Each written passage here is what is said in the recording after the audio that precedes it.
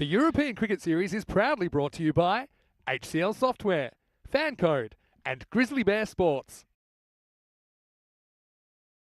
From around the world, welcome to another big day in European cricket. It's day 7 here in Austria, and we've got 5 big T10 contests for you today. Vinny Sander here, Mr. Maximo for ECN. Rico is off today, enjoying his weekend, and I hope he's having a lot of fun. He might want to stay inside today, though, because it's not particularly great conditions. A bit like we had on day 5, although we did get 5 games started, 4 games completed on day 5. Yesterday, the rain kind of held off. Here's what happened yesterday. We had 5 matches.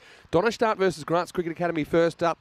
Graz Cricket Academy would play 3 games yesterday. In this one, they had a great start against Donnerstadt. Actually had them 4 for 3. Had them 17 for 4 at one stage, but Donnerstadt recovered through Aman Ahmadzai and Sahel Zadran to get 112. And it was too much for Graz Cricket Academy. No one could get out of the 20s and ended up going down by 14 runs. Aman Ahmadzai 3 for 16, following up his batting with a very good effort with the ball. Second up, Donnerstadt once again. Well, we saw them go 7-0 after they took care of the Daredevils, putting 146 on the board. Iqbal Hussain, after a slightly shaky start, cracked 47 off 20. Sahel Zadran followed up his good closing effort with another cameo, 26 off 9. He scored, then followed up with 3 for 5. A very good effort. Despite the efforts of Busat Amari, who scored an unbeaten 50, they were only able to get the 105 Daredevils going down in that one. Then we got to see the middle game of the day, Graz Cricket Academy again. We saw the Tigers for the first time. Tigers putting some big runs. Their opening 3 have been really good, haven't they? Imran Azif, his third half century of the series, 58 off 30. A real quick fire, and I mean real quick fire, 36 from Mirza Hassan, as well as a sparkling 41 from Akib Iqbal. Saw them score 156. That was enough to take care of GCA, who were only able to gather 118 in response. Imran Azif and Akib Iqbal following up with wickets as well to go with their runs. And they weren't done yet as the 4th match of the day took place. And, well, the Tigers, they backed up their efforts, didn't they? Akib Iqbal went even bigger, 71 off 25. He was the standout. Really looked like he was on for 100 with a couple of overs to go. But Umar Tariq stole the show with a quick 23 off 8. They put 150 plus on the board. Again, 151 for 5 off 10. The Daredevils really never in the hunt. No one could pass 15. They've got some real tight bowling options. I like Hassan Yusuf opening the bowling with his left arm orthodox, 3 for 6. He was the standout, and he really shut the gate for the Daredevils. Good launch. Then we had a real thriller last game of the day. Bit of a low-scoring thriller. Daredevils, they begged, borrowed, and stole 92 runs off their 10 overs. Only 1 run off that last over. It was a bizarre run as well, just to buy off the 10th. And then Graz Cricket Academy had their own wobbles towards the end, but they ended up scoring the winning runs off the last ball, or the second last ball of the day. Ashtek Shah hit the winning runs, following up a pretty good effort with the ball. So, and the last game was 2 teams that hadn't won a game in the day, had 2 losses, and GCA came away with the points in the end. So they find themselves 3-3. This morning we have ACT versus Cricketers, and that's going to be a really good game. 2 teams that are in the 4 at the moment. Let's have a look at the 2 teams. You can see that the news from the toss as well. ACT winning the toss, electing to bat. No surprises there. They have been putting big scores on the board. And just watch out for that top 3. Imran Asif as well as Mirza Hassan, who's gone to the top of the order with, a real aggressive streak, hasn't he? Akib Iqbal at 3. And Hassan Yusuf at 4. Cricketers, though, I haven't seen them for a little while, but they've had a pretty good series so far. They're 5 out of 6. Bilal Zalma has had a pretty good start to the series, 139 runs. And watch out as well for Waqar Zalmai. Not just his 6 wickets, but for his hitting ability. He won a game off his own bat back in match 5. So let's head out to the middle. And like I said, conditions in Austria today, probably not ideal for cricket. Currently 11 degrees, heading for a grand total of 12 degrees, according to the Weather Bureau. And you can see it's a little bit drizzly. And this is kind of the issue we had on Friday as well. But, I suppose a fine mist of rain, which is hanging around. So, I mean, it's playable. We saw that on Friday. These players just have to make a few adjustments, don't they? Anyway, ready to go. Start of the day. And it's Waqar Zalmai to start us off. Asif with the bat, and he swings it a wide first up, first run of the day. I want to say good morning to all of our viewers watching on Fancode, of course, in India, and all of our viewers watching on our YouTube channel, ECN, European Cricket Network. You can kind of see there a slight rain. I mean, it's this kind of situation where if it gets heavier, a bit like we had in the 4th match the other day, if it gets heavier than this, probably umpires start to consider taking the players off the field for safety reasons.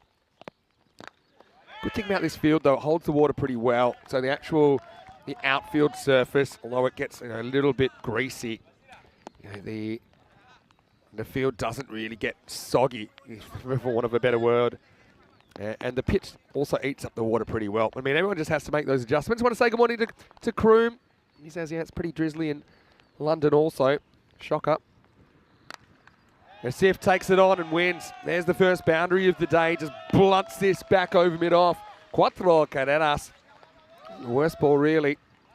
Kind of a challenge length, but you think Asif is looking uber confident.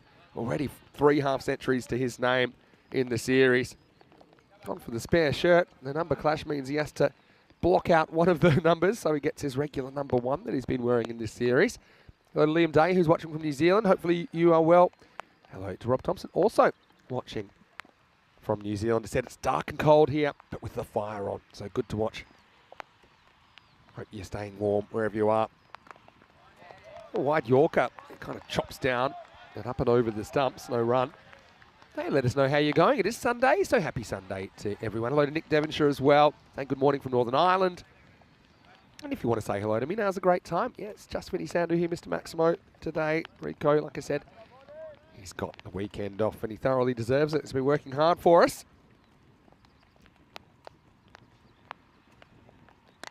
Well, up in the air, doesn't quite get this. It'll be interesting to see how it reacts on the outfield. Does skip away for 4. So that's the thing about this outfield, even though it does take on a bit of water, it doesn't really slow down. It's a very hard surface normally underneath, but then there's kind of this soft coating of grass. I was curious what would happen there, but I think the slightly greasy ball runs away for 4. So 2 boundaries in the first over. Just feel this could be a high-scoring contest. Both teams are very experienced. They've got a lot of good players. Having said that, they've both got pretty strong bowling attacks as well, so I'm not quite sure what to expect here, to be honest. That's well bowled. Good ball from Wakazalmo. Gets past the outside edge of Asif. I don't think enough people have bowled there to him. It's not quite easy to drive. Just back a little bit. Want to say hello to Dave B, who's watching from France as well. Hopefully you're well this morning. Got to say, I've had a nice start to the day. It is Mother's Day in Australia, so I've already made the obligatory phone call. A little bit short this time. Yeah, this is when you overcorrect short. That's running away, and that should get there at will. So, Asif with 3 boundaries in the opening over, off to the races, and ACT, they're 13 without loss after 1. You can see the margin for error when you're bowling to these players on this surface. Very, very slight. Kind of found the happy length, second last ball. The last one a little bit shorter, and Asif was confident, pulling it away for 4. The ball. Let's have a look at what the supercomputer is saying. Well, cricketers, 7-run favourites. I don't think there's too much between these two teams. I mean, look at the numbers ACT have been putting up.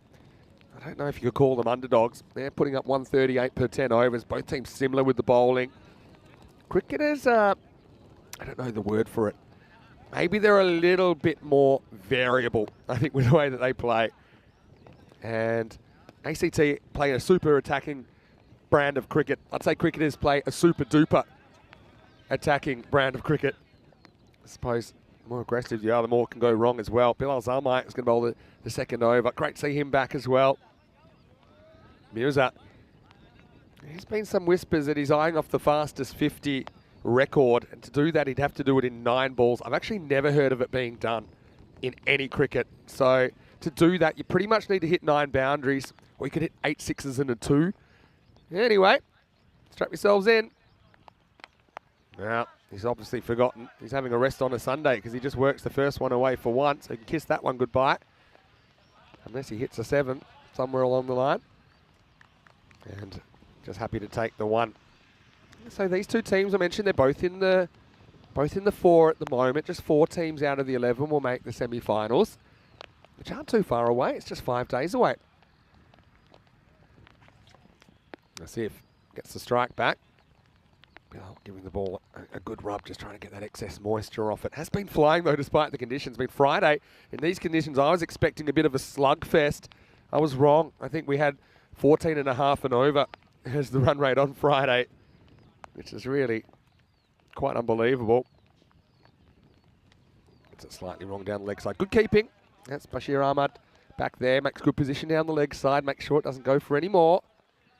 Yeah, it can't be easy for any of the players really in these conditions. The bowlers have a bit of trouble gripping the ball. You got the batters The theory being, as the ball gets heavier, it's harder to hit further. Also kind of skids off the pitch a little bit. And obviously the fielding becomes a little bit more difficult with a slippery ball. He run back and punches. Well, he does block it. I'm not sure how. They say get your body behind it. That's Abdul Nasir, Baba Kakale. And look at this.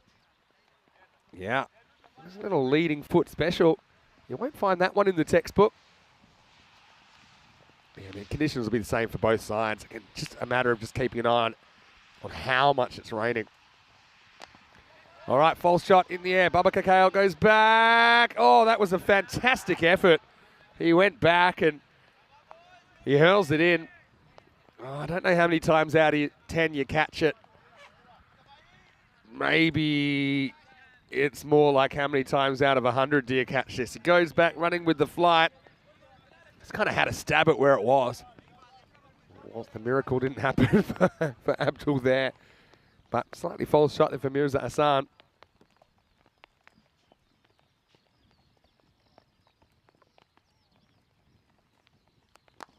Yeah, it's well timed. That's going to be 4. Just hits the ball so hard. Well, there you go. Fielding's not a problem. Maybe everyone should be wearing batting gloves out there. I think that's Haki Bigbo. Who was that? That grabbed it. What a good bit of fielding. But by the batting team. He even dealt with a bit of a Tortuga there. Yeah, Mirrors is so powerful, isn't he? Just eased that one over the infield. Raced away for 4. Beer saying, no, outfield a bit slow, so thinks it'll be low scoring. Well, that's what I thought on Friday. I was shown up. This has hit pretty hard as well. I think that'll be 4 more. So you can see the power of Mirza Hassan. He's just relaxed. I think he's 13% more relaxed today than we've seen him when he's been in too much of a hurry earlier in the series. And just a kind of a casual back foot swat through the covers for 4. This is a very good start now for the Austrian Cricket Tigers. I think Dave's saying, watch out for the flannel ball. We saw it the other day when the bowler accidentally dislodged his towel and delivered the towel and the ball in one delivery. Well, false shot, gets away with it. This will probably run away for 4 as well. And just gets there, Mirza Hassan. Gets a bit lucky that time. Zalmai will be tearing his hair out after that over, which somehow goes for 17. And after 2, it's 30 without loss. Yeah, the flannel ball was a bit of a funny situation, wasn't it? In the end, the umpire said to the batter who hit the ball for a single, said, hey, do you want the single or would you like something else? Would you want it re-bowled? Have a look at the table. It's going to get congested in there. You've got ICCV. They're lurking. I mean, they're undefeated, but they're a 6th because they've only played 2 games. So it's just the way these tournaments are set up. Some teams play more in the first half. Some teams play more in the second half. You've got the Daredevils that have almost finished their series as well. So it's going to be really tough for a team like them. But yeah, I still can't work out how it's so high scoring. I suppose maybe the fact that it's harder to get these guys out because, I mean, the catches are more difficult to take. So Wakazalma's going to come back to bowl out here in the 3rd. Last over of the power play. Well, that one just kind of floats in at the last moment. Nice subtle movement. I mean, there's normally a bit of a left to right wind, but I wouldn't say it's particularly windy at the moment. Just a little bit of tail in.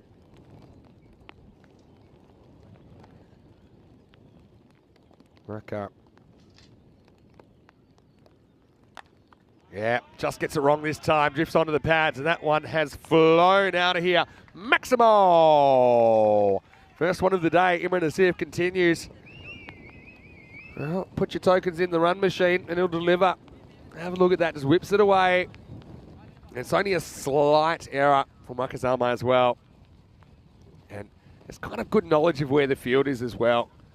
At the moment, they've got a 3rd man. They've got a deep mid-off. So no one back on that leg side. He knows he just can ease it away. As long as he gets it over the infield, he's going to be okay. And it's amazing how often if you just try to beat the infield, because you're not trying to overhit it, it actually goes further. I remember that a lot when I used to play, especially trying to drive over mid-on and mid-off. Just like, okay, get it well enough to get it over the infield. But yeah, you actually keep your form a little bit better. Better ball, doesn't matter, as he cracks it through point, that'll be 4 more. Cuatro carreras más. He's so difficult to bowl to. It basically challenges him a bit wider Fast hands, hits it down, hits it into the gap. And the runs continue to mount for the Tigers. On the prowl at the moment.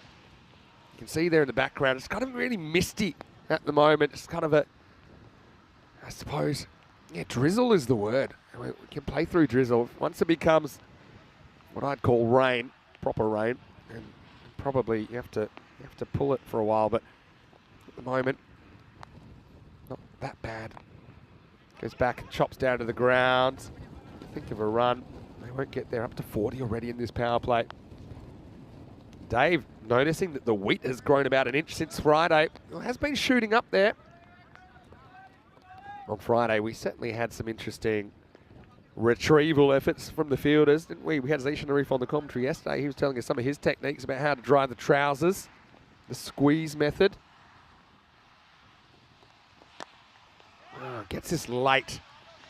He originally tries to hit that over mid-on, but it's a little bit late on it, but it goes down to Basir Khan. We see him with the ball at some stage as well. The one thing I will say is, when the ball gets a bit wet, it creates complications for everyone in all facets of the game. It's kind of uniformly inconvenient for the players. Mirza on strike. Wants to go at it. Yeah, I think it is wide. It's one of those ones that you think, is it completely inside the line? And my answer is no. Breaks late. It's a good call. It's a really good call. You probably got a quarter to half the ball over the inside of that line. Zalmai recoiled in disbelief, but seeing is believing. So he'll have to re-bowl that one. He thought he was out of the over, that's why. With a spell of 24. And instead, he's going to get moosed for 6. So the last one cost 7. Mirrors is in heaven, and it's the end of the power play. It's 48 without loss after 3. And if Waka was disappointed about 30 seconds ago, he'll be even more depressed now as that one was lifted up. And that's just brute force, really. And it's 48 without loss. Oh, well, it's a tough game, isn't it? Zalmai was eyeing off the 24. In the end, he goes for 31. No one likes to be in the dirty 30s in the 2 overs. Like, we had some pretty expensive figures yesterday. We had a 54 off the 2 overs. That was almost up past the record of 57. Thought at one stage we want to have one bowler go for over 60 for the first time. Now Zalmai, it's going to come back. So they're bowling out the openers, which means they'll have to go to 2 new options in the 5th and 6th. Interesting they're not changing it considering they haven't had any luck so far. They're kind of sticking to their plans. Maybe they got bowlers, maybe like a Basir that they want to bowl a bit later. Don't want to bowl them too early. You also got Javid Zadran, who I thought might have been worth a crack in this kind of situation before things get out of hand. 4th over. Bill's clever though, isn't he? Just puts it in difficult spots, awkward spots. Dave B saying grease is the word. Yeah, greasy is probably how I would describe it, to be honest. Partnership worth 49. Just 19 balls to start the morning.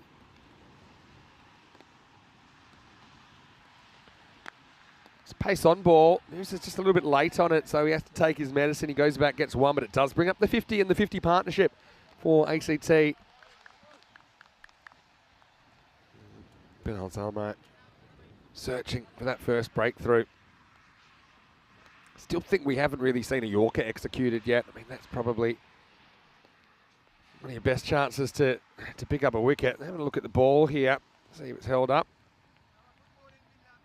Mirza may be saying, yeah, I know what it looks like. These players know each other pretty well as well. There's a lot of national representation on both teams here.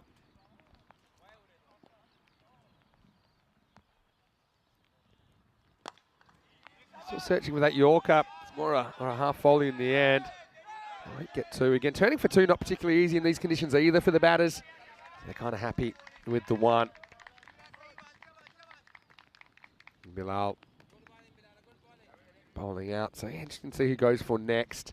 So got a spin option. Another spin option in Samagol Masal available.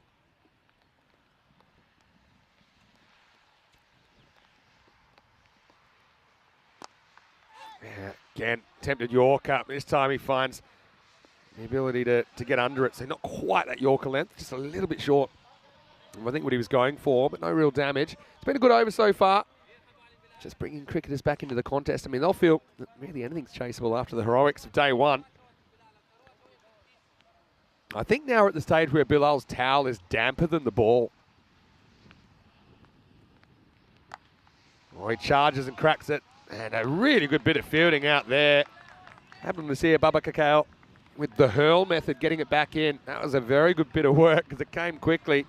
I think any fumble would have seen it spill over the line. But he keeps it to one. Nice work. Last ball of the over coming up. It's been a good one. Just 5 singles off it so far. And this one is up. It's in the air. Fielder comes around. And this time, they won't get a boundary, but they will get 2. And that's a really good over in the context of this game. It goes for 7. And ACT 55 without loss after 4. Bilal finishes with the figures of none for 24. You can see how that 4th over has just calmed things down a little bit. Still a very healthy run rate of 13 3/4 after 4 overs. Hello to Neville as well. How are you? How's everyone spending their Sunday? I mean, I know you're watching ECN, but have you got any other plans? Can't give you too much update on the food chat. Although we did visit a nice little establishment on the way home from work last night. Catching a little bit of Austrian culture at, I suppose you'd call it like a rest stop. And a couple of genuine Austrian beers to celebrate Saturday night. Now, here's the wild thing. Javid Zadran bowling over number 5. And yeah, you can see he's kind of shortened his run here. I think bowlers have to adapt to the conditions. So here we go with the next over. He gets short, drags it down, and that's going to be 4. There's no one back at deep square. I think that's more of an execution error. I don't think he's trying to bowl a short ball there. He just dragged it down. And it beats Samagol Masal and runs away for a boundary. So the pressure was built up. Now kind of undone. Here's the sight screen, and it gives you an idea of the way that the drizzle's coming in left to right. Better ball. I think that's where he needs to be.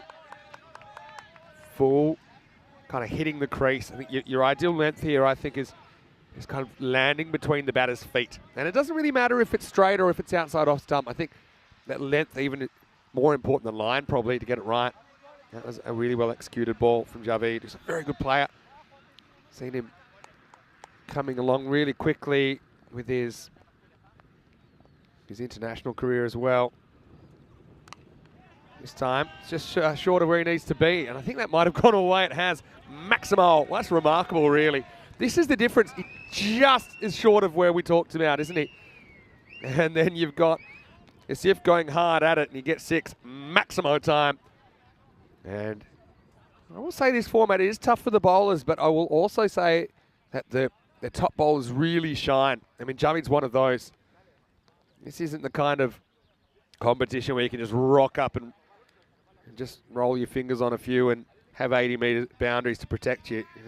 You do get punished, even sometimes when you don't deserve it. Rain's just come down maybe a little bit stronger in the last couple of minutes. This time, Asif goes back, knocks it out for a single.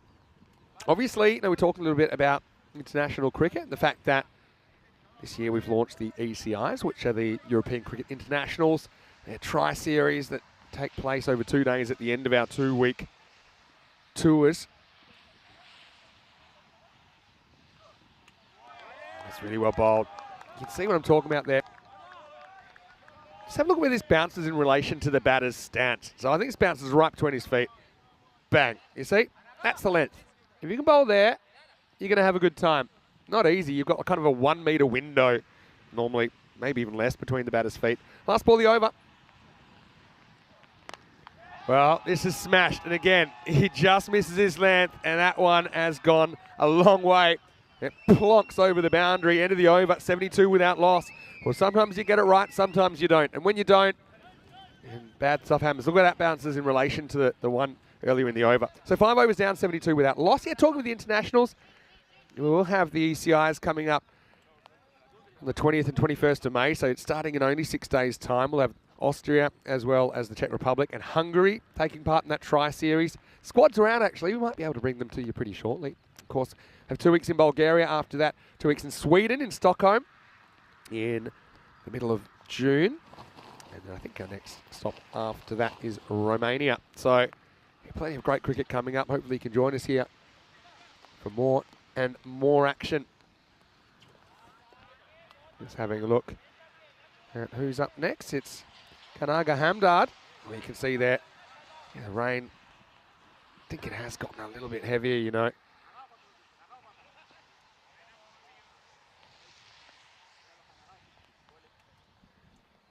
So, time for another spin option. They haven't broken this opening partnership yet. It's a bit of a gift first up. That's going to be cracked for 4. And probably about a knee-high full toss. I like this shot selection from Asif, who doesn't try and drag it. He just goes through the line of the ball, and the result's a boundary. Hamdard probably is going to have a few problems gripping the ball. He won't be the only one. Don't know if he's got a new towel or not. Asif up to 42. It's better because it drops into more or less the block hole. It's just chopped away into the pitch by Asif. He moves to 43 on the verge of his 4th half century of the series. He's been so consistent, hasn't he, for ACT. Probably maybe just having a word to Kanaga about making sure he gets out of the way after he delivers the ball. Oh, this is up and it is dropped. It was a pretty difficult catch in any conditions, really, because it was low, it was dipping.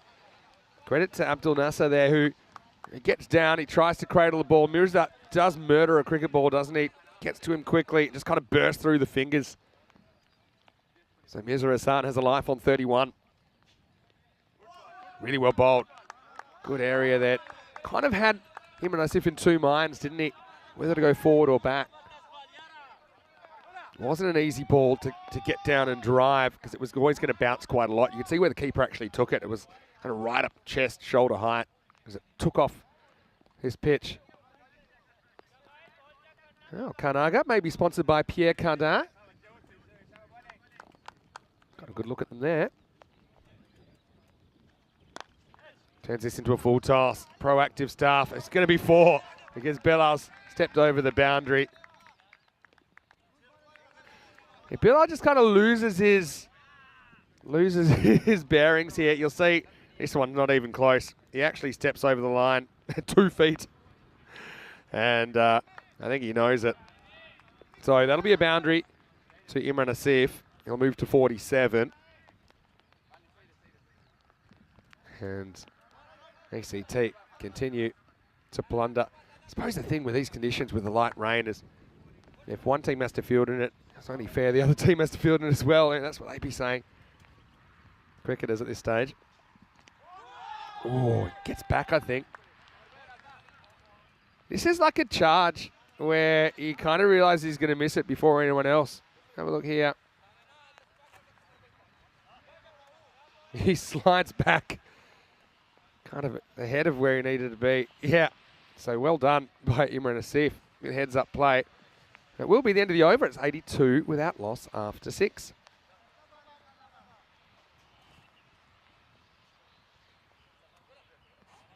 So Imran Asif, 47 off 24. And Mirza Hassan, 32. Just the 3 extras so far, but that score is pretty healthy. 137 pace at the moment.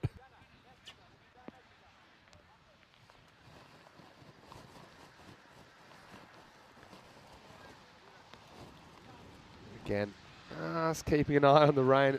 It's tough because you want to give it a chance to clear, don't you? Now, with 4 overs to go, just changing out the ball. Maybe one that's a bit dry, it'll be of a similar age.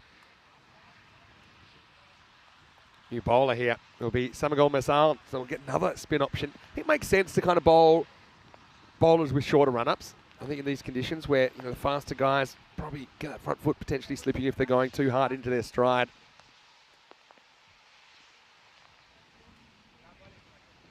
Here we go with the 7th. Wow, that's a bit of a gift, and really the leg spinner is going to have a tough time in these conditions. I think we got our first wheat retrieval. Maximo Mirza gets one he gets a good look at. I mean, it's almost on the way down the second time, isn't it? That's batting practice. And, well, that's not Imran Asif bowing to worship Mirza. I think he's just doing the shoelace. And it can't be an easy shoelace tie in these conditions either. It's very greasy. Samagol Mesal, I mean, does he stick with a kind of orthodox leg spin, or does he maybe push a few through, searching for accuracy? Well, he loses the towel, and I suppose that'll be a dot ball. It's another one of those ones that I think the batter would have recourse to say, hey, I'm not really happy with the towel falling out in the delivery stride.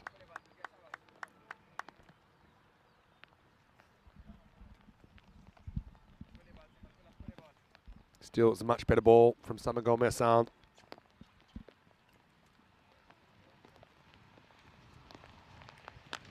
Well, he's on the charge this time. He lifts this up and out of here. Maximo! Magical Mirza, the Hulk, does it again. In fact, he might even beat Imran Asif to the half century at this stage. He's only one hit away. 44 off 15 balls. Yeah, it's going to be a tough time. I mean, I suppose finger spinners might have a slightly easier time with the control here rather than the over-the-wrist spinners. When the towel hits the turf, that's not good either, is it? 94 now. ACT, their top three just continue to pile on the runs in this series.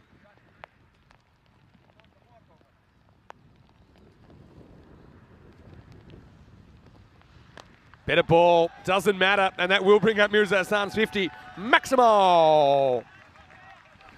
And he brings it up off just 16 balls.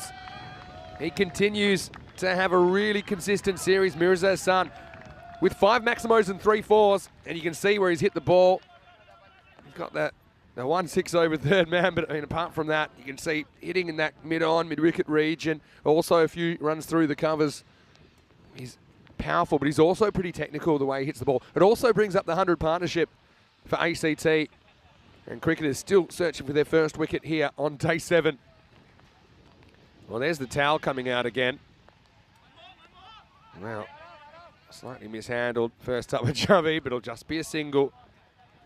Well, I've heard of the expression throwing the towel in. It's a bit early for that. I mean, 2 teams still have to bat, and just think about some of the batting cricketers have as well. You've got Bilal Zalma up the top.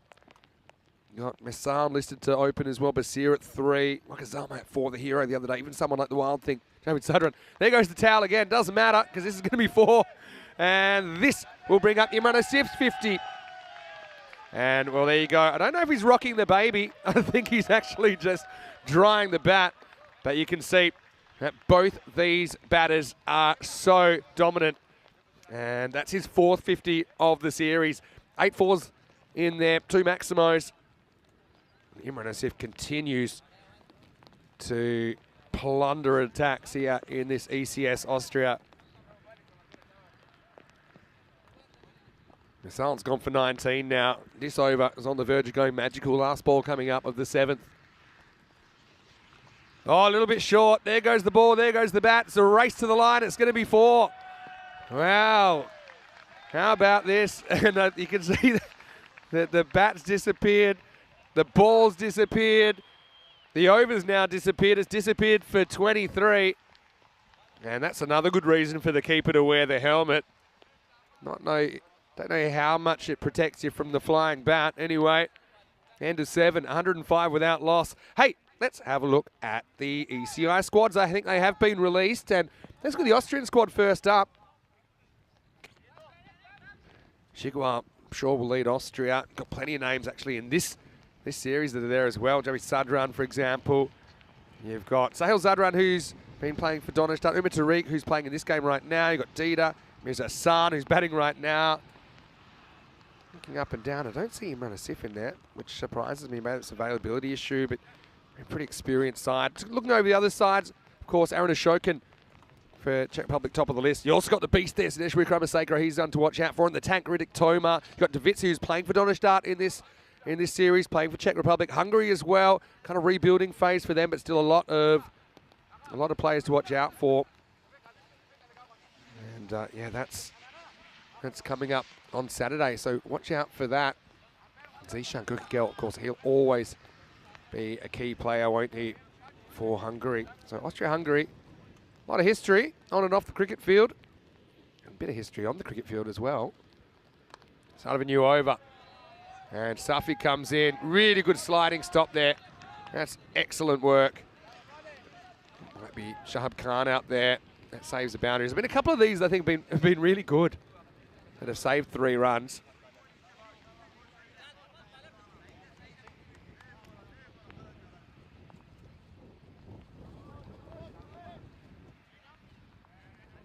Just the 2 banners being used, but they're doing the trick, aren't they, at the moment? 148 pace. Yeah, well bowled. A little bit of induct there. Just have a look at this when it deviates left to right. That's kind of what does Imran Asif. Good keeping as well. Not easy conditions for anyone, including the men behind the stumps.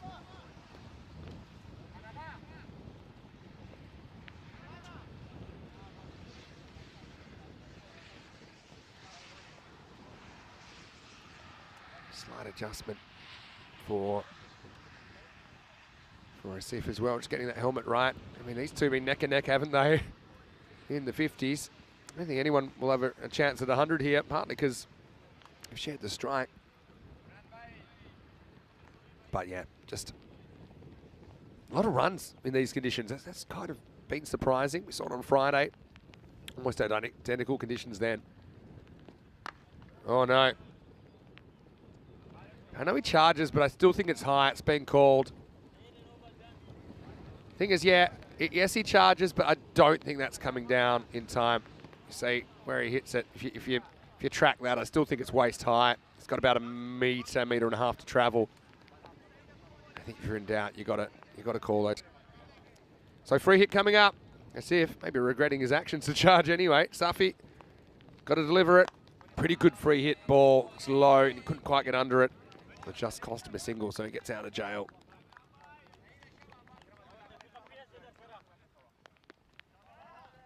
Mirza. Strange to say, I mean, he's been a little bit tempered in a way, but he still scored 52 off 18 balls. Goes straight, goes pretty long, beats the fielder. That one's out of here. Maximo! Probably not quite out of the screws, but he is so powerful, isn't he? And the result, another 6 to the ACT side, who are running away with it at the moment.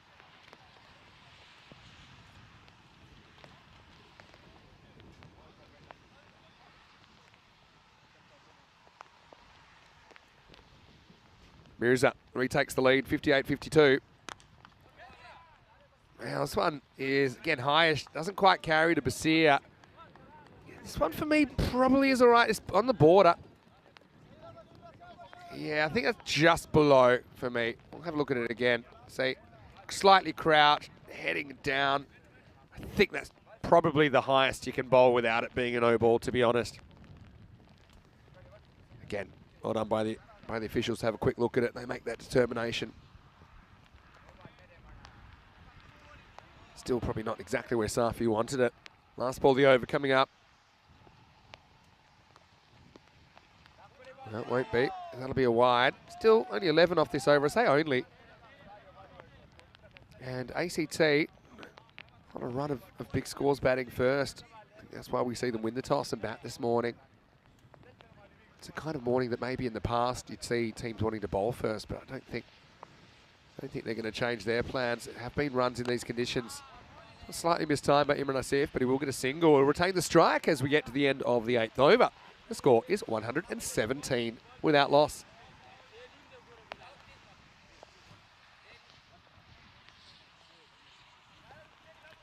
Pretty consistent scoring and kind of just bobbling around that kind of 14s run rate. Seems like we're heading for a 140 score, you'd imagine. It's still plenty of batting to come. We haven't even seen Naki Bikbal get the skipper. We've got Hassan Yusuf at 4, Umar Tariq at 5, and they've all been hitting the ball fairly well. Hassan Yusuf probably the only one that's been a little bit off in this series, but still a couple of lusty blows yesterday.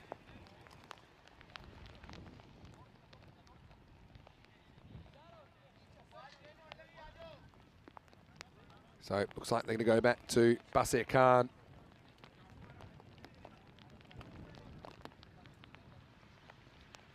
Done pretty well with the time as well. About 5 minutes to bowl this over. Shouldn't be any problems at all there.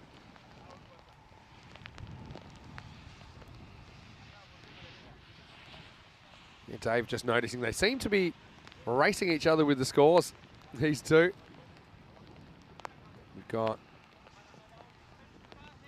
You've got Mirza and Asif both in the 50s. Mirza slightly outscoring Imran at the moment, but he'll get to face up here in the 9th. It all happens in the 9th. They've gone back to Kanaga Hamdard. He steps down the pitch and he goes bang, Maximo, and just like that he catches him. 59 apiece. Yeah, it's a good old-fashioned horse race between these two. Yeah, not the worst ball. I love the confidence to charge and not really worry about the possibility of missing it. There's only one time that Asif has kind of charged and reneged on it and slid back into his crease. 123 now, still no wickets on day 7. Or bowled.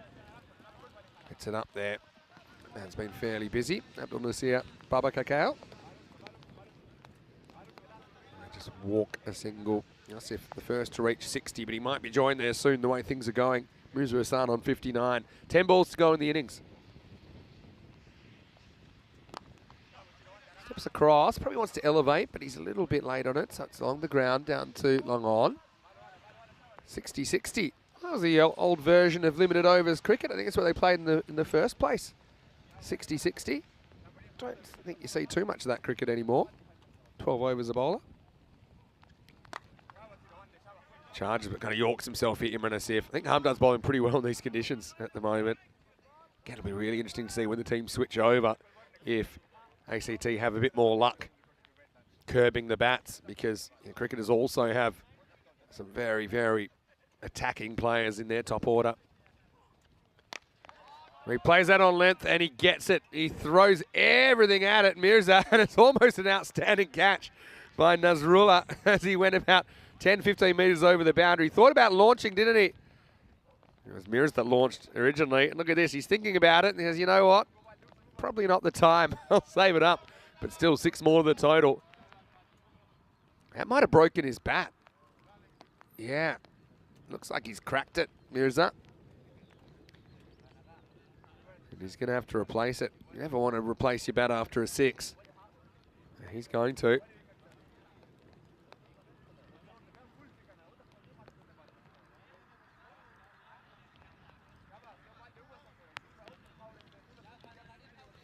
Mirza. He's a pretty imposing figure. I think of some of the players that we'll see in the ECIs. He's one that I can't wait to see in an Austrian shirt again. But he's got this wrong. It's in the air, and it's not an easy catch. And it's caught. Oh, that's a proper trampoline job, isn't it, from Shahab Khan. I often say if you're going to drop it upwards. Yeah, just needed someone to come in for the spike, volleyball style. But Mirza, he's going to have to go. He's the first wicket of the day for 66 of 23.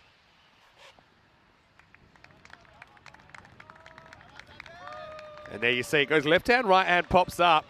And yeah, a little wry smile, but Mirza is off to the races here on day 7. Well, the new bat, not giving him too much love, but he has cracked 7 sixes in that innings, scoring at 287. You can see how much it means to his teammates. He's built a very healthy total already here in the first match of the day.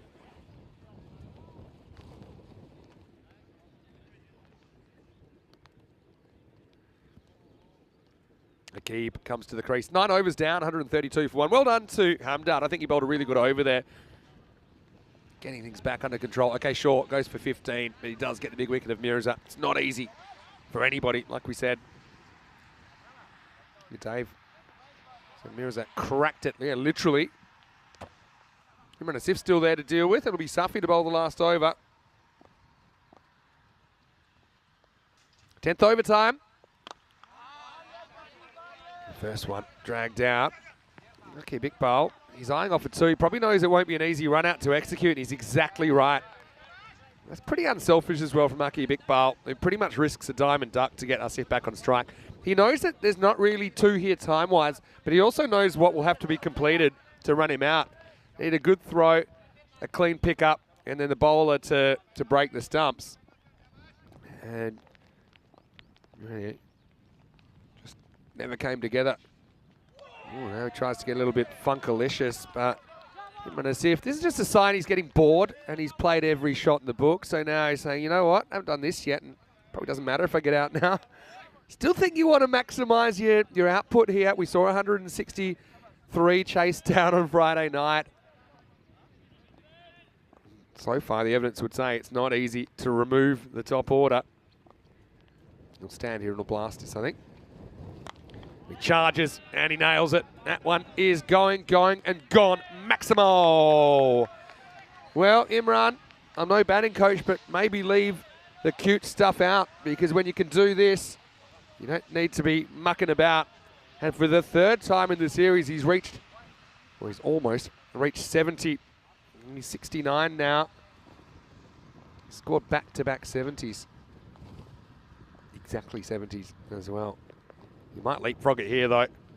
Oh, I think it's a wide, you know, because it misses the leg stump. The bowler's saying, hey, how's that a wide? And well, short answer is it misses the leg stump. Actually one for height, just below. But yeah, that's the rule. It's a very clear rule, and it provides clarity for the umpires, for the players. Even though it's unlucky for Safi, he hits the stump, obviously he's bowled him, but just misses the target. Steps across, and hits it pretty hard. Won't be easy for the fielders. Bilal comes across. Akib, really good job, because he gets back to the danger end quickly. And Asif, well, he won't reach 70 exactly this time, because he hustles back for his 71st run. Let's have a look at Akib Iqbal here.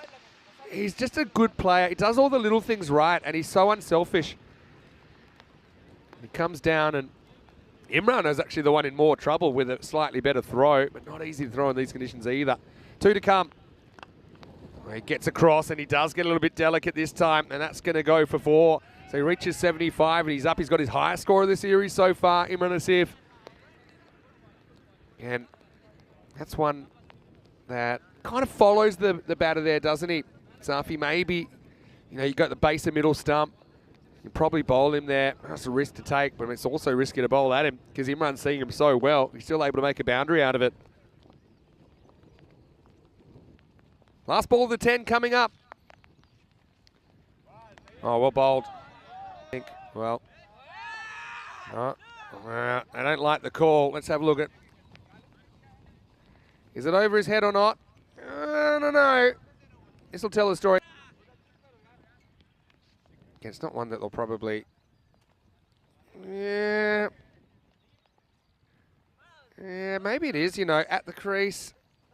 Yeah, umpire's call. Umpire's call. I think he's so far back. I think that's umpire's call there. I think it maybe is grazing the top of his helmet at the crease. All right, Akib's off to the races here. He won't face the ball in the innings. And Imran says, well, you know what? I'm persisting with the funky stuff. That one's lost in the wheat. And, yeah, it'll be a really, really good finish. Imran Asif, who's going to finish on 79 not out. And nobody except the top 2 face all the balls here in the first innings of the day on match 7. Imran finishes 79 not out. Mirza with 66. And they do reach the 150 milestone again off the very last ball. 152 for 1 off the 10 overs. Let's roll the videotape. In slightly drizzly conditions. Here's the bowlers once again having a hard time here at the Saban Cricket Ground as the imposing opening pair of Imran Asif and Mirza Hassan got about the work. 48 came off the power play. It was probably one of the cleanest pieces of fielding we saw in the 10 overs as well. But plenty of sixes hit, that's the thing. 11 sixes in the innings, so yeah, maximum rate 11 is pretty good in the 10 overs. We also saw 13 fours hit. And yeah, the bowlers, I don't think they did a super bad job considering, but I mean, it's one of the cases of 2 batters being in, staying in, having the power, having the technique. I suppose they had a bit of luck along the way as well, this occasional edge. Even that one where Bilal found himself the wrong side of the border. I like the bowling of Kanaga Hamdard, to be honest, but he doesn't have a lot to show for it. His overs went for 10 and 15. This wasn't the greatest delivery from Samagol Mesan first up, dragged it down. It was never going to be easy for the leg spinner either. And even the good balls, that's the thing, even the good balls, the players were in, they had their eye in, they were backing themselves. The strategy of ejecting the towel wasn't even working either for Masson. And you can see, in the end, literally throwing the bat at everything. It was probably good the fielder was chasing the ball then. The ball won the race to the boundary. And yeah, late in the piece, we just saw the assault continue into the second half, didn't we? Like I say, I think that Kanaga Hamdard bowled pretty well. But not much to show for it. This was the only wicket of the innings. It's a dropped it then caught it moment. Nice work by Shahab Khan. So Hamdard did have a wicket, I suppose, the only wicket of the innings. Then Iqbal was pretty clever the way he came out, and he risked his wicket to keep Imran Asif on strike, and it was just the ticket as the last one went magical. 20 came off the last. They go from 132 to 152 and setting up a big target. I mean, we saw a bigger total chased on Friday night. 153 will be the target. 152 for one, the final score. Like I said, all the balls faced by the top two. Imran Asif, 79 off 38. Mirza Hassan, 66 off 23. An innings that saw 11 sixes and 13 fours, so just continued to pick up the boundaries despite the best efforts of the bowlers. And it will be very interesting to see the teams cross over and see if ACT can do any better, because the bowlers have had a real rough time in these greasy conditions. 1 for 25, Hamdard. Suppose you got to say he's the best of the bowlers. They'll like to work at Bill Al-Zamai, bowled a really good fourth over. It was the only over that didn't contain a boundary, and he finished with decent figures as well of none for 24 of 2 overs. We'll take a break. We'll be back in around about 5 or 6 minutes. We'll take you into the second half of this game. It's a big chase, but I think cricketers, they've got the talent, they've got the attitude to do it. 153 they'll need. It will go into one of our Hall of Fames for one of the biggest chases if they can pull it off. Vinny Sounder here, Mr. Maximo for ECN. Hope you're having a great Sunday so far. We'll see you after the break for more ECN action. You're watching the Fan Code European Cricket Series.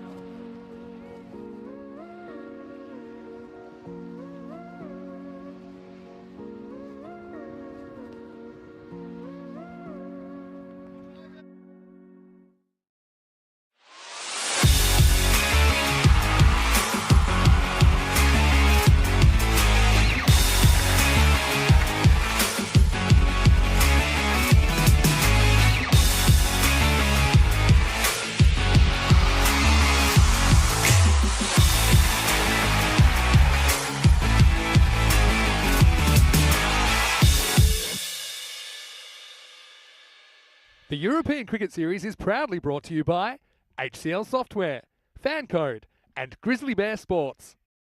Hello, welcome back to Vienna. Sunday action here on the European Cricket Network. Day 7 of this Fan Code European Cricket Series. Vinny Sounder here, Mr. Maximo with you for ECN. And we are getting ready for the second innings of the first game of the day. First of 5 today. Here's match number 31. Austrian Cricket Tigers taking on Cricketer CC. And in the first half of this game, it was the Austrian Cricket Tigers captain, Akib Iqbal, who won the toss. He elected to bat. Turned out to be a good toss to win. They've piled on 152 for 1 in the 10 overs. Just the 2 batters required to face all the deliveries in the first 10 overs of the day. Imran Asif and Mirza Hassan scoring half centuries and hitting the ball very crisply. And look, difficult conditions for the bowlers to control, difficult conditions for the fielders. We just saw 1 catch held in the first 10 overs. But that's the situation, isn't it? But the cricketers, they'll have the right of reply, won't they? And if their batters can do something similar, they are very capable of chasing this down. 153 be one of the biggest chases we've seen, but we've already seen a 164 chase completed on Friday night. Hassan Yusuf is going to open the bowling, and he's been really good at shutting the gate in these kind of situations when ACT have put big runs on the board. He's been able to come out there and just restrict the scoring from the get-go. Bilal Zalmai, really attacking player. Samagol Mersal, similarly. Basit Khan at 3, Mocha Zalmai at 4. I mean, they've got the hitters, don't they? It's just a matter if they click or not. If they lose early wickets, if ACT are able to get past the top 4 early, I think it'll be pretty tough. Hassan Yusuf bowled really well, opening the bowling in the ECL as well, the Champions League of European Cricket that ACT qualified for the 2022 edition. He's normally very, very accurate, but let's see how he goes. 153 to win. Here's the first ball. Dragged down. Bilal doesn't get it quite out of the middle. He'll get a run. That's first one of the innings. Yes, I think that was just probably a little bit shorter than Hassan Yusuf was after.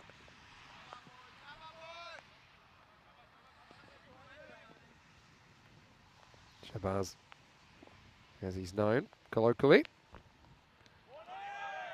Wow, there we go. Yeah, short. Misal just threw the shot before he started. I suppose with the spinner, it's easier to pull than cut, even though this is on the off stump. But yeah, just mistimes it.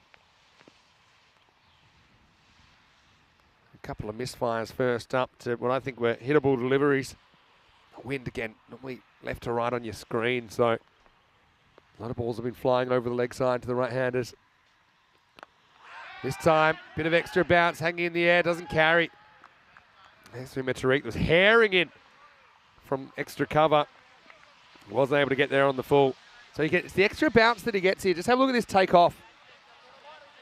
That's why he's kind of laid on it. It's high up the bat. In fact, he's lucky he mishits it so well because it doesn't carry to the fielder. Oh, nicely executed sweep shot from Bilal Zalmai. That'll be 4. And I think Bilal knows that Hassan Yusuf isn't going to turn the ball, especially on this skiddy surface. It's just going to kind of come in and keep coming in. Played that really well. That's the orthodox sweep in the first boundary of the innings. When you've got a problem like this, you've got to break it up into smaller problems. So 15 and over is achievable. I mean, we know 15 in and over is achievable is what I should say. 153 looks like heaps, and it is. But you just got to try and break it into smaller pieces. If you can get that 15 in the first over, maybe get to 30 off 2 overs. Try not to fall behind and have that required run rate climb. Tries it again. This time not quite out of the middle. It'll just be a single. Hello to Jeff, who is watching from Northern Ireland. Hopefully you're well. Anyone asking about the ground? It's 50 metres from the centre of the pitch. ECN standard, so pretty much a perfect circle, this ground. Doesn't change. One of the constants you'll see on ECN. Nice ball, the over, takes it on. Kind of gets in the gap, and this is going to be 4. So Misal gets his first boundary, and they pull something out of the fire in the first over. Not quite the 15 they wanted, but they do get 11. It's 11 without loss after 1. So we've gone 67 matches now without a golden ball. It looks like we might be swinging into the 70s today, but who knows? I mean, a lot of close contests on the cards. Maybe will break the streak. The last golden ball we had was the 30th of April, so we haven't had a May golden ball yet. And we're 2 weeks into May today. So let's see if it happens. It's always really exciting when it happens. Bit of golden ball news. I know that the Estonian women's T10 kicked off yesterday, the first ever Estonian women's T10, and guess what? It finished in a golden ball. So how about that for the first ever match? And so, yeah, Terry and all the crew there in Estonia letting me know about that. Hello to Ragnar as well. She was on the winning team. She presents all the videos for Estonian cricket. I do watch them from time to time, watching some of the highlights. Unfortunately, the Hippos went down. Noticed that. Talon Hippos, one of my favourite names for a cricket team. And Dave was asking me, how did I get named Mr. Maximo? Well, Maximo is basically what I call a six. We had our first tournament in Spain, so kind of Spanish for maximum. And I suppose that led to this nickname. It's a wide. Gillick Bale, again, doesn't like it, but it's clear wide. Yeah, so I never set out to have the nickname Mr. Maximo, but it just stuck. That's how nicknames work, I guess. See Akib just kind of operating off a shorter run-up. I think that's sensible in these conditions. He can still generate kind of 80% of the pace, in my opinion, off about 6 steps. Yeah, so he's not really risking his delivery stride, so he's not hitting the pace, hitting the crease as hard.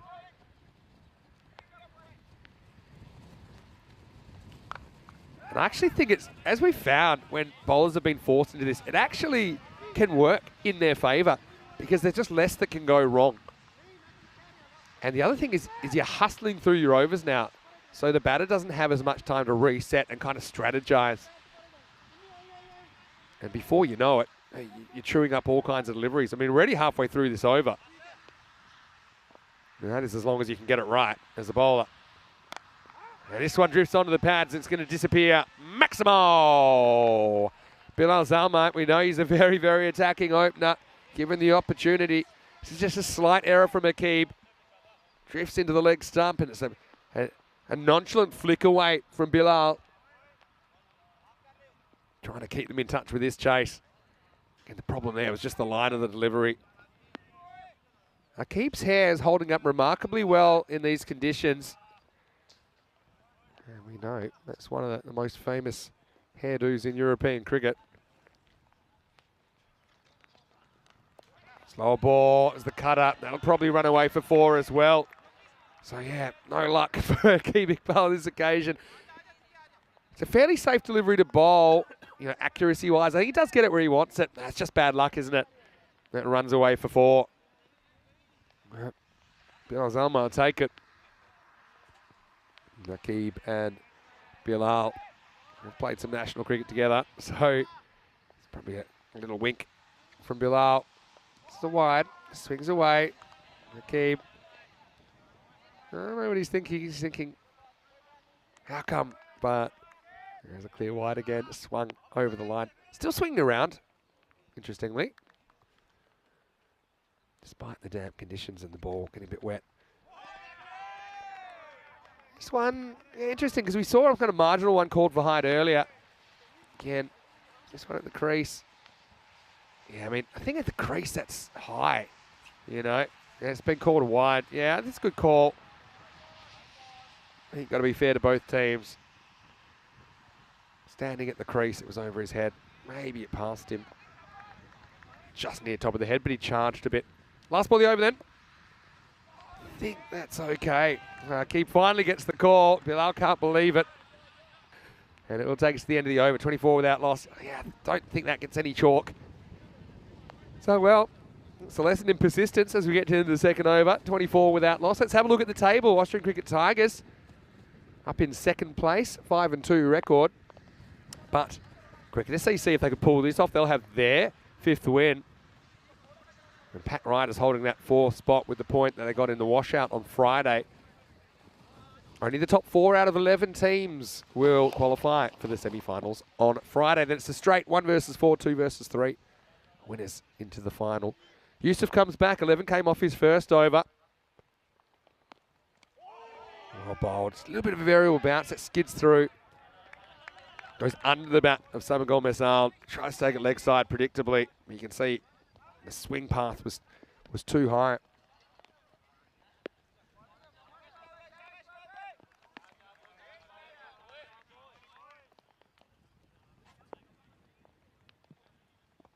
Just kind of falling behind marginally, aren't they? Goes after this, didn't quite get it, and it's caught. Well, that's an excellent catch on the boundary. Messam went after it. He didn't quite get to the pitch, but he went through with the shot anyway, and he kind of had to, didn't he? And he just didn't get enough on it. You see the wrist there coming into play, but Akib takes a brilliant catch in these conditions. There's no easy ones. That could have easily been dropped over for 6. But Messam is going to be the first wicket to fall. He goes for 5. And cricketers lose their first. It's 24 for 1. Well bowled as well by Yusuf, who does the trick again, building the pressure with the dots. There's the false shot. Wasn't the worst shot ever from Samagon Messam, but he is the first man to go. Well, John Gray's in the chat. Hello, John. He's saying good morning, everyone. Saying he's having a quick fix of cricket before heading out to watch Rennes versus Troyes in the Ligue 1 this afternoon in France. Well, hopefully you have a great day. I know that we've been staying with one of the Graz football teams. I think the Graz Athletic Club staying in our hotel. They've got a big game this afternoon. It was nice to see them at breakfast. They're playing in the 2nd division here in Belgium, the 2nd tier. Javid Zadran comes out and he swings around the first one, which kind of beats the inside edge of the bat. So again, you can't really play for turn with Arsene Yusuf. Just going to skid on. If anything, he comes into you. So you've got to play him that way. It's a bit counterintuitive because you would expect the ball to maybe straighten a touch, but it rarely does.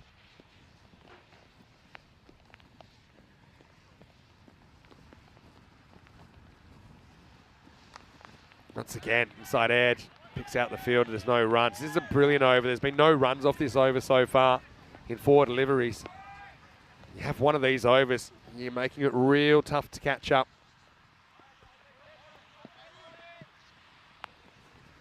Zadran, well, guess what? He's going to try and smash this. Does. Again, clunks it, but he'll get a single. He's off the mark. But still a brilliant over from Arsene Yusuf. As we see an innovative stopping technique from Takira Sif. Last ball of the over. Bilal, he must be feeling the pressure now. They've fallen about 18, 19 runs behind where they should be. Last ball from Arsene Yusuf. Again, Bilal Yorks himself. He wants a run that's not there. We're going to have a run out surely. Well, he's absolutely cooked this one. And I know the bails come off, but then he never knocks the stumps over. The bails come off when he knocks it with his pads here. Ahmed Chowdhury. Let's have a look. Yeah, have a look. Bilal wants to run. There's actually not a run there at all. He knocks it with the hands before he has the ball. In fact, he's pretty much never got the ball. So, yeah, you'll see it here as well. It won't be out. So, a life. And they don't get a run off that.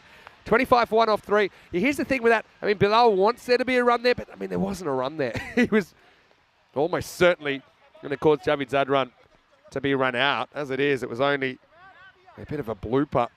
That meant that there wasn't an out. Anyway, you see the comparison of the power plays. ACT 48 without loss at this stage. Cricketers 25 for 1 off their power play. So Javid will face up to his national teammate, Akib Iqbal. Into the power play, so 5 outfielders are allowed from this point onwards. Let's bring an extra player up. I like this. They brought the point up into the circle. So 4 infielders, 5 outfielders. 4th over. Oh, and that one almost goes onto the stumps. And look at this. I mean, Zadran seems to be playing outside everything. Oh, it's gone bat, leg, back of the bat. Look at this. I mean, that could have easily gone back onto the stumps. Now, goes where there was a fielder, but there isn't one now. This could plonk, you know. Well, it does plonk, but it plonks, I think, the other side of the boundary. It's actually gone 1 bounce for Cuatro Carreras. It kind of slashes away. And, yep. Let's check it out. Oh, actually. Oh, yeah, no, that's 4. Yeah, it's a great shot of it, just inside the boundary. 4 runs. Close though. Just the boundary they needed. They need more. They need a big hitting spree, really. This one, I think might have been out if it was hit. Again, they take on a run. Maybe a bit of an inside edge on that one. So Javid Zadran will get a run. Bat onto pad, according to the umpire. Akib with a good turn and throw. I mean, it's a great test for the fielders. Again, the best fielders shine in these conditions, which are not easy. We've already seen Akib take a very good catch. Rate's gone up past the point of no return already. There's the cutter again. Slight miss hit, but it's into the gap. And Hassan Yusuf will come around, do the fielding, just a single. Hassan Yusuf took a remarkable one-hander yesterday, and he just came down on the boundary. His gluteus maximus actually grazed the rope just before the ball left his hand. That was a result of 6 runs, but I saw that appear on our social media at European Cricket. Keep an eye out for that.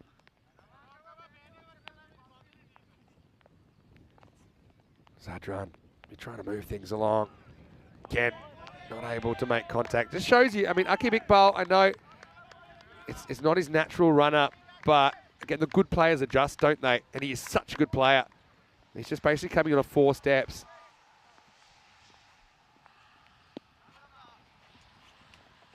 Last ball of the over. Can he dodge the boundary here, Akib? Well, he gets hit high, and it's going, and it's gone, so he doesn't. Maximo! Zadran finally clears the front leg, gets one out of the screws. And it was kind of higher than it was long, but it had the distance, slightly wind assisted, I think. End of the 4th, 37 for 1. And with this cricketers' side, I don't know. After what we saw the other night, we saw them hit 26 off the last 5 balls to win a game. Remarkable game. It's the Daredevils. So who knows if there's a team in this competition that can pull it off from here. You might be looking at them. I mean, still Waka Zalmai still to bat. So yeah, they're going to be uber aggressive. There's no excuse not to be, really. But you're dealing with a pretty good bowling attack, aren't you? With good variety. Akib Iqbal, okay, 25. If you look at it in the context of the game, he goes for less than the required rate. Even though I know I'll be disappointed that the last one disappears for 6. Hello to Yasir, who's watching in the chat. Wayne's in the chat as well. Hopefully you're well. And yeah, Wayne, supporting you the way you support us. Wishing you all the best, of course. Here's Imran coming on in the 5th. A little bit short. Pretty nice pull shot there. I think that'll be a boundary. Good batting from Bilal Zalmai. Just kind of plays the ball he receives. He doesn't get too proactive. Short of a length. It's a kind of shot, actually, that Imran Asif played really well in the first innings of this game. Finds the gap, gets 4. So like I said, you got a problem like this, you got to break it down into smaller problems. They'd want to be kind of high 50s, maybe 60 after this over. Not going to be easy, but now's the time to take those chances. You don't want to die wondering. He makes a big step back in the cross there, and it just kind of puts Imran off. He bails out. ACT have just done a better holding job so far. Oh, this time he gets it and gets it pretty good. Maximo! Well, 4 and 6 pick up sticks, and as cricketers picking up the pace here in the 5th, they need to. They need a big over to get them back near that required rate. He just plays that on length. Muscled it over mid-wicket for a Maximo. Bilal up and he's into his work, 27 off 13. Like I said, these guys, they're like chemicals you shouldn't mix together, but sometimes you do. And sometimes there's some big explosions. So far, haven't quite got the concentration right, but could change at any moment. This time he's on the charge, he blasts it like a laser. Mother Nature slows it down by the time he gets out to the boundary. There is Adnan Haider out there that does the fielding. Right, Javid Zadran's got a click though. You got Waka kind of lurking in the background. But Javid, he only knows one speed, and it's supersonic. So this will be an interesting contest. You see Javid Zadran probably sinking back in his crease, sneaking outside off stump by a stump or two. He's already there. And that's the kind of ball he wants. He drags it, but he will get 4. That's the power. Again, it's inside half of the bat, but it moves at a pretty fast speed. That's the wind assisted side. You can see the difference between that and the ball that got hit pretty hard to the offside. As everyone huddling together. This is European cricket, and it's, I won't say finest, but it's quite a typical scene here in Europe. And the players will rough it a bit more than some other places in the world. And again, cricketers, they got the right to reply. The 50's come up now in the 5th over. This over's worth 15 already. Shot. That's power from Zadran. Well, he's woken up Maximo. And I'm just so glad that that didn't go to a fielder, because that was a finger buster waiting to happen. All the way over cover point. Look at the wrist speed here from Zadran. He just completely tattoos that cricket ball. We'll check it. It might have a flat side after that. And this is the magical over they wanted. 21 have come off the first 5 balls of it, and they're not done yet. This is exactly what cricketers were hoping for. That is a remarkable shot into the wind slightly as well from Javed Zadran. Last ball of the over coming up. Imran, can he get his man? Well, all-time swing. I'd be going for the bye, but Bilal is snoozing. And didn't even notice. I think the keeper missed it. So it's the end of the over. And the score is 58 for 1. Yeah, I mean, I would have loved to buy there because it would have kept Javed on strike, and he's the man with the hot hand. Just a reminder that there's plenty of international action on ECN this year as well. We have the fortnightly ECIs at the end of our 2-week tours. And also, of course, we've got the ECC. It's the Champions League. Well, it's actually the Euros of cricket, isn't it? With 31 countries represented this year. It starts on the 25th of September. Austria are going to be in Group D with the Ireland 11, as well as Hungary, Finland and Turkey. Austria and Hungary will be playing in the ECI in around about a week's time, joined by the Czech Republic. So that should be a really competitive series, I think. I was just chatting to some of my English friends, and I said, well, watch out for the Spain-Isle of Man clash in Group A. Don't forget when they met in the T20 International not too long ago. Spain bowled out Isle of Man for 10, and they chased it in 2 deliveries. Anyway, here's Umar Tariq, who's a pretty good second-half bowler, but he has been a little bit hit and miss. I don't think he's been that consistent with his line and length in this series so far. Here he is bowling the 6 to Bilal. Launches straight away. Going, and... oh, 6. What a good effort, though. It'll be 6. He actually pulls it back, and it was fine, except that it bounces outside the rope the first time. Have a look at this. What an effort. What an effort. But there, the bounce is outside the line, and then it comes back in. Wow. Hassan Yusuf's been so good in that area. Now, that's 2 heroic efforts that have resulted in 6. Oh, comes down, kind of yorks himself. He's still hit pretty hard. Bit of an easier one for Hassan Yusuf this time. That was a remarkable attempt. And he does pull it back, but just not far enough. He takes off from inside the boundary, so when he touches it, it's fine. It's only 6 the moment that it hits the turf.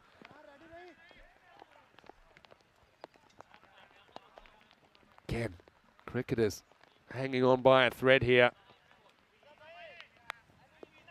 Steve saying they need a few magical overs. Morning, Steve. Hopefully you're well. Great to see you. I think it's probably missing. They decide to take it on. Oh, it's a great effort, actually, from the keeper. I mean, yeah, hits him probably in line with the leg, but I think that's sliding. And yeah, Bilal, I'm not positive he would have been in here, actually. Look at this. I think he would have been out if that had hit. Great effort from Chowdhury behind the stumps. He had an interesting day yesterday, particularly the last game we saw him. Can't quite get under this. So Umar Tariq recovered well after getting hit for 6 first ball, despite the efforts of Hassan Yusuf.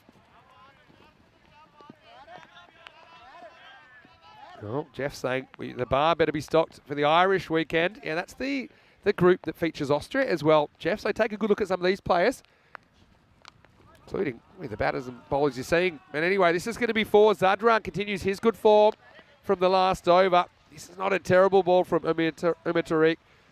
Maybe a touch forward. I mean a touch, but he gets that inside edge on it. There's been so many balls challenging the inside half of Javed's bat. He will get 4 more. It's hard graft out there at the moment. This over's gone for 12. If you can get a 6 off this ball, you've pretty much got what you needed off the over. Anything less, that rate's going to climb. He goes for it and he gets it. Well, there you go. Maximo. Well, if Cricketers CC were a Bee Gees song from 1980, they'd be staying alive right now because they're just doing enough to stay in the contest. End of the over. It's 77 for 1 walking sticks, but they're not walking pace, they're running pace, and they need to stay that way. Zadran, after a slightly slow start, he's 32 off 14. Bilal Zalmai 36 off 17. Still batting to come. They've listed Basir next, but I think we might see Waka Zalmai next, considering what happened on day 1.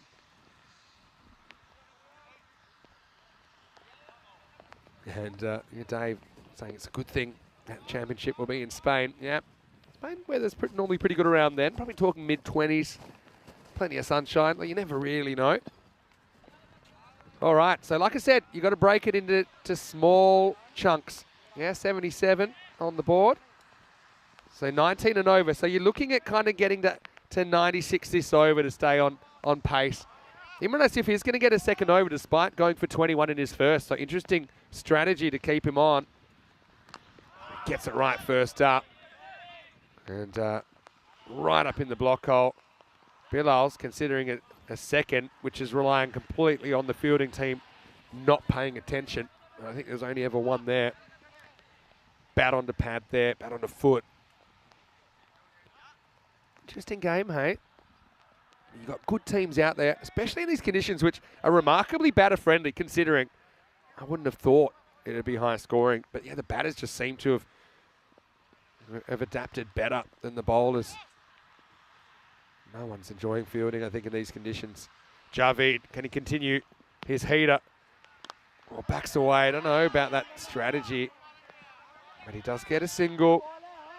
The singles are fine for ACT. You don't see too many of these scores chased down. I think if they were to win this, it'd be in the top 6 chases. We saw the top chase the other day. 164 target achieved by Pat Riders with 4 balls to spare.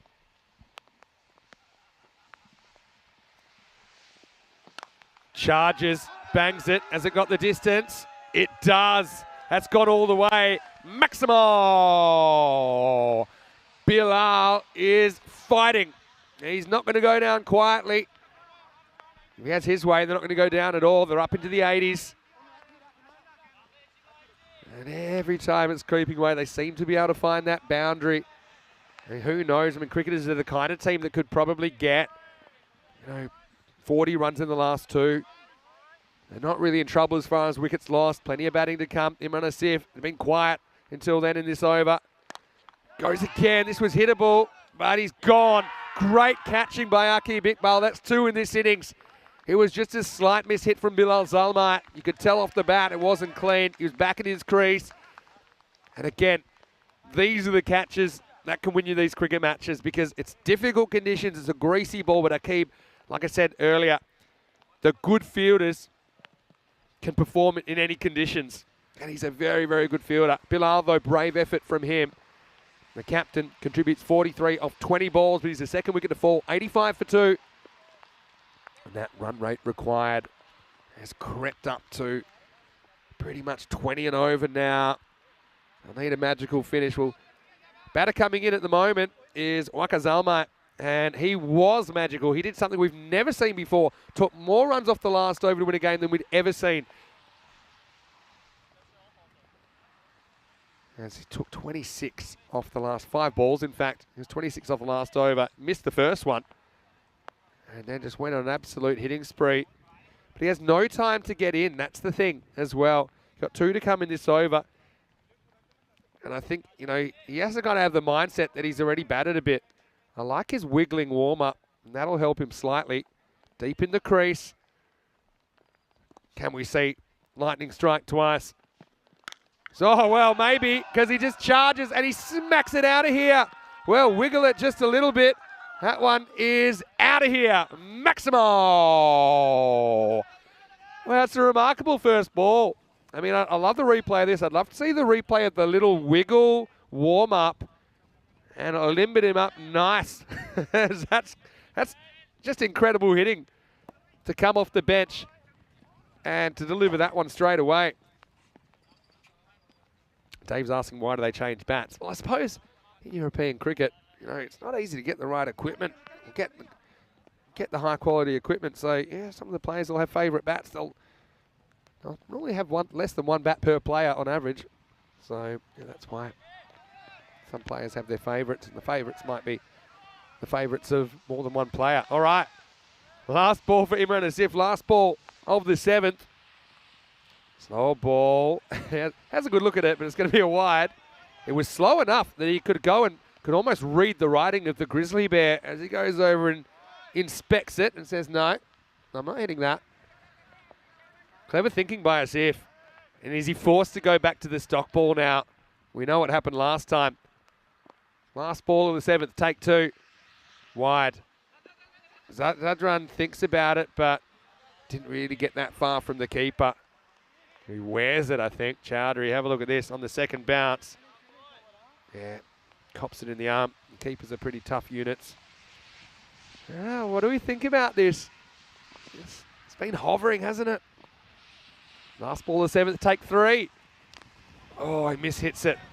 So I get a couple of wides off the last ball, but that's all they'll get. End of 7, score 90, 3 for 2. It means they still need 60 off the last 3. But like I said, they're the kind of team, they can do that. Let's have a look at what's coming up next. Looking forward to cricketers being out there again. I'm sure they're going to enjoy the back-to-back matches, taking on Indian CC Vienna in the second match of the day. You're watching cricketers right now, so let's talk about ICCV. Matt Chima, one of my favourite players to watch, top of the order. Very mouthy keeper, but he also lets his bat do the talking sometimes. You also got Ranjit Singh up there, who is a powerful striker of the ball. You got Carney at 3. Kunal Joshi looked really good the first time we saw him in the series as well. Harmeet Singh, he's a bit of a wild card in the middle. And I know that Indian CC Vienna, they're playing catch-up as far as games played, but they are undefeated. They're 2-0, and that game will be starting in around about 35 minutes right here on the European Cricket Network. Should be a good one. Tune in. Wasif Saluja, also pretty effective for ICCV in their first 2 games operating with the ball. Shrug said, I was last ball jinxing Asif. Well, maybe that was by design to keep this game alive. Takir Asif comes on for the first time. He starts with a wide. So Zadran and Zalmai,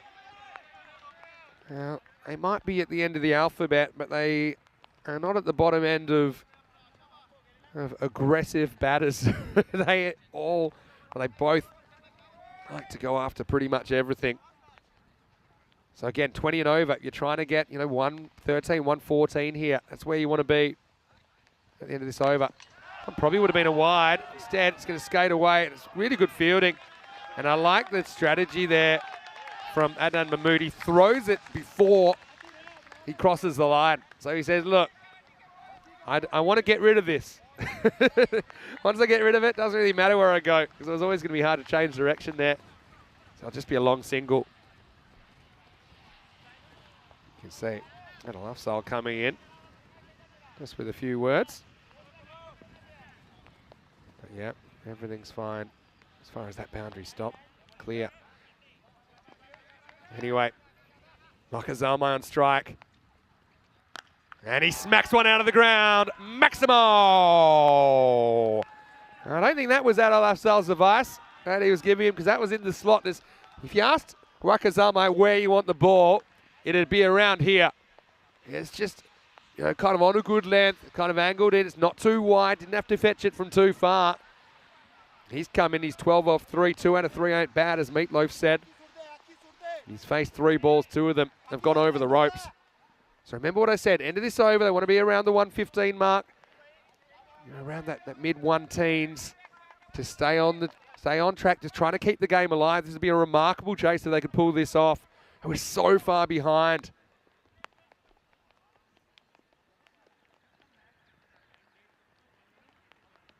But Adil Afzal, we might be taking over here. Let me see what's going on. It looks like they're going to change the bowler here. It must be that Takir Asif has suffered an injury or is uncomfortable bowling. I don't know. I think he can do it just from being uncomfortable. I think it has to be a genuine injury. He's deciding he's going to continue now. Okay. So, we're seeing people running everywhere. I'm not quite sure what's going on. I can tell you the 100's come up for cricketers with that shot. 52 off 16. Zalmai, can he keep it going? Well bowled, that's not a wide. And you can see Javid, when throwing up his hand, saying, hey, have a go at it. I mean, it's the perfect delivery from Takia, really, because it actually just comes back in at the last moment, but it does come back in. If Zalmai was hot, he's now red hot. He's itchy for another one. Steps across. See, I don't think that's a wide. It's good umpiring. And it's because he steps before the ball's bowled. So how far does he step? Probably 2 stumps outside, and that just, catches the outside edge of the line. So that's good umpiring according to the playing conditions. I think everyone knows. I've got my feelings on whether the line should move at all, just for simplicity. But I think under the current conditions, that's a very good call. Again, pretty well located.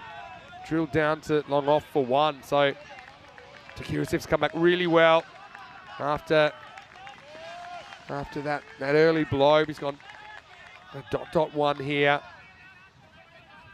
Now we're talking kind of 4 a ball territory. Even cricketers, surely they can't pull this off.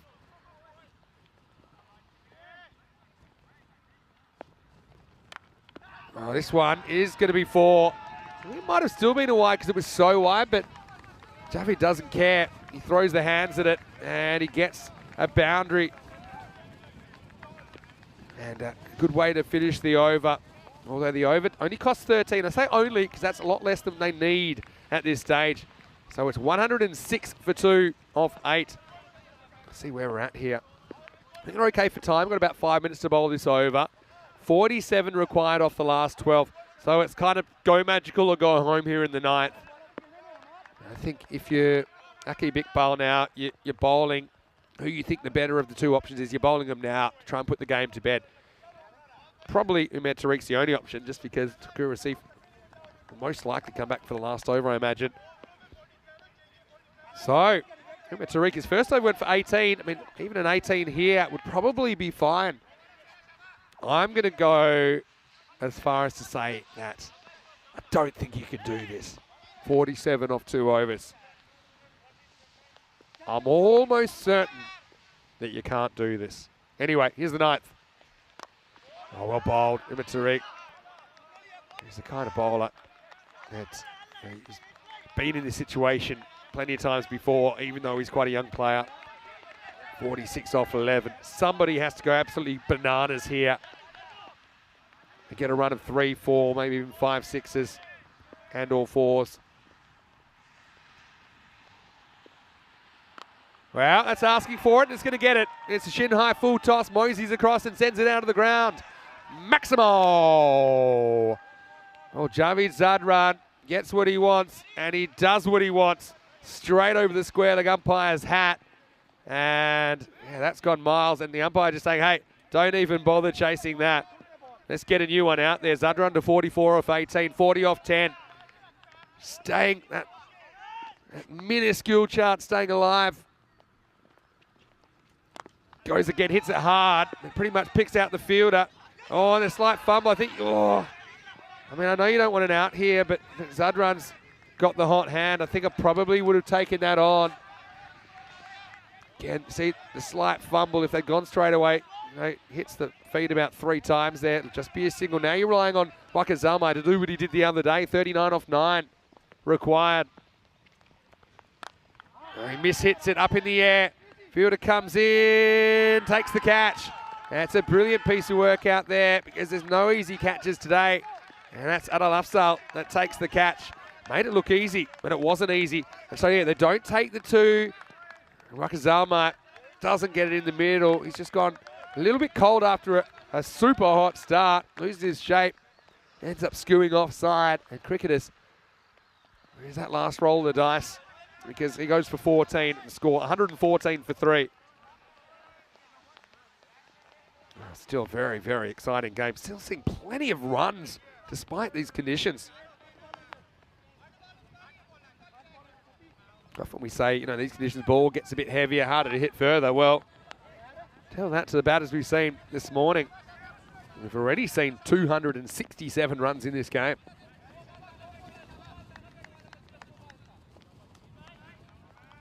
So, what are we at? We're at 8 balls left, 39. I mean, even if you bang 2 sixes here and you got a new batter, Basia, who is a powerful hitter, but you got to go bang, bang, and you still need 27. That's kind of what they did last time. Anyway, no time to settle. Umet Tariq. Well bowled. Can't do too much with that. Knocks it out for one. Cricket has been brave here. Remember, they're a team that had a really strong start to the tournament before going down to Grants Cricket Academy in a bit of a shock result. But we know they're a bit like a box of chocolates. You never know what you're going to get. Last ball of the ninth coming up. Tariq's shut the gate here. Just 9 in this over, plus this. Well, it's hit, and it's hit pretty far. Maximo! Well, Zadran brings up his 50, and he does it in style. 51 off 20 balls. Again, he's been really brave out there, taking chances. He's such a talented player, the wild thing. And he can be very proud of that half century.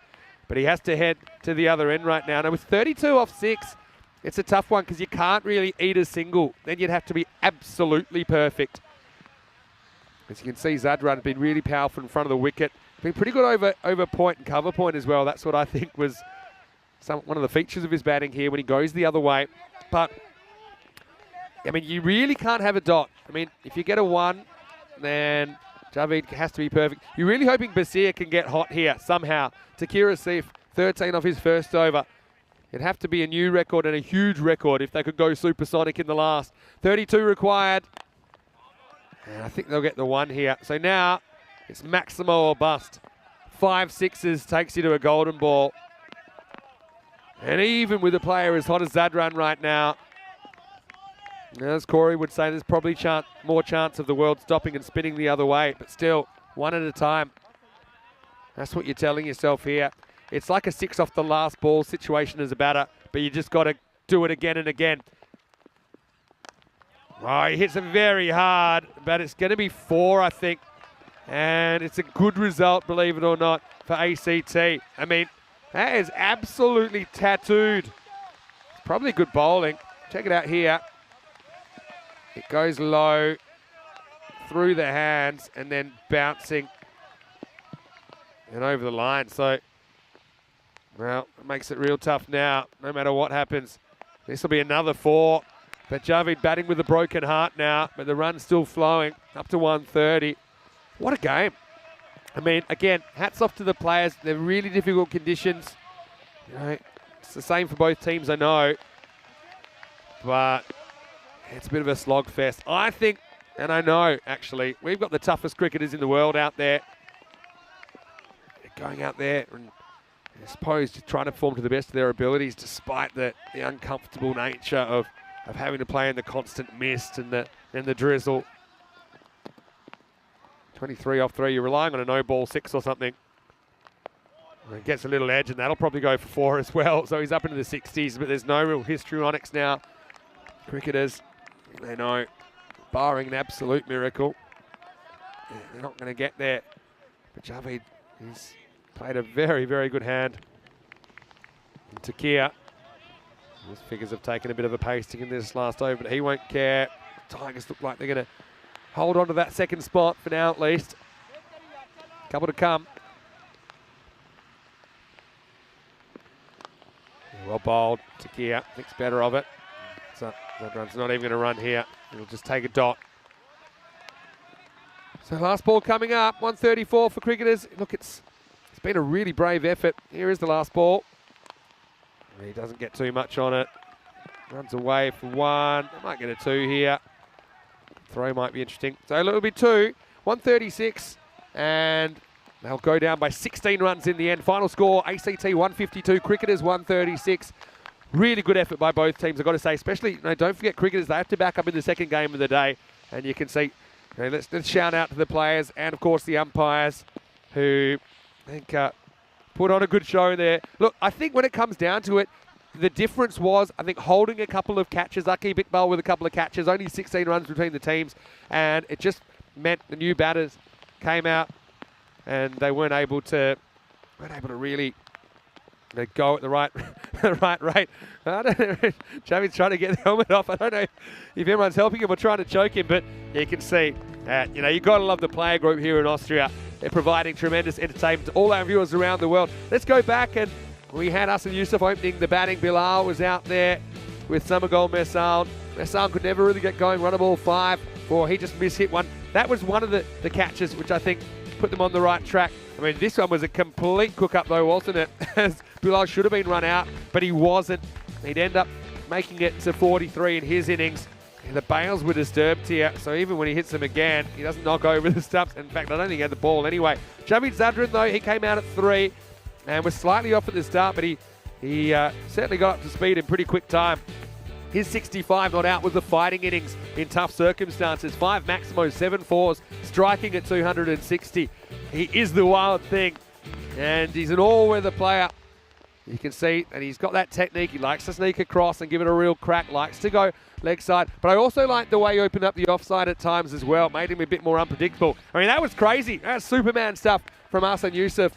He pulled it back, but he grounded the ball over the line. That created 6 runs, and then Imran Asif, he kind of got taken the journey, didn't he, a few times. But, they backed him to come out, and in the end, they just had those extra runs on the board. The difference between making, like a 135 and 150 plus can't be underestimated. Don't forget, in the first innings, there were 20 runs off the last over. It saw ACT go from 132 to 152.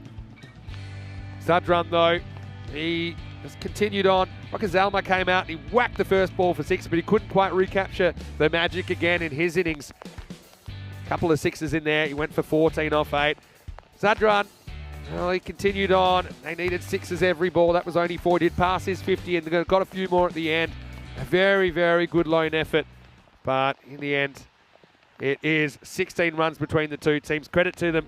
Like I say, cricketers are tough.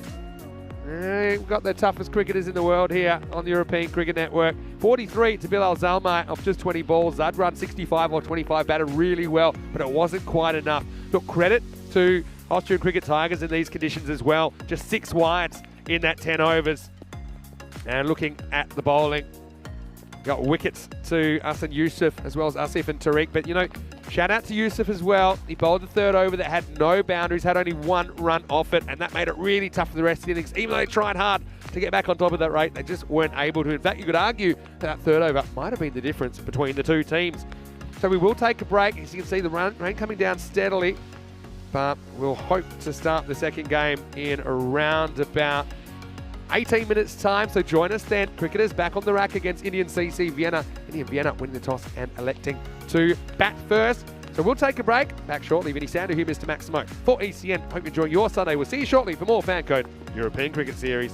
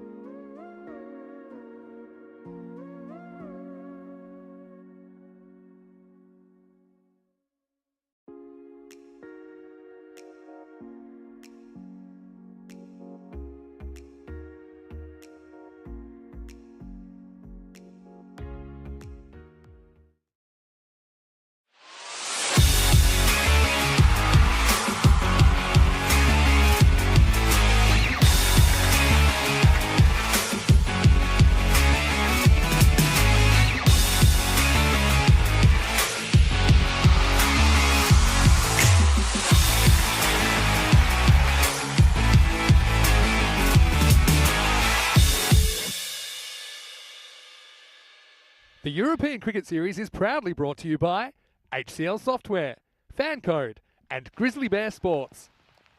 Hello and welcome back to Austria.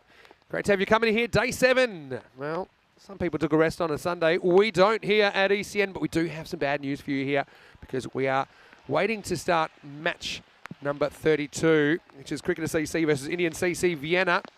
But I can tell you, firstly, the news from the toss is that ICCV won the toss and elected to bat. So we're expecting Seema Hachima and Ranjit Singh out there, but I don't think it'll be happening because, well, it won't be happening straight away because the rain has picked up in the break and we are going to have a delayed start. You kind of see it coming down there. I know that it's, it'll be kind of piece by piece, and if there's any kind of development here, if we are able to get on, and we'll be checking it kind of every 10 minutes. If it eases up, it is the kind of ground that it doesn't hold water. So if it does ease up, we will be getting back out there. But yeah, it's just unfortunate. We did get through the first match of the day, but we will have a delayed start to match number 32. But we are very hopeful of getting it on. But we will give you some cricket in the meantime. We do have an ECN Classic match coming up for you, and I'm going to take you back in time to Tuesday, the 5th of October, 2021. It was the championship week of the first ever ECC, the Euros of Cricket. It's match 6, and we are going to see the Austrian national team taking on the Netherlands 11. And this is a real good one for all you Austrian cricket fans out there in particular. Make sure that you stay tuned to this. And for those of you that maybe have just joined the ECN community, you'll really enjoy this step back in time to the first ever Euros of cricket. The news from the toss is that Rasmus Shigewal, the Austrian captain, he won the toss and elected to bat. The opening batters for Austria, Abra Bilal facing up Bilal Zalmai, who you just saw this morning. He's also out there opening the batting. Vivian Kingma is the opening bowler for the Netherlands 11. And I hope you really enjoy this classic match. Corey Ruckers and Rico Full, your commentators. So here is a step back. We'll let you know if there's any action here in Austria. But for now, enjoy this classic. At the beautiful Canamar Oval here in Spain. It's all up for grabs in finals week.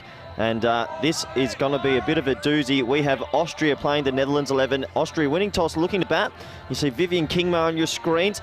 He's been selected this morning. A late call-up because there was a bit of illness going through the Dutch camp, and they've got a couple of outs. And we have a look at the lineups there. Looking at Vivian Kingma, he's had a really good tournament. You can see there he's listed at the bottom with the new ball. And his opening bowling partner, Ryan Klein, well, they are very good together. And it'll be Bilal Zalmi, the opening batsman from Austria. He'll be looking to get them off to a little bit of a flyer as well. So this should be a good game. As my co-commentator Rigo Full said, that the conditions are beautiful. There's not too much dew this morning. So should be a good day for cricket. And it looks like they're going to operate with a deep square leg and a deep mid-off as the two boundary riders. And Vivian Kingma, well, he's unlucky not to be at the World Cup, I think. He is a sensational associate bowler. Here we go, first ball. Oh, it's a no ball to start. It's going to be quick. See, it could be a run out off a no ball here. Oh, I tell you what, if that had a hit, I think that was gone. It was Aryan Dutt back with point. It's a clean pickup, and well, we could have had a no-ball run-out to start the game, but it would have been a wicket off no balls. So, interesting. We have a quick look here. It was a big no-ball, really was. And that's going to get the scoring going for Austria. And what a little boost for them. We'll have a look here, and it was a good bit of fielding. And it's a cool morning here, and yeah, he wasn't even in your frame. He would have been out by a long way. So, free hit. Straight away, here we go, live T10 action. Oh, and he's missed the free hit. Tell you what, when it's a bit of a gift, first ball of the day, and you have a free hit, oh, you want to get a little bit of bat on it. He'll be disappointed to miss out there. But yeah, this is an interesting contest. These two were both in Group B, and they were the final of Group B. And Netherlands only beat Austria in that final by 3 runs. So it's a pretty even contest. It's pushed into the offside, and this one's a little bit more confidently run through, and will be another single as Aryan Dutt does the mopping up. But yeah, I do mention that the Netherlands, there's a bit of sickness going through their camp. They've had to make a couple of changes, and I hear their 12th man's not too well, and their coach isn't too well, so they can't be getting any injuries today because it is a long week and there's lots of more cricket to come.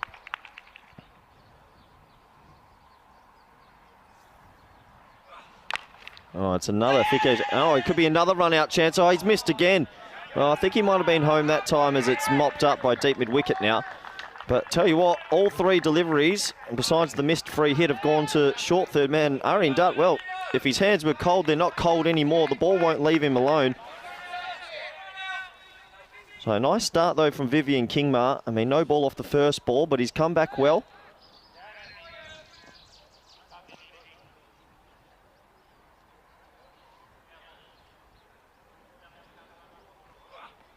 Oh, and that's just too good. Lovely bit of outswing. I know he's been clocked at about that 130 to 132 mark a few years ago in Namibia. He really, when he gets the engine going, gets it, and that is an absolute peach of delivery. Big, big away swing. And Rathra Alphonse, the keeper, I was really impressed with him yesterday. A lot of energy, a little bit of a live wire. And a nice start from the Dutch 11 here. Oh, and well, that's a bit of a wild swing, and what Vivian Kingma does well, he just brings that length back just enough, and that sails straight over the stumps.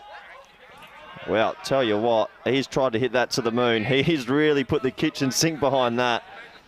But a bit of class bowling from Vivian. First ball was a no ball 1, and he's come back very, very strongly since then. Last ball of the first.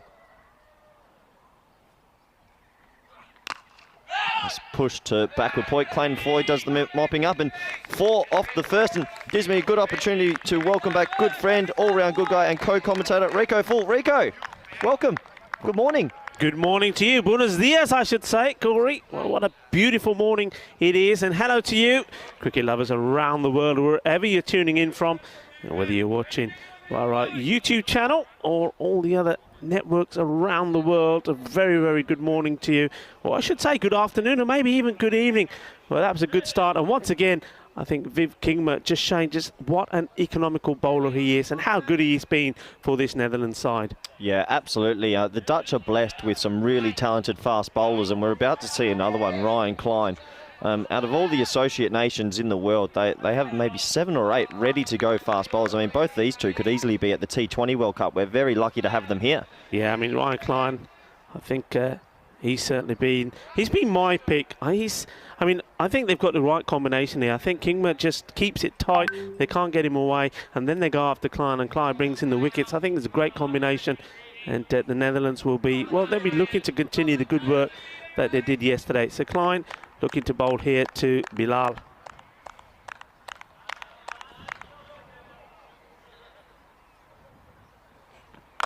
And he's got hold of this, and this goes all the way. Bolle, bolle, bolle. Well, good morning. Ryan Klein is what the batsman says. Have some of that. And have some of that. He did. He got every piece of that. It sounded beautiful off the bat through the effects mic.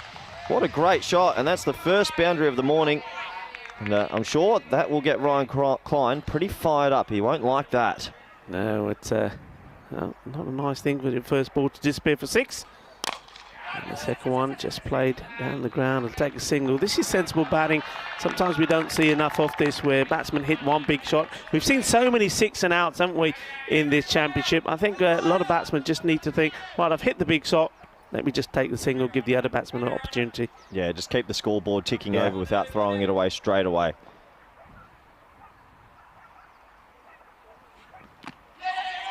It's right into the body of Zalmi. He just manages to take the single. So what do you think, Rico? These two, as I mentioned before, Group B finalists, and then Netherlands got up just. I think it was a 3 or 4-1 victory, and Austria haven't had the wood over Netherlands yet. 0-3 against them. Is this their day? It could be. I mean, they'll be hoping it is. I think they've seen enough of Netherlands to try to get this victory. They've got strengthened their camp a little bit as well, haven't they, Austria? Well, they may have done, but this one's gone all the way through. So Ryan Klein, he gets his revenge. He was hit for 1 big 6. Then he comes back and gets the man that got him. So Bilal goes for 9. And Ryan Klein, just like we said, you know, you've got Kingma that puts the pressure on. Klein is someone who comes in and takes the wickets. Yep, you said you like the cut of his jib, and I really, really like this. He got hit for his first ball, a lovely shot for 6, but what a comeback from the bowler. And well, a bit of you miss, I hit, and that off pole flying backwards. So a good response from an experienced cricketer and an experienced bowler.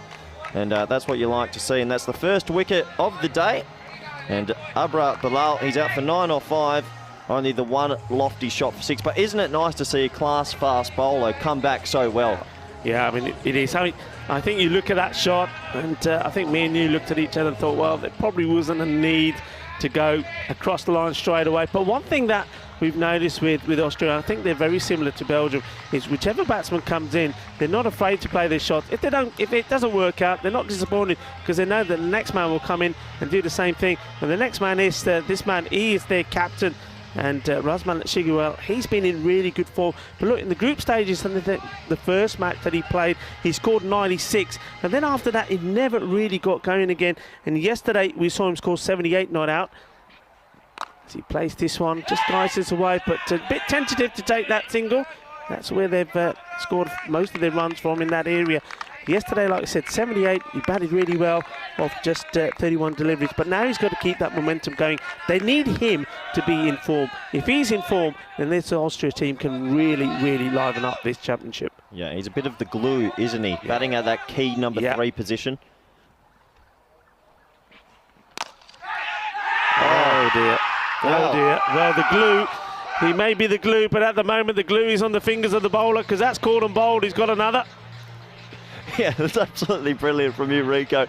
Oh, no, it's a great catch, to be fair. It's a good length ball. He's looked to chip it back straight past him, but it's hit him right in the midst. And look, for caught and bowls, never easy. Never, ever easy. And he's actually made that look quite simple, because he did get a decent bit of bat on that and bang straight into the mitts.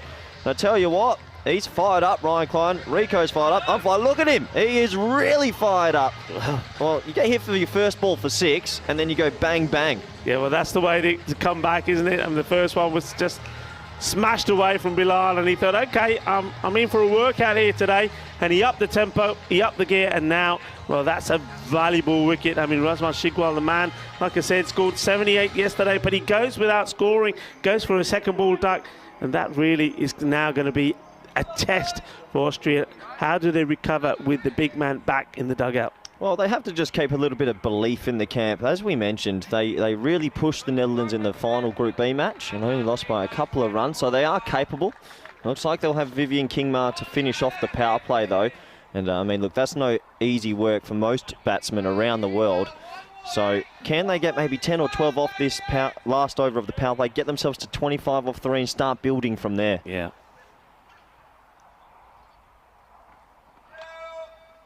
He's no ball again off his first delivery, so guessing this is the front foot again. It is an issue that he has had in Dutch cricket for a while. I know Ryan Campbell's been working with him on it, and James Hilditch, the bowling coach and analyst, has also tried to work with him. And it does creep into his game time to time, and you don't want to be giving too many free hits. Yeah, we'll see this again here. And there you go, it's very similar to the first one. And he just goes back to his mark. But what a great over that was from Ryan Klein. He picked up 2 wickets for 8 runs, and where he's put his team in a good position. 2 overs gone, 12 for 2. And well, this is the free hit, and that's why there's no celebration. And just in case you're wondering at home.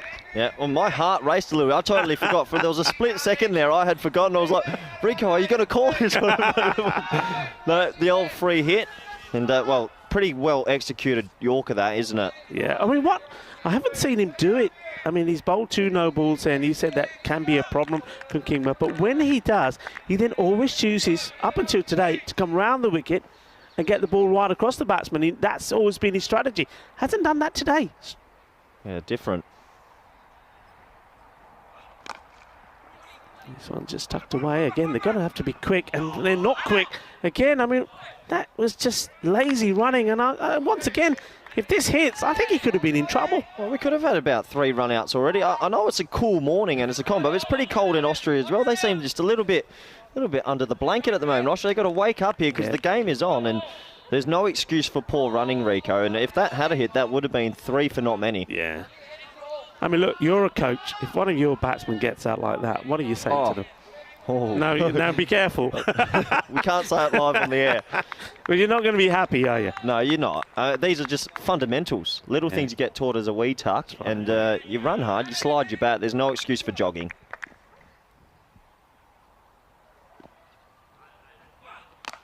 Oh, this is a cracking shot from Hussein. Just uses the pace and puts it away. What a beauty this is. And maybe Kingma just losing his line slightly, and how quick Hussein was to punish him. 6 runs. Well, what a shot that is. First ball of your innings. He's just picked it up on the leg side. This is exactly what you said, Rico. They are not afraid to go from ball 1. I mean, you've lost 2 wickets in the power play. You come out, a normal, maybe technical player might just nudge it around. He's just seen a ball on line and length and just helped it for 6. Yeah. That was his first ball. That was his first unbelievable batting. Kingma will want to reply. And he doesn't get one. It's going to be another boundary. Yes, it is. 4 more. Well, he follows up the 6 with a 4, and it looks like he's ready for more. Yeah, I think that's probably been the most amazing thing about this tournament, is the ball striking from players immediately. It's not easy to do what he's just come out and do against a class bowler, and he's raced to 10 off 2 and just wrestling that momentum back. Yeah.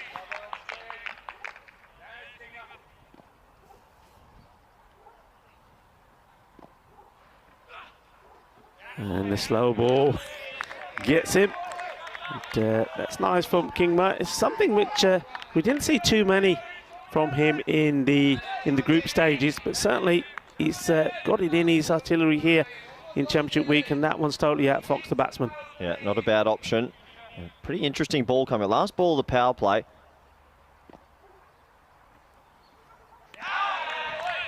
This one goes through as well. He's actually signalled it a wide. It's a tight call. You can see on Vivian's face he wasn't too happy with it. We'll have a look here, and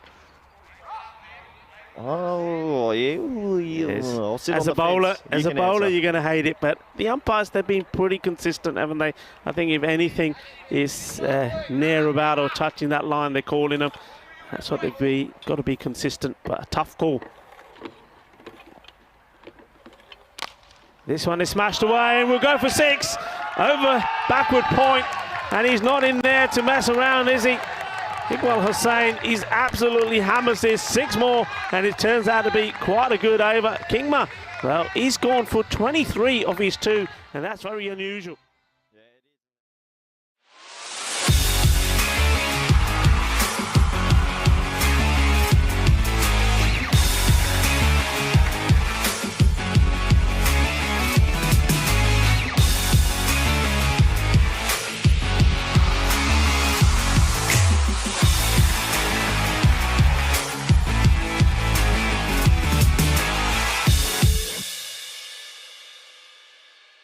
The European Cricket Series is proudly brought to you by HCL Software, Fan Code, and Grizzly Bear Sports.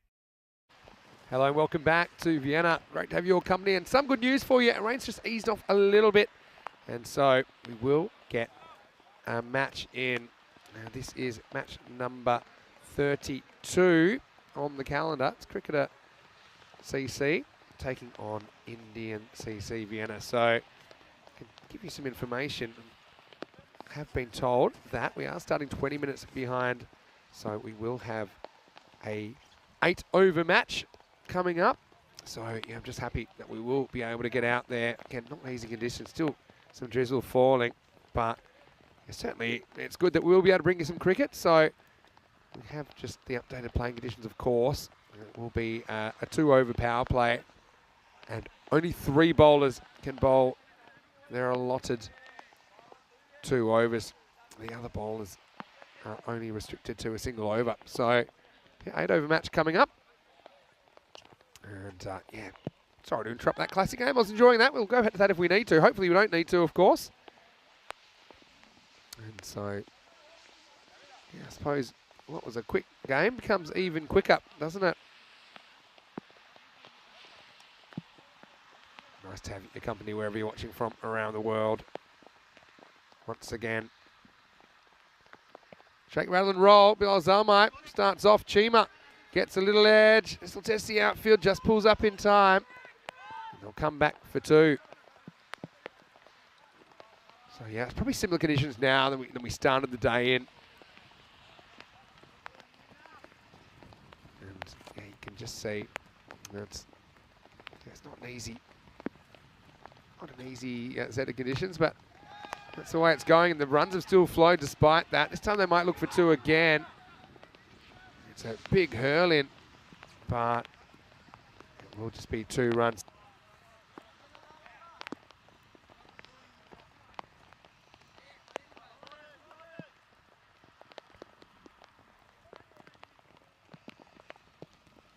So, pair of 2s to start us off. Now, hit down the ground. That's pretty well, you know, and that's going to beat the fielder. That's going to be 4 runs.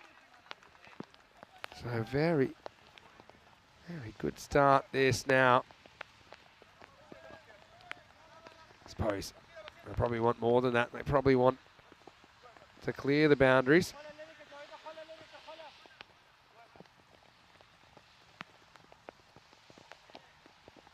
But yeah, Indian CC Vienna only seen him twice so far in the series.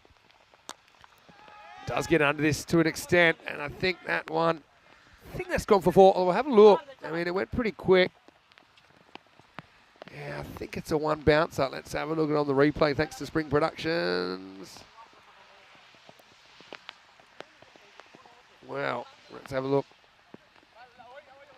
Yeah. I think that's 4. Yeah, just 4 by about half a metre.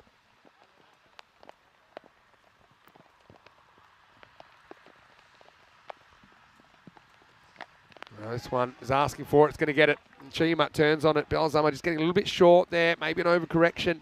And that's going to be another boundary. So turning into a very good start here. No deep square leg. No protection down there. Again, the umpires, they will just keep an eye on the weather situation. Get eased off a bit, but if it gets heavier again, it can't get much heavier than this, I think, to play in it. But everyone's doing their best. The players want to get it, especially ICC. We've been waiting to get back in the series. This is lifted up and over the top, and that'll be 4 more. So, yeah, very, very good start for Indian CC Vienna as they get a magical first over. It is 20 without loss after 1. Have a look at some of the top performers here. Belzalmai topping the run scoring for Cricketers CC, although that doesn't include the last match.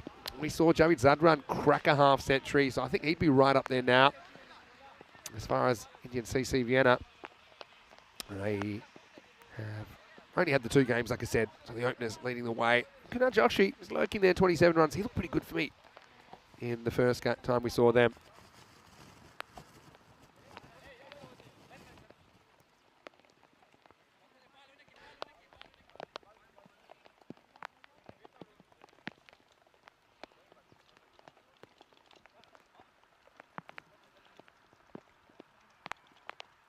So, second over coming up. Nazrullah Mirakel's going to bowl it.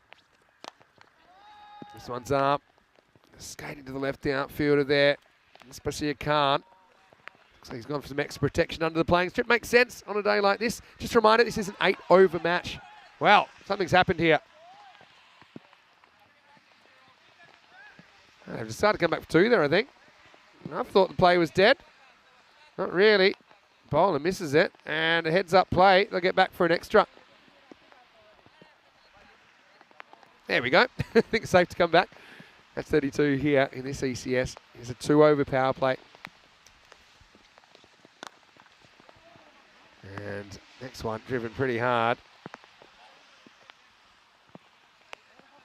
I think we'll just have to make a slight adjustment to that graphic because I'm pretty sure 3 bowlers will get a chance to bowl the 2 overs, and then 2 will just have to bowl the 1.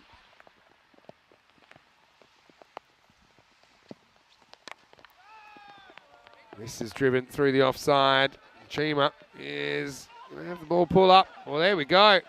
He does pretty well to avoid the ball, but there's a late decision to put the brakes on. And there's a bit of Tom Cruise risky business about this. Again, the running's fine, but you know, the stopping, not so easy. I mean, really, I think it's coming down even stronger now, if I'm completely honest here. Yeah, in the last couple of minutes. And they're saying, well, play on. We'll try and get to the end of the over maybe. But I think you can see it's degenerating pretty quick. not great for the figures either. I don't think this will go to the boundary. I'll get one. I've got to say, I mean, I know everyone's keen to get the cricket on. The players are keen, but yeah, I mean, also you got to think about this field. It's got to deal with a lot more cricket over the next week. That was a lot better. You can see that little halo coming around the ball as it skates through the turf.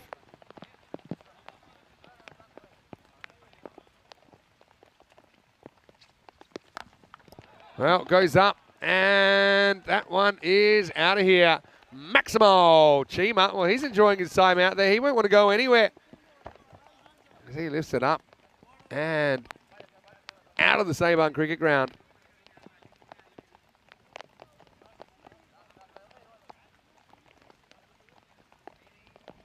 Nice ball, the over coming up.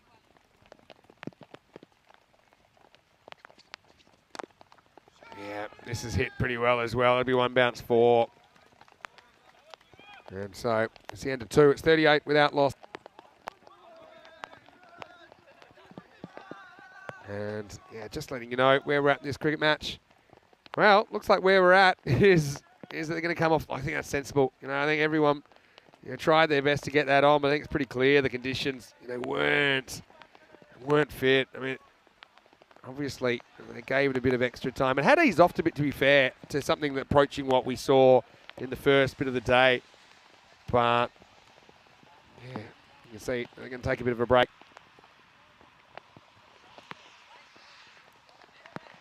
So yeah, I think we'll have to take the covers out there now. I think it has gotten past the point. Just to let you know what the situation was. It was an 8-over match. Now we're losing probably more overs as soon as we go off, but it was an 8-over match. A 2-over power play with 3 bowlers bowling 2 overs and one just bowling the single over. You can see there the covers coming out. Oh look, so no credit to everybody involved. I mean, got to feel, especially for Indian CC Vienna, who we've only seen play the 2 games so far. And yeah, you can see there, everyone trying to get the covers out. They're trying to protect those key areas, including that bit of the bowlers run up just before the pitch. The artificial surface begins, and obviously around that area where the batter is. I mean, the pitch actually holds up pretty well under the rain. But you've got to remember, on a ground like this, the players aren't wearing spikes. And so you could see there a couple of times just finding it hard to pull up when they're going on a full bore. So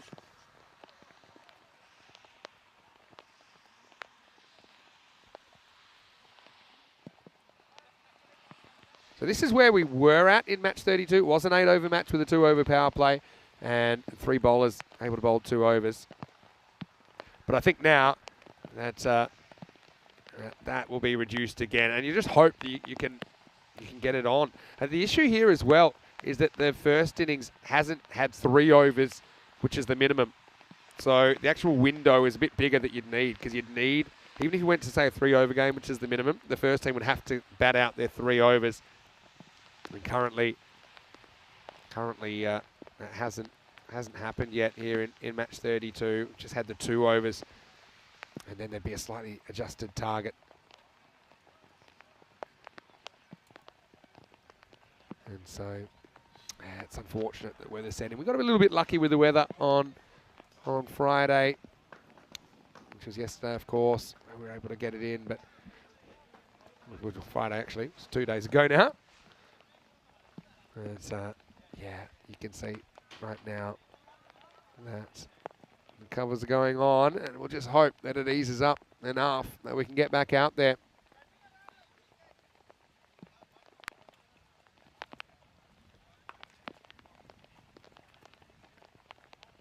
So while we wait for more news, we're going to try and take you back to the game that you were just watching there. It was a pretty exciting one between the Netherlands 11 and Austria.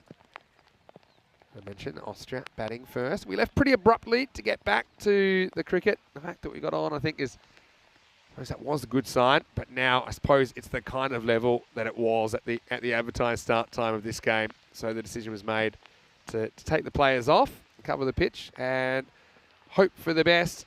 And hopefully we do get a resumption shortly. So in the meantime, we'll leave you for now. We'll let you know if there's any action, of course, in the chat, ECN European Cricket Network, or on our website, europeancricket.com. Keep an eye on that. We'll be back shortly with more action here in Austria. 1 for 2 after 3, so that wide call, even though it might have been marginal, means there's an extra ball in the over, and he's just helped that over backward point for 6. So very, very frustrating for Vivian Kingma. But overall, I think the Dutch will be happy with where they're sitting with the 2 early breakthroughs. And it looks like it will be spin to win from here. You'd imagine it'd be one of the left-arm off-spinners. Julian Demay's back in the side today. Yeah. And, well, him and his spin partner, Clayton Floyd. What a great name that is. And the Dutch have been pretty heavily reliant on these left-arm offies through the middle, haven't they, Rico? Yeah, I mean, they've done this all the way through. They haven't changed anything. Once those 3 overs are up, they go for spin straight away. And it's going to be Clayton Floyd. And they've got the pick of spin bowlers that they can go for as well. But Floyd it is that will go first. They've also got Julian Demay, who's he's impressed. He came back strong yesterday after a couple of not so good group games to finish off with. He came back, he's worked on his line, and he wasn't firing it in so much yesterday, was just giving it a bit more flight. Floyd for his first delivery. And Salme, he seems to be the cautious one at the moment. He said that's his 10th delivery. He's on 3. And like Hussain, who's raced along to 16 of just 4. He does need to get a move on, or at least work a 1 to get Hussain back on strike. Well, he doesn't want to deal in 1s. He says, I'll just hit it for 6 instead. Corey, it's another nice shot. Well, he just slightly short from Floyd, and he was very quick onto it. Top shot, 6 more. Well, I couldn't be more wrong. He wasn't thinking 1, he was thinking 6 ones. And that's a lovely shot. Floyd just getting maybe a tad back of a length, and he was able to get his bat under it. And yeah, it's a really good cricket shot though. And well, they lost the 2 early poles, but they've come back really strongly here. And the Dutch, they know they're up for a fight against the Austrians. Yeah, just having a look at his field here now. So 2 men are back there on the leg side boundary. One of them, well, actually, no change. He's been brought back in. He wants more. 2 out on the off, so he's obviously trying to change his approach here. It's quite interesting. He's actually decided to come over the wicket for a left-arm offie, and he's dropped his cover back. So he's going to really try bowl. You can see the Dutch are a bit disappointed with their call. I think they thought there was something on this. Well, I'm not too sure. They're disappointed about this. He's saying, are you sure? And the umpire's saying, yeah, I'm quite sure. Floyd not too happy about it.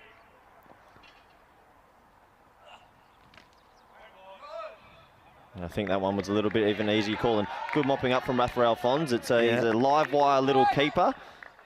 But interesting tactics. I'm surprised Floyd, after getting hit once, straight away went to over the wicket. I think he's better than that. He didn't need to panic too much. I think he was just a little bit too short on it as well. So this is what he was trying to do. And, well, there you go. We may be surprised with his decision, but he gets the wicket. A nice catch there taken in the deep there, coming in from inside the circle. That's your boy again, Ryan Klein. You can't keep him out of it. Can't keep him out of the game. And, well, disappointing end for the batsman there. I think he just started going, didn't he? And then this one, again, I think if he doesn't play this, this is a wide ball for me. Yeah, it could have been. It's a nice catch from Ryan Klein, making tracking back and taking it over his left shoulder. But yeah, as a batsman, I mean, he's basically televising. He's going to bowl it wide of off stump, so he just needs to get his foot close to the pitch of the line, help it on their way. But it's a big wicket for the Dutch because Austrians were getting a little bit of momentum, and Bilal Zalmi, he'll be disappointed he didn't get on with it a little bit. 9 off 12. That brings an end to his innings.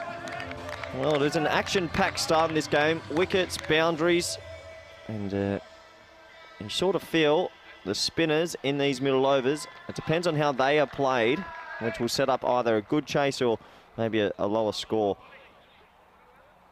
Yeah, I mean, the spin always does the work for them. That's one thing that they can rely on. And even if one of the main bowlers takes a bit of tap like Kingman did, spin comes on and they do the damage. So now left-hander at the crease. It's Moanman. And well, it looks like he's going to come on the other side of the wicket and try to angle it across again. Oh, there. Well, you're not going to see this too often. That was a glaring misfield. And that is Aaron Dutt. He just takes his eye off the ball, I think. You want to look to see what the batsmen are doing. And just by doing that, it gets away from him. No excuses here. Not on this outfield, Corey. No, if I'm a batsman, I'm sending Aaron Dutt a Christmas card to say thank you, because that is just what we like to call in Aussie rules for a clanger, an absolute clanger. Yeah, there's no excuse for that. He's a good fielder, Aaron. He'll be wanting to make amends. Yeah, I mean, it wasn't hit with any sort of venom at all. And the bowler is going to be disgusted with that as well. To Floyd. Takes him on. It's just dropping short, I think, of the fielders out there. And well, they're getting each other's way as well. Well, 2 in 2. Would you believe that? What's going on here? Well, the Netherlands, well, I know that there's a bug going around, and it's catching. There's a fielding bug. I don't know what's going on here. I've not seen that before from the Dutch. They've been pretty exemplary in the field all tournament, but they've just gifted away 6 free runs and another missed field. I'll tell you what, come out to bat, you're 8 off 2 because of 2 misfields. You look here, poor communication, and yeah, that shouldn't happen at this level. And I dare say Piers Fletcher and Tim DeLader, the coaches in the box, won't be too happy at the moment. Yeah, well, the only man happy is the batsman. He's got 8 from nowhere. It's a good reply, Clayton Floyd. And he's quite rightly not very happy with what's happening in that over, apart from, of course, the wicket he's taken. Yeah, absolutely. It brings it to 47 for 3 after 4. So a funny old over that. There was a wicket, a couple of boundaries, a couple of misfields. But it does bring it into the 4th. And this has been a pretty action-packed start to this T10. We've had it all already. Certainly have, and it looks like it's going to be Shariz Ahmed, a man that you like the look of. As we're having a look at the run rates with Group A, B and C, and then you can see the overall. So we're looking at that around about that 117, but it's been very, very hit and miss, hasn't it? Because you see, we'll see quite a high-scoring game, as we did yesterday. There was a couple of high-scoring. I mean, Austria team out there, the game they were involved was over 300 runs scored in that. And then you had some of those low-scoring ones that featured Spain and, of course, Italy. So very up and down. But you can see there that, well, I still believe, Corey, that as we go into the latter stages of this championship week, that those runs are really going to creep up. Yeah, I agree. And it looks like it's going to be the young Shiraz Ahmed, the young 18-year-old. So he's not the traditional Julian Demey left-arm offer. He is more of a little leg spinner that bowls a lot of top spinners, a few carom balls, quicker balls, a bit of licorice, all sorts. And he's going to be the spin partner for now. Starting with 2 wides, he's just got to get this, probably just going to need to get a little bit closer to the stumps as he's releasing these. But he's made a similar start yesterday, but once he gets into his rhythm, he's a very useful, tidy little bowler.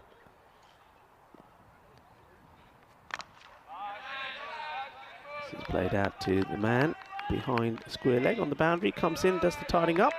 Yeah, we might see 3 spinners for the first time in this, because Julian Demey is not used just yet. So we have 2 left-arm offies and the right-arm leggy. And yeah, you didn't see that too much in T10, but I don't mind it. Yeah, it seems to have worked really well for the Netherlands when they've used the spin, so they're not going to change anything. And obviously keeping back the likes of probably Ryan Klein to come back and finish things off later on.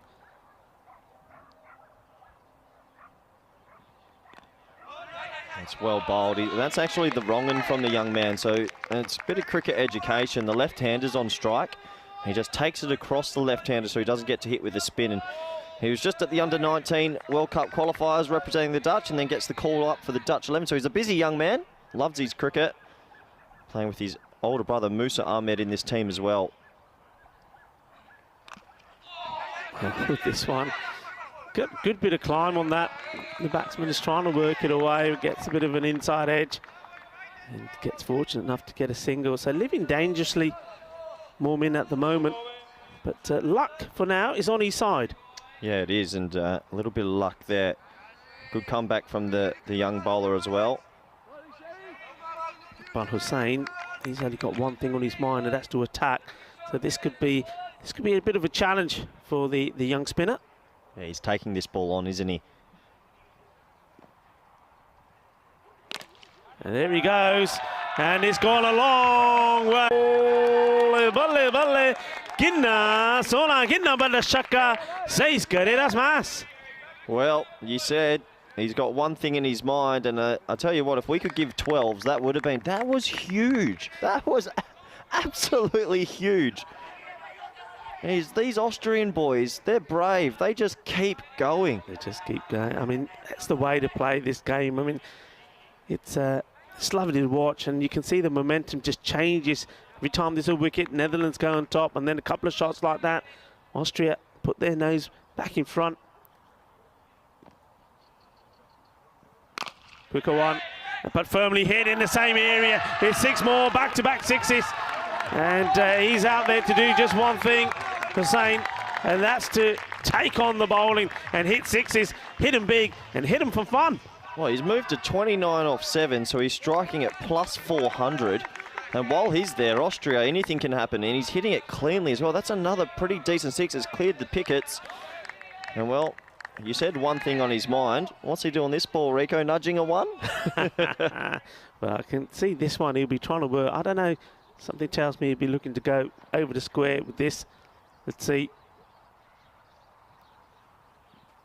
And now he goes the other way completely. Work to be done by the fielder and does well. Or does he? No. Well, it was always going to be difficult. He gets himself dirty for his team with the slide in there, and that's the captain, I think, Brett, but he couldn't stop it going over the boundary. So 4 more to finish. And what a spectacular over that was. And the score at this halfway point goes to 63 for, well, actually, no, 67 with that boundary as we are at this halfway point.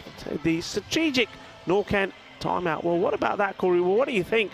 I mean, all of a sudden, it's just what we were talking about this format of the game.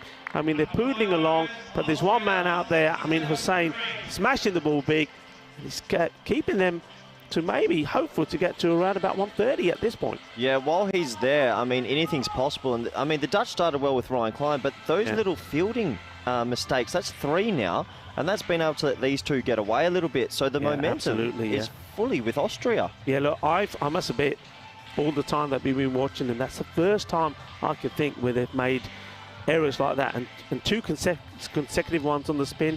It's not like them at all, and I could see that when certainly when Clayton Floyd picked up his cap at the end of that over, he was not a happy bunny. So they've got some work to do here, but the one man they need to see the back of is this man, Hussain, hitting the ball so cleanly and so well first thing in this pretty fresh morning, it has to be said. Yeah, it was cold. I've just taken the jacket off. It was on for a long time there. But no, it was cold this morning, but it's not cold for Austria at the moment, because if they keep going like this, they're thinking probably 130 and maybe a little bit of vengeance. They lost the final by 3 runs to them in the group stage. So for them, this is big. Yeah, they lost to them 3 times. And as you said, the final, it just came down to 4 runs. It was really close.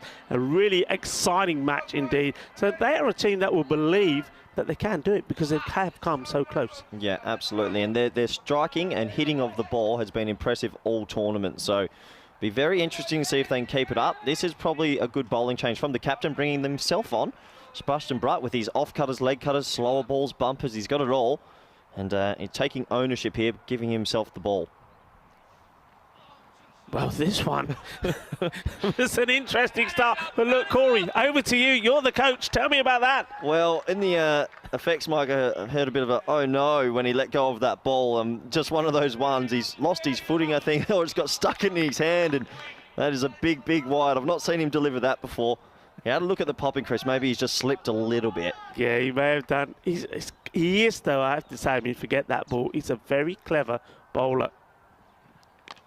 This one's been worked away, work to be done by the fielder, and does it well. And yeah, I mean, I like the way that he's able to vary his pace. I mean, these slower balls, not only are the slower balls that he pitches up, which can be difficult to deal with, but he's got quite a cunning one where it's a short delivery, so short, the batsman's eyes light up, and he gets him so many wickets. Yeah, it is the old slower ball bouncer. It's not used too much, actually, in this tournament, but he is an exponent of it. That first ball wasn't that, though. That wasn't... No. This one has gone a long, long way. Kinna Bada Shaka Lagya. Well, I don't know if you're a golf fan, Rico, but that's a 9-iron. He has just put that into the wind and just let that sit. That had miles on it. That's gone so high.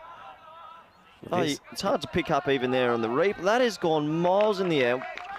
Is he on for maybe the quickest international T10 50 Well, because he's 39 off 9.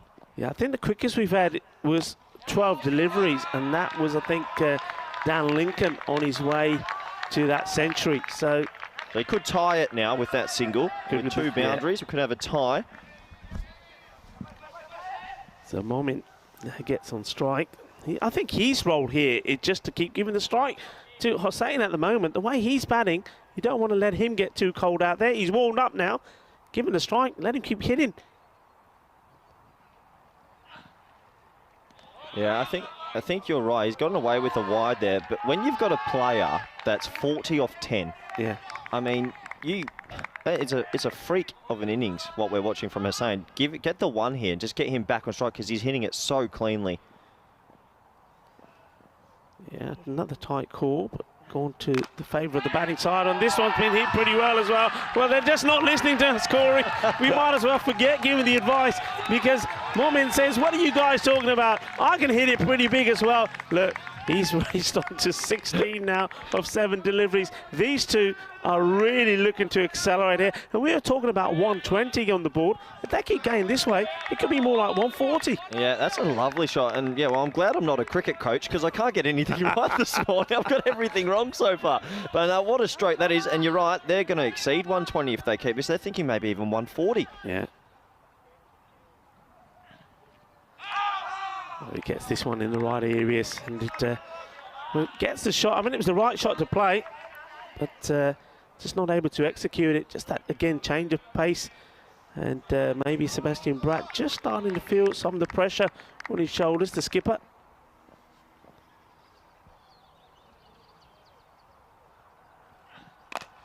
And he gets plenty of bat on this, and now there's some work to do. He's got to get down, and he decides not to. That is beating him. That's Musa Ahmed. And he's one of the top fielders in this side, and not even he could do nothing about that. So he goes for the similar ball again, but this time the batsman is onto it. 4 more runs. Yeah, and it's 87 for 3 now after 6. So, well, the Austrians are coming. It's an early game, this one, but they have obviously had 8 hours sleep because they are batting beautifully. I think the Dutch are a little bit shell-shocked. Yeah, I mean, it's all taken off, hasn't it? I mean, the power play 31 for 2, but in the next 3 overs, they've accelerated to 87. And that is, I mean, that is some 50, acceleration. Yeah, that's 56 off the last 3 then. Yeah. So, yeah, that's incredible ball striking. And we're going to see the third spinner in operate, Julian DeMay. Well, maybe it's his day. His 2 spin partners haven't had the most successful start, but maybe it's Julian DeMay's opportunity. Represents HBS in the Netherlands, and he'll be back for the ECL playing for HBS, but here's his chance for the Dutch 11. Well, it's got this one through okay. The batsman having a look at the umpire. And this time it's the batsman saying, well, how about this? I must admit, my initial reactions sort of suggested that that was pretty wide, but I think he's just managed to keep it inside the line. I think when you're 40 off 10 balls, you can just leave anything. You know your strike rate is going to still be pretty good. Oh, there's a couple of discussions going on with some tactics from the captain and the umpires. Good for the game. Good for the game. Keeps it spicy. We like it spicy. Well, this one is up in the air. It should be taken, and it has. Well, he did make an error, didn't he, in the field, Aaron Dutt. Well, he's made up for that one, holding this, and they've taken the wicket, and it's an important one because it is that of Hossein. And in the end, I think he goes quite cheaply, really, from the way he's been batting. You'd expected him to go all the way, at least to get to his 50. Yeah, he'll be disappointed to get out now. He was looking really, really good, and there's a lot of spice in this game, and what a nice catch from Aaron Dutt. A bit of a misfield earlier, and he'll be happy to make amends there, but there's a bit of spice in this game. Julian DeMay, I'll tell you on your screens there, he gave it to him as he walked off, and look, there is spice, yeah. And that's what you want to see. People are playing for their countries. I don't mind a bit of argy-bargy, but what an innings. 40 off 12, 5 sixes, 2 fours, a strike rate of 3, 3, 3, 3. Yeah, I mean, he's done his job, hasn't he? And remember, we have to go back. Remember, they were 12 for 2 when he was out there. They just lost their captain, who by far is probably the best batsman in their team, Razmal. They needed something to happen. And, well, this man, well, Hossein thought, well, leave it to me, Skip. Don't worry. You go and finish your breakfast. I'll go take care of the business out here in the middle. And that's what he's done. But now the question is, with that wicket going, will that slow things down, or will the Austrian batsmen, as we suspect they will, just come out and throw their bat and make contact and just continue to accelerate. Yeah, and well, they've got 20 balls to, well, sorry, they've got 22 balls to just go at nearly everything here. Julian De May, what a start for him. No runs conceded. He's got the vital breakthrough. Nashan, just as we suspect, says, well, we just deal in sixes. That's what we know. They might as well change. They might be called the Austria sixes, maybe, because that's what they're doing here. Ikwari Hor Shaka Lagria. It beggars belief. That is an unbelievable cricket shot. First ball to just lean back and go over wide extra cover for 6. Oh, some of the hitting from the Austrian team is it's actually phenomenal. Belgium as well yesterday, watching them, how they can go from everybody to do that shot there. That is an unbelievable cricket shot. First ball. How many players this innings have hit a first ball 6? Yeah, I know. It's just amazing. And it's where he hits it, you know. Short, and he takes him on again. And this one's going to be 6 more. And he says, well, if you're going to pitch it there, this is what I'm going to do with it. Shaka Lagia. Qué guay, qué genial. Eso es muy grande. Qué partido eso es. Bienvenido aquí en el campo de Cártama. I'm enjoying this too much. I mean, he's 12 off 2. Yeah, this ball's a little bit short, but you've still got to put it away. Look here, nice still base. He puts the kitchen sink behind that. Oh. Well, wasn't just quite ready, so he goes back to his mark here, De May. Maybe a few mind games. This one is going to be 3 and 3. 1, 2, 3, Calypso, and that is the biggest of the lot. Gewai, boom, Shaka Lagia. Well, I've just found my new favourite player of the tournament, Mirza Asan. I want his bat, I want his helmet, I want everything. That is unbelievable. He's gone wide extra cover for 6 off the back foot. He's gone over long on with a pull shot, and now he's got a full ball and he's gone bang, bang. I tell you what, I got in the lift with him this morning. He is a massive unit. Not only is he tall, but he's broad, and he can hit the ball far. He'll go for another here. Oh! And a chance of a caught and bowl there from De May. But it gets past him. He gets a single. What an over. That's a crazy over. It was dot ball, wicket, 6s galore, and then this would have been a spectacular catch. If he had held on to this, oh, he got a fingertip to it. But, well, the trio of spinners, I don't know if it's worked for the Dutch today. And, well, Austria, they're away and flying. Well, you're flying. Well, look, this is where we are. Remember, the first 15 matches are the round-robin matches. And then we go on to Super Thursday, where the top 3, they continue. But it's elimination day for the bottom 3. So, basically, from the teams that finish in the bottom 3 out of these 6, they then play out to see which one will go into that finals Friday. So really the likes of Austria here, this is vital for them to try and pick up some points. The way they're going at the moment, they're looking good. I tell you what, I think the outgoing batsman there, Hussain, probably said to Mirza, look, he said a few words to me, sort him out, and he did sort him out. Yeah.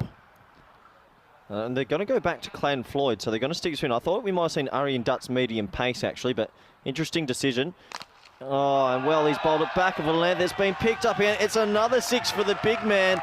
And Rico, you said you're in the lift with. How big is he? Oh, he's huge. He really is. I mean, you can see there, I mean, when he stands next to Alphonse, look there, but that gives you an idea. He's a big, tall man, and he only deals in hitting the ball hard. And, well, that's what he's doing out there at the moment. This is amazing. Look, in that last over, it was just incredible. They were, as we know, on 87, and all of a sudden they've ended up on 100, 106. I mean, the hitting has been phenomenal, hasn't it? This is some of the best hitting I've seen all time. They could be on for 150. They were 2 for nothing after 2. Yeah, I am surprised they've gone back to spin. I think they had the medium pace of Aryan Dutt. I think they could have gone there, but they're backing Clayton in. Fuller delivery, and that's probably... I mean, you can't be too critical of the Netherlands. They normally do things really well, but that's probably the first delivery since maybe the opening spell of the seamers that we've seen right up there in the block hole. Yeah, absolutely. So They've just missed their lines and lengths. They'll be a little bit disappointed. I know they put a lot of energy in as a group. They have their team meetings, the recovery sessions in the pool. They're a good team, the Dutch, and they're just a bit shell-shocked. Maybe that bout of illness going through the camp is affecting them a little bit. Oh, this one has been hit cleanly, and it goes over for 6. This was an outstanding shot because he's gone right the way back into his crease and still managed to get the power in it to clear the boundary. 6 more. And what I love about this is, you're right, he uses his crease and they're hitting straight. So they're getting shorter balls, but they're hitting the sight screen almost. And that's what we try and teach these players these days, to go straight still. Lovely shot. And this time, delightfully place it down to the third man and gets the big unit on strike. But, I mean, that shot, Corey, how do you get the power into it when he's gone all the way back and he's almost reaching for it? I mean, that's a magnificent strike. To be honest, I have no idea. I weigh about 52 kilos. I'm about 5'3". I can't get that much power in about 3 hits. That was an awesome shot from the left-hander. They're strong boys, aren't they? Strong boys. This is going to be interesting here. Throws himself at it and keeps it to no run. We haven't seen too many dot balls lately either. I mean, that's the first in a while. Yeah, it is. He got the Yorker perfect there. And when you're bowling to someone on 26 off 7, you have to get it pretty perfect. Just a change in the field. What are we saying? Get closer, get closer. Well bowled. Pretty important finish that to get a dot and a 1. Yeah. And 121 for 4 now update.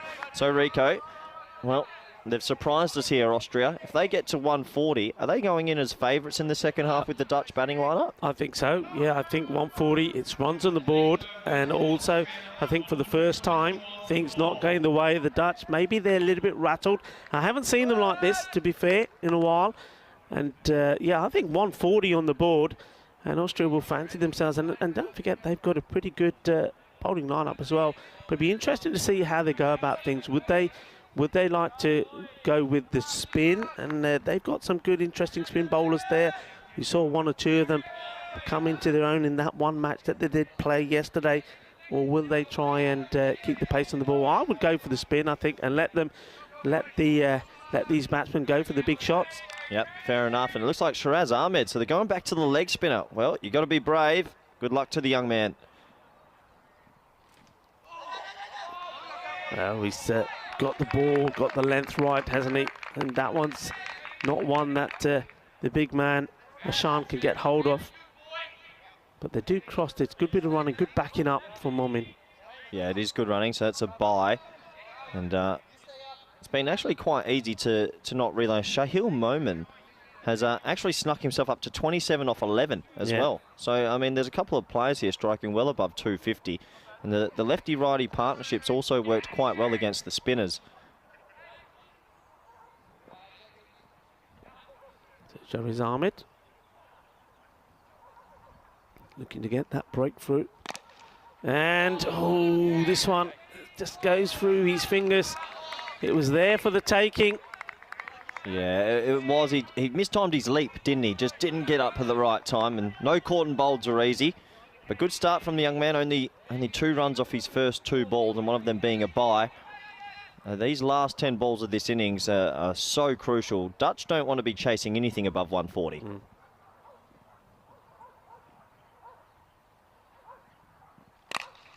Well bowled again, and yeah, you've seen that. And we saw it from Clayton Floyd. Came in and bowled a really good 8th over, and now at the moment here, Shiraz Ahmed, the young man, is doing the same. Much better lines, much better length. Yep, 18 years old, so to be given the 9th, you say everything happens in the 9th, isn't it? The 9th is normally the big one way or another. He's obviously a confident young man to come in and take the ball in his hand at this crucial stage of the game. Yeah, well bowled. This really has bowled well. I mean, look, just to have a look at the way these overs went. The first over, 4 runs. Second over went for 8. And then it was 19, 16, 20, 20, 19, 15. And then the last 2 have been good ones from the spinners of Clayton Floyd. And this one so far is looking good from Shiraz Ahmed. And that really has tied things down again. And like you said, the 140 certainly looked on. But if these 2 deliveries go the way the previous ones have done, well, they're going to struggle. Well, that was a very interesting option from the batsman. They might push and touch for 2, but he came walking down the crease. I think he wanted to turn it into a low full toss, but gee, Shiraz Ahmed, what an over. Yeah, this is really good and quality, because like you said, the batsman is coming at you and he's got to quickly think what I'm going to do here, and the perfect response. All the batsmen, a lot of bowlers would bang it in short. I think he was looking for that. He just put it out there outside the off, good length. He couldn't do anything apart from get a single. Yeah, unbelievable over from the young man. He's brought touch right back into this. Oh, this is terrific. His first over, just to remind you, went for 20. And now here he is, he's bowling his second. So under all that pressure, also bowling, as we know, the 9th over where it all happens, and he's come back and he's bowled an absolute peak, just 5 runs from it. Well, 18 years old, and he's bowled 5 out of 6 perfect Yorkers. What an over from him. And it might seem like a small thing, but we could look back at that over later in the game and go, that was the turning point for the Netherlands. I think you're absolutely right. Certainly could. That was key. And he's backed it up well, hasn't he?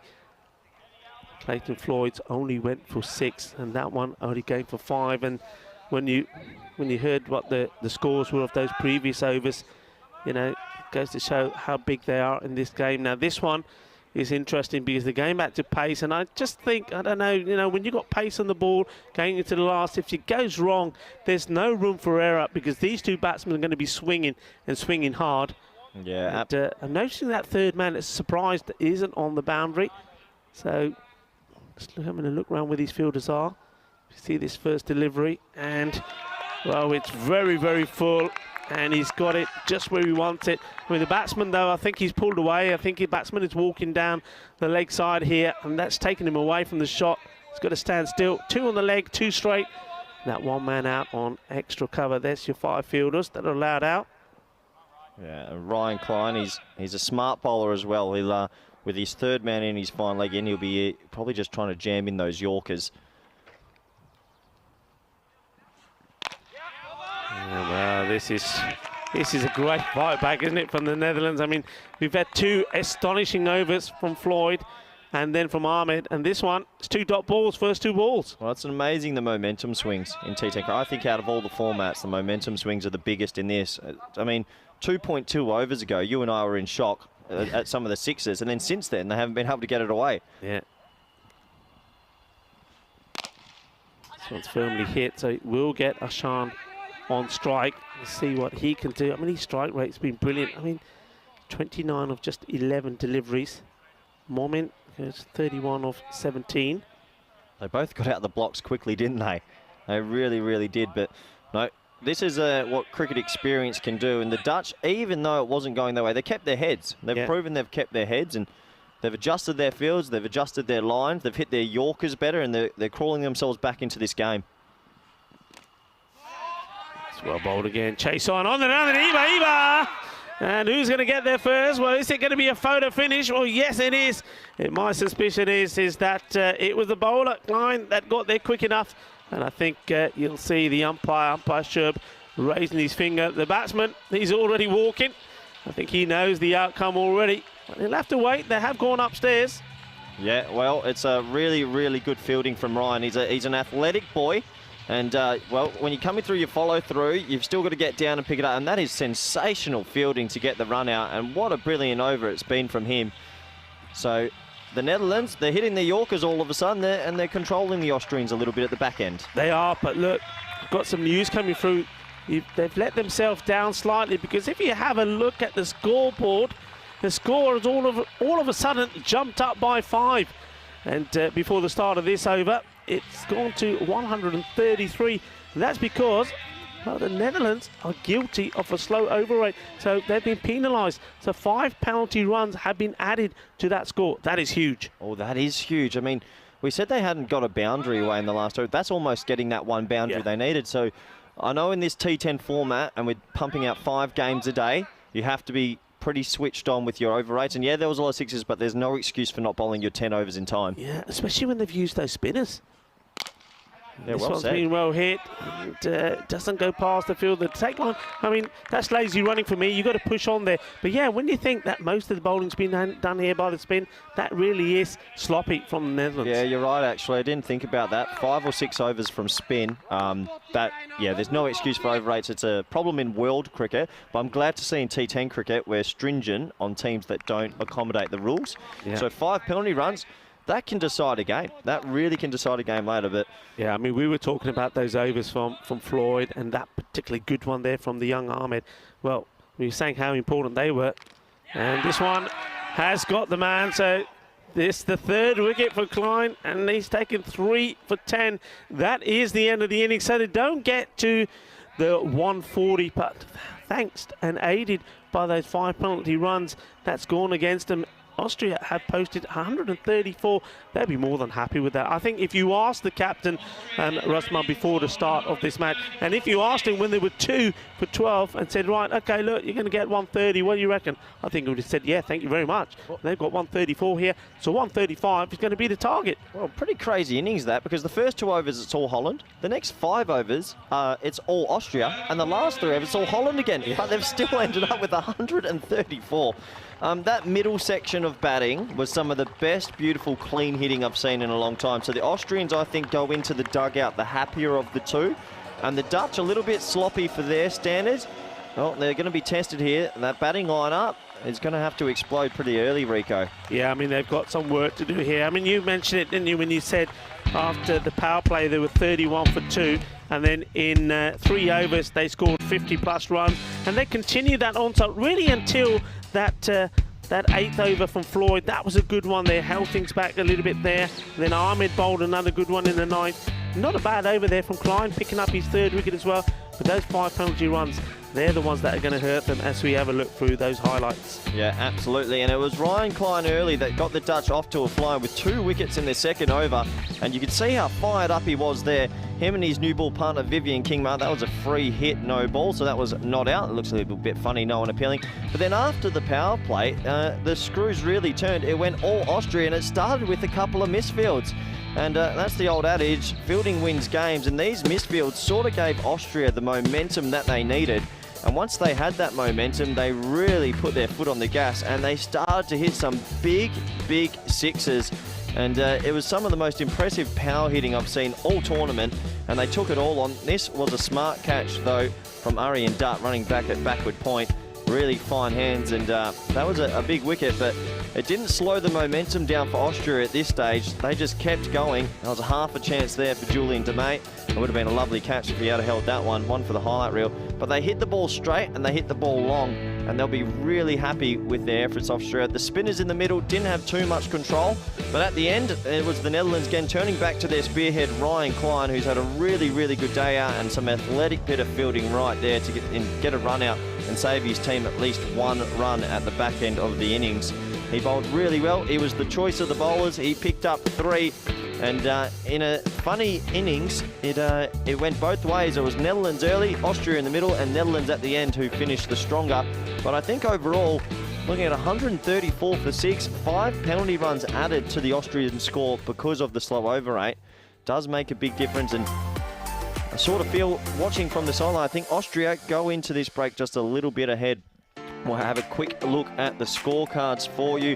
And, well, you can see there, that middle order exploded. Iqbal Hussain, 40 off 12. Shahil Moment, 31 off 17. And Mirza Ahsan, 29 off 13. Phenomenal. But what I want you to see in the bottom left of your screen, 15 extras and penalty runs 5. We might look back at that later in the game. Look at the bowling, and the man that stands out there is Ryan Klein. Well, if they go on to win this, he might get man of the match. 3 for 10 off 2. Sensational. But all the other bowlers, well, they got a bit of stick, especially the spinners. Sebastian Brandt, not a good over there, or Julian DeMay. And they'll be disappointed with the 15 extras. It's inexcusable in cricket in any format, but especially T10. So that will take us to a break. 134 for 6. Join us back live in a few moments to see if the Netherlands 11 can make 135 to get the win. Thank you.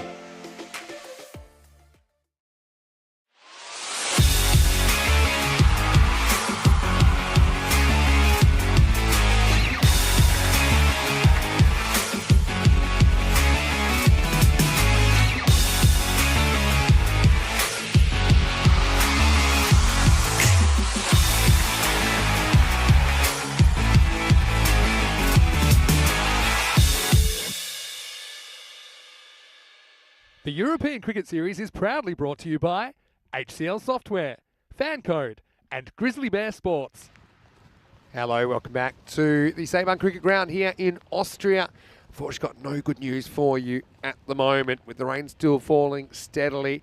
We're still a little bit off the cutoff for the second match of the day, match number 32. Players came off after just 2 overs of play. ICCV 38 without loss after those 2 overs. So yeah, potentially, if it was to clear in the next 10 minutes or so, we may be able to still get a completed match in. So just a quick note to say, there's no real advance in the situation here, but you can keep up to date either in the chat, ECN European Cricket Network, or of course on our website, europeancricket.com. We'll let you know if there's any news. In the meantime, we'll go back to that classic match, and in that match, it takes us all the way back to the ECC back in 2021, 5th of October, Championship Week, Match 6. We've just seen the Austrian innings. They put on 134 for 6 off the 10 overs. Iqbal Hussain with 40, Shahil Momin with 31, and Mirza Hassan with 29. So we'll resume now with the start of the second innings. Clayton Floyd and Musa Ahmed will be your openers. First over to be bowled by Aqib Iqbal himself. And next voice you hear will be that of Corey Rutgers and, of course, Rico Full. Let you know shortly if there's any advance here with the situation in Austria. For now, enjoy this ECN Classic. Today, and welcome to you. There's the umpires, Stefan Gooch and Charles Croucher. Very happy birthday to Stefan Gooch, his 37th birthday today. And it's wonderful to have your company wherever you're watching around the world. Well, this is a battle between 2 teams that struggled on day 1 of the championship week. They both lost both of their games, and that's their records for the entire series. You see up there, Italy 6 and 7, and those 6 were all in a row. And you can see the news from the toss. Italy won the toss, elected to bat first. And Rico mentioned some of the players to watch. I think for me, apologies for that. Seems to have cut ahead, and we don't want to go there just yet. So just while we find that, then we'll let you know when we're ready to go. But yeah, no, the Netherlands versus Austria was a very, very good match. I just want to give a quick shout out to all the players here as well for their patience. Obviously not an easy thing to do, to sit and wait. But hopefully the rain does clear. We had a frustrating couple of days really here at the Sabahn Cricket Ground. And so hopefully we'll get going as soon as possible. Just to let you know what's happened so far today, we did have first match of the day completed, and it was a pretty high scoring one. Austrian Cricket Tigers 152 versus Cricket SEC 136. Austrian Cricket Tigers continued their good form, particularly their top 3. It's been amongst the runs more often than not. 79 off 38 for Imran Asif this morning, 66 off 23 for Mirza Hassan. Aqib Iqbal went out there, didn't even have to face the ball, just had to do some running, as they put 152 on the board for just 1 wicket. Cricketer in response, well, they gave it a good shake, didn't they? Bilal Zalmai, 43 off 20. Javid Zadran was outstanding, 65 not out off 25, but they just weren't able to go at the pace required, and they fell 16 runs short. Some really good bowling performances. Hassan Yusuf, I think he was great again opening the bowling, just 1 for 12 for the Austrian Cricket Tigers. So I'm going to leave you for now, and we'll take you back to the second half of that game. Netherlands chasing 135 for victory in that ECC 2021 match, Match 6 in Championship Week. And we'll be back here with an update shortly from Austria. Enjoy. I should say sorry to all our cricket viewers around the world. We're at the beautiful Cartama Oval here in Spain, and look at that gorgeous view in the background. Mountain-esque, hills, greenery, absolutely gorgeous. And we are in the middle of an absolutely beautiful game of T10 cricket. The ebbs and flows in the first innings were sensational. And I'm Corey Rutgers, and it's great to have you back here joining us live around the world, wherever you are, morning, afternoon, dinner time, or even the late evening. It's great to have you watching us live. And, well, Austria playing the Netherlands 11. Austria came out and absolutely shocked the Netherlands 11. They had a poor start in the power play, but then they went on to hit 134 for 6, also helped by 5 penalty runs. Well, you don't hear that every day, but they'll be pretty confident and pretty happy with their total halfway through. And it looks like it's going to be Clayton Floyd and Musa Ahmed, the Dutch opening batsman, coming out, and they really have to get them off to a good start here, because if they don't get off to a good start, Well, Austria will think this is our chance. They're 0-3 against the Netherlands. They were in the same group.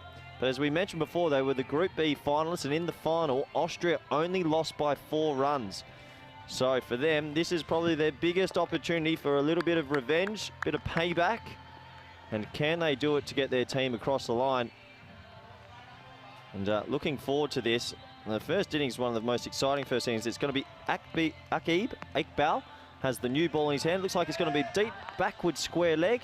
And, well, they don't have a second man out just yet, but I dare say someone will, because you are allowed 2 out in this power play. And it'll be Clayton Floyd. He didn't have the greatest day yesterday, and he'll be looking to get them off to a flyer. The first ever international T10 100 maker.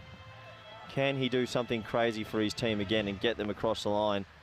135 off 60 balls, 13.5. Gives me a good opportunity to bring back good friend, all-round good guy and co-commentator, Rico Full. Rico, welcome back. Thank you very much, Corey. And what a match we have lined up here. The Netherlands, they've been strong, they've been good, but they've got to be pretty good here now, trying to get to this score required, 135 for victory. First delivery is a wide from Iqbal. Keep Iqbal, I have liked his bowling, Corey. I think he's been one of few seamers that has got the ball consistently in the right area. Also, he has been able to get that ball to do a bit. A lot of bowlers have struggled. Oh, he's a talented bowler and likes to take it away from the right-hander. He needs to get it right early, though. Well bowled, and they good backing up, which you'd expect. And Musa gets to the other end. Musa Ahmed, what form he's been in. When he gets flowing, it's not a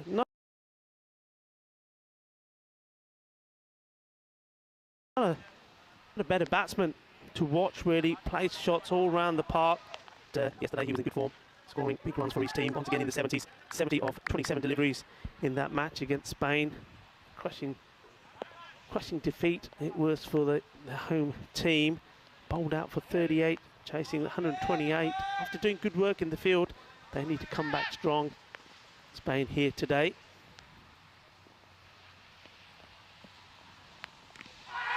It's very well bowled. And that's that good running again. This is something that we're going to see from the Netherlands, and the only other team that's really able to replicate this kind of running is the England 11. I mean, Corey, how hard is it to really get this mindset into batsmen to be running like this? I mean, it seems to be something which all the other teams could learn from. Absolutely. Those little ones make a big difference to your total end. And well, Musa Ahmed and Clayton Floyd, their teammates back home in the Netherlands, they play for HCC together, so you would hope they have a good understanding together as well. And here we go again. You see, the bowler scarping along and trying to get there. Because one of the things, I remember, I was bowling in my prime years, if you like. When you're charging in and you're getting ball in, you've got the field set, and you've always thought to the captain and say, right, I want him there, one there. I don't want to give any singles away. And when you've got that field and they're still getting the singles, it used to drive me mad. And I'm thinking, Skip, if he's there, there can't be a single there. Are they too deep here? What's the story? Or are they just being too defensive?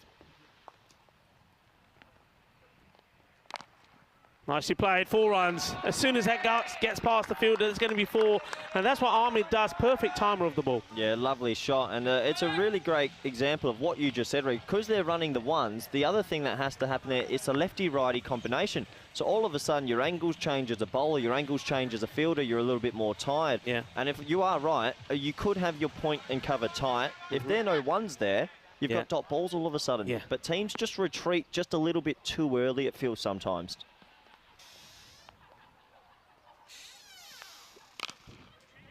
This time to the fielder, and this time no run as well. There's something about the left-handed cover drive. Musa Ahmed, he's aesthetically beautiful as a player. Just the way he just leans on the ball and plays, like just this shot here. It's only a dot ball, but there's something beautiful about a left-handed cover drive. It's that punchy little action shot, isn't it? Yeah. Really do love it. It's a good start from Austria, though. They'll be pretty happy. Pretty important ball. Last ball of the first.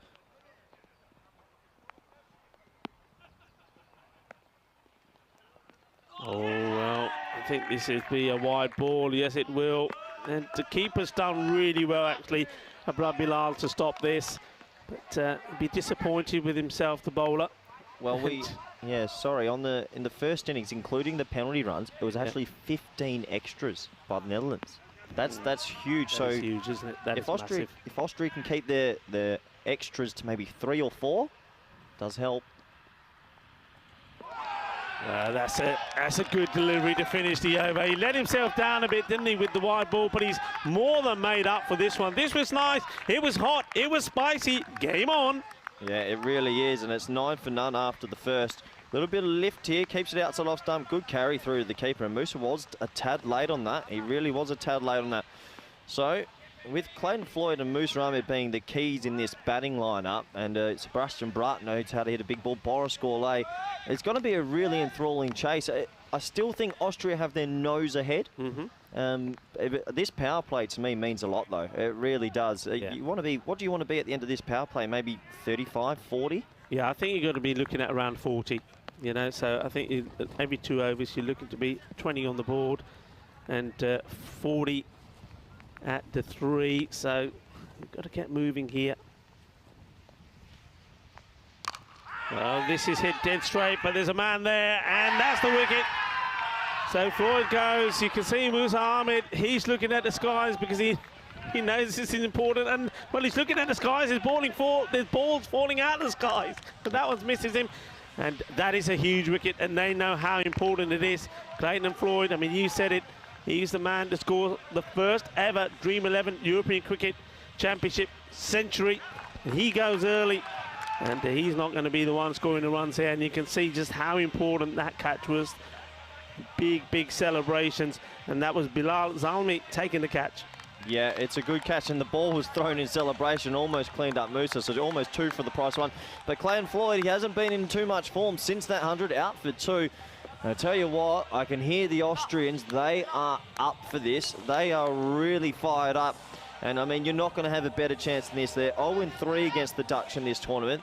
They have a real hot chance of chasing out. And it looks like there's been a change in the order. That looks like it's my fellow. I like him a lot, the way he bats and goes. Rafael Fons. So he's the deflector that he plays a lot of ramps, a lot of deft touches, reverse Malachis, scoop shots, whatever you want to call it. They've given him a go at 3. No. Interesting. Alphonse. And maybe that's because of the early fall of the wicket. Zadran to him. Banks this one in outside the off. He's asking the question. And, well, 1 or 2 of them are as well. Let's see this again. I heard something. I did hear something. Yeah. I don't know. It was just a feather, I thought. And I'll put the finger up in the commentary. I'm glad I'm not an umpire. It's not easy.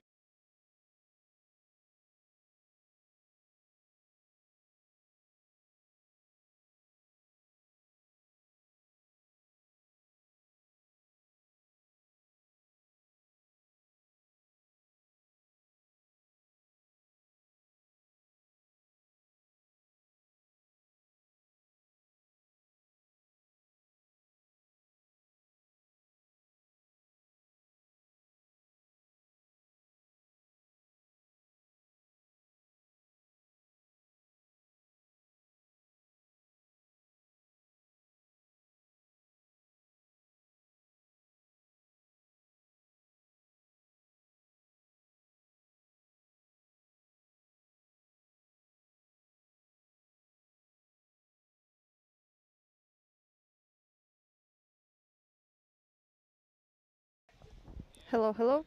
Yo. Did it? Yeah, I did. What, ready? Men är med. Nej.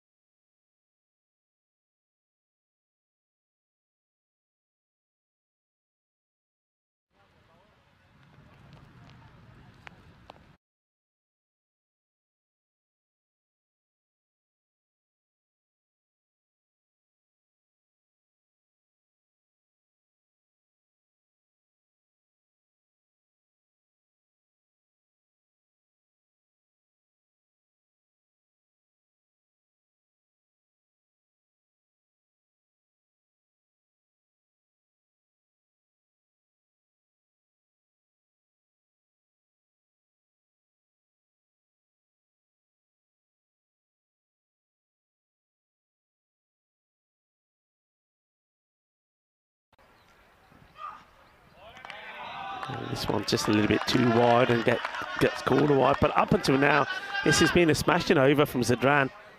Yeah, it has. Are you surprised to not see Boris Gourlay come out at 3? He's been the glue. Yeah, I am very surprised. I mean, Gourlay can hold things together, you know, and if they wanted to make this play a little bit safer, they've had a number of options they could have gone for.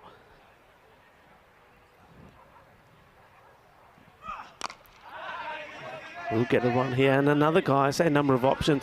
One man that I've been impressed with, and I certainly think for me, he's a power play player, is the Oliver Alambas. I think when he's gone out there, he hits the ball so well and so cleanly. To have him out in the power play would certainly be something that I'd be interested to see. Yeah, absolutely. I'm just more surprised we haven't seen Boris.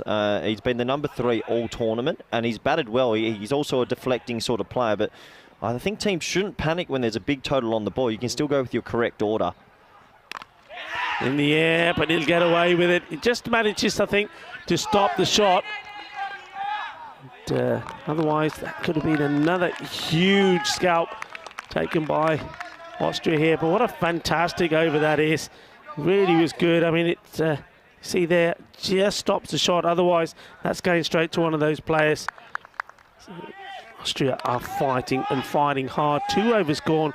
The score on 12. That was fantastic from Zadran. And we have a look at the table here. This game is really important for Austria. Yet to get any points on the board.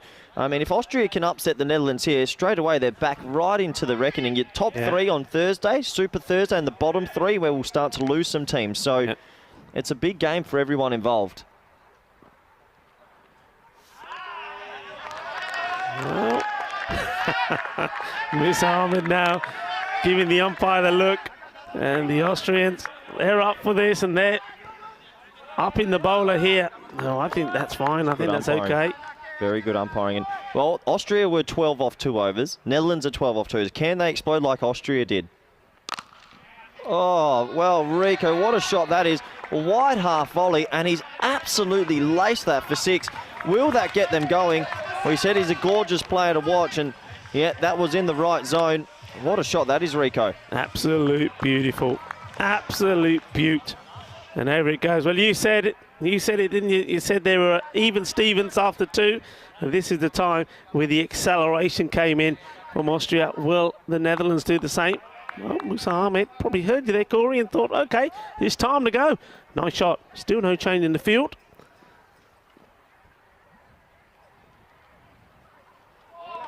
There he goes for the big one straight down the ground. And I think that's... They're leaving that door open at the moment, aren't they? I mean, they haven't got that man back at long off. Long on is on, but long off, he's inside the circle, and I think that's where Ahmed was looking to go there. Yeah, they've got the deep mid wicket, so Ahmed's trying to clear that front leg and hit everything through the offside. This is going to go all the way as well, is it? No, just one bounce, 4 runs. Clever shot. He knows there's nobody out there on the boundary. You've got 4 men there around him. He almost gave them a catch, didn't he, earlier on? But this time round, he says, no, I'm going to go through with my shot. He backed himself to do it, and he's nailed it. 4 more runs. No, lovely cricket shot, and he's a player that has a big reputation in Dutch cricket already. I think I mentioned yesterday he made his 50-over debut against Ireland in the ODI Super League series this year, and he is a class batsman, but he is so important in this run chase. He needs to bat maybe 5-6 overs deep to give them their best chance.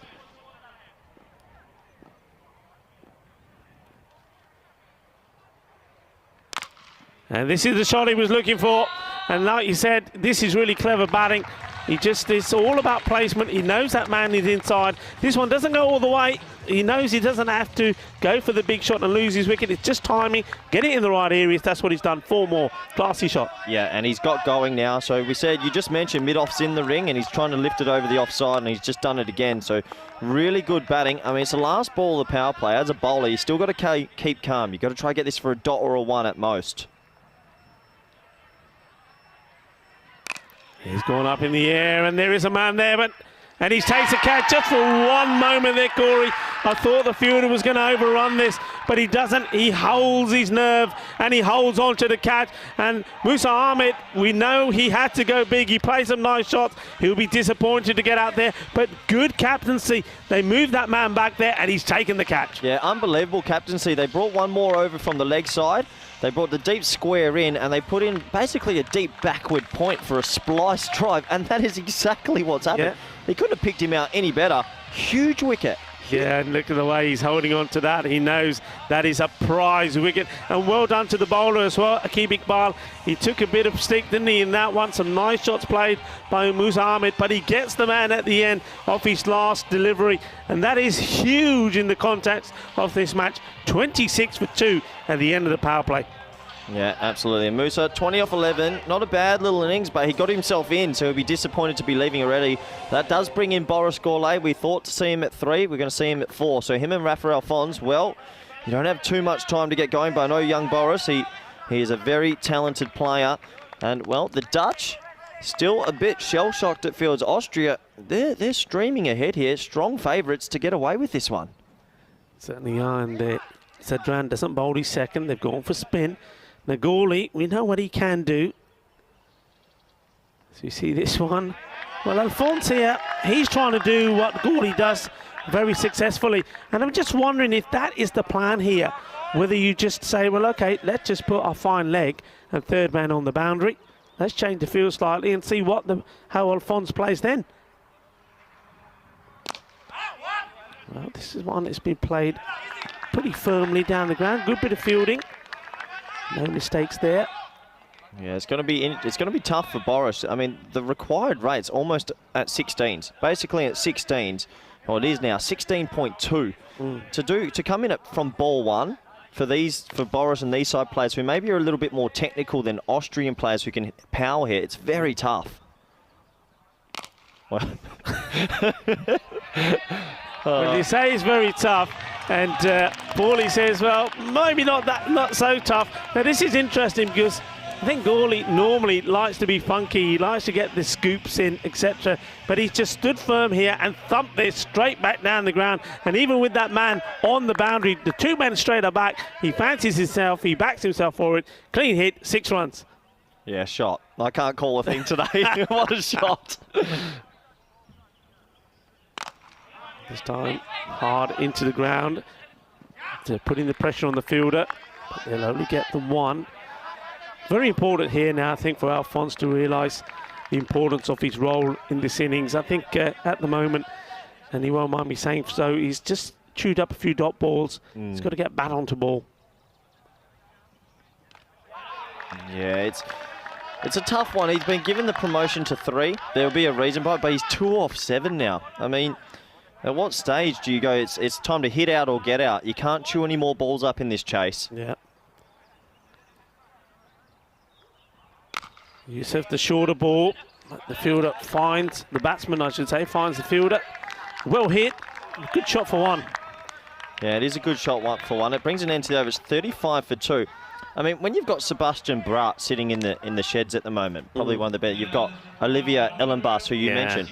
At what stage do you think about potentially retiring a player to bring in a power hitter? I know it sounds awful, and Rafael Fons is a talented player. Yeah. But he's 2 off 8. If he starts to go, say, 3 off 11 or 3 off 12, would you actually retire a player to bring in a bigger power hitter? Yeah, I mean, I've got to be honest. The retiring of a player, it's not something I'm a big fan of.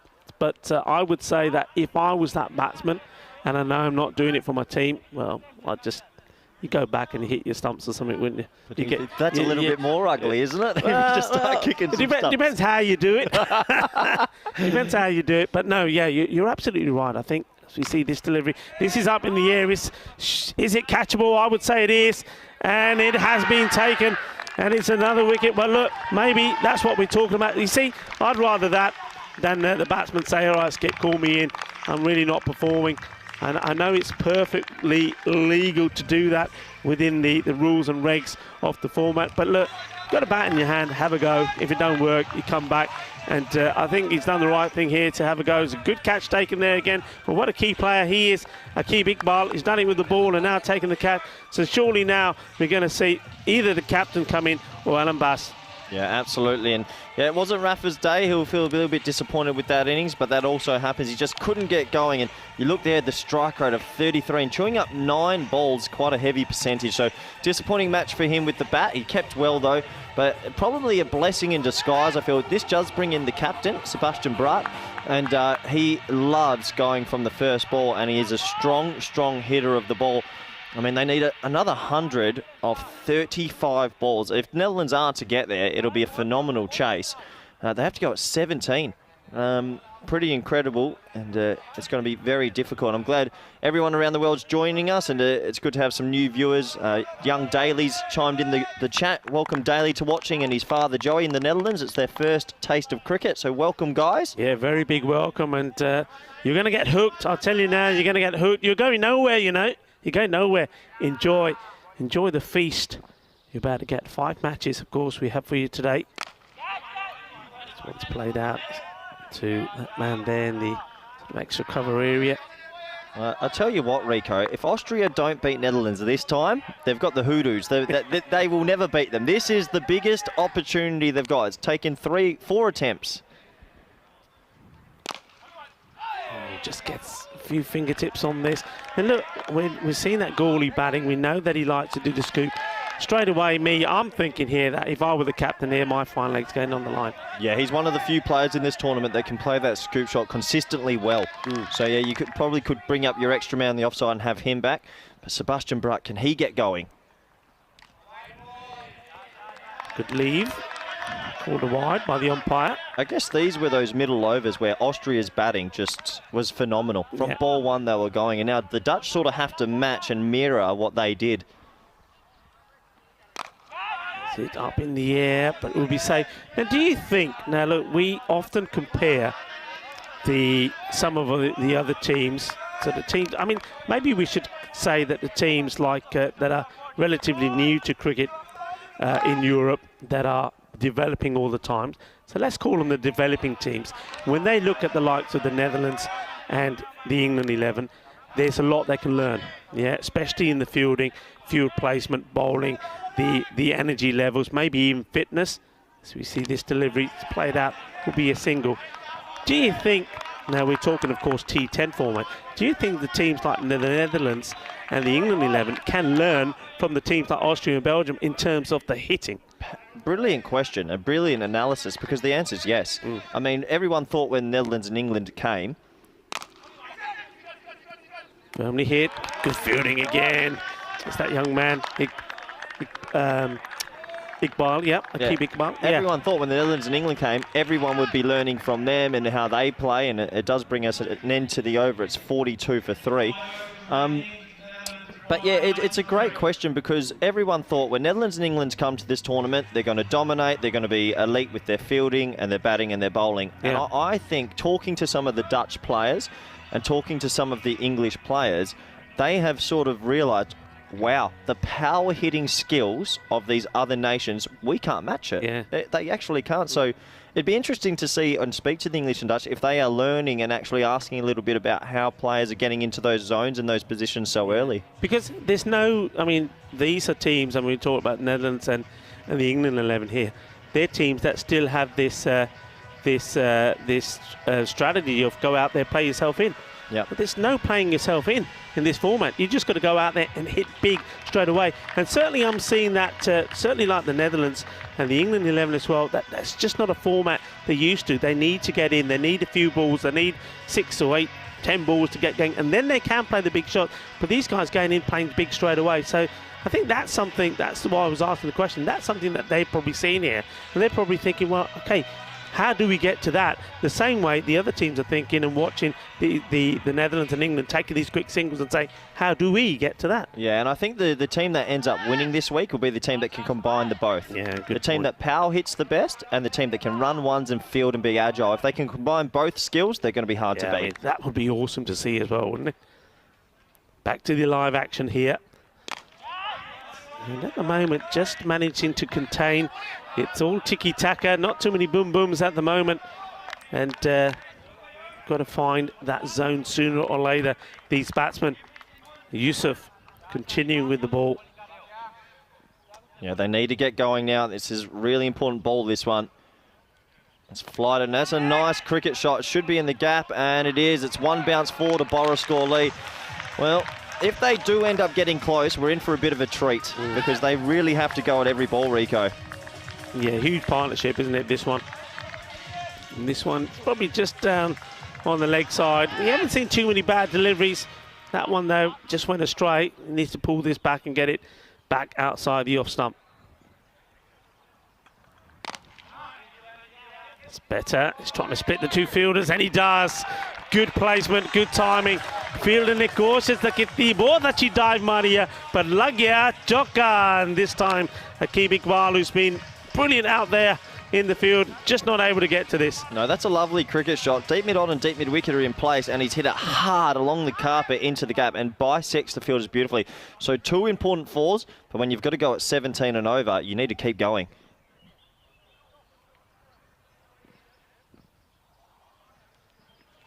Oh, I think he's gone. He's on his way.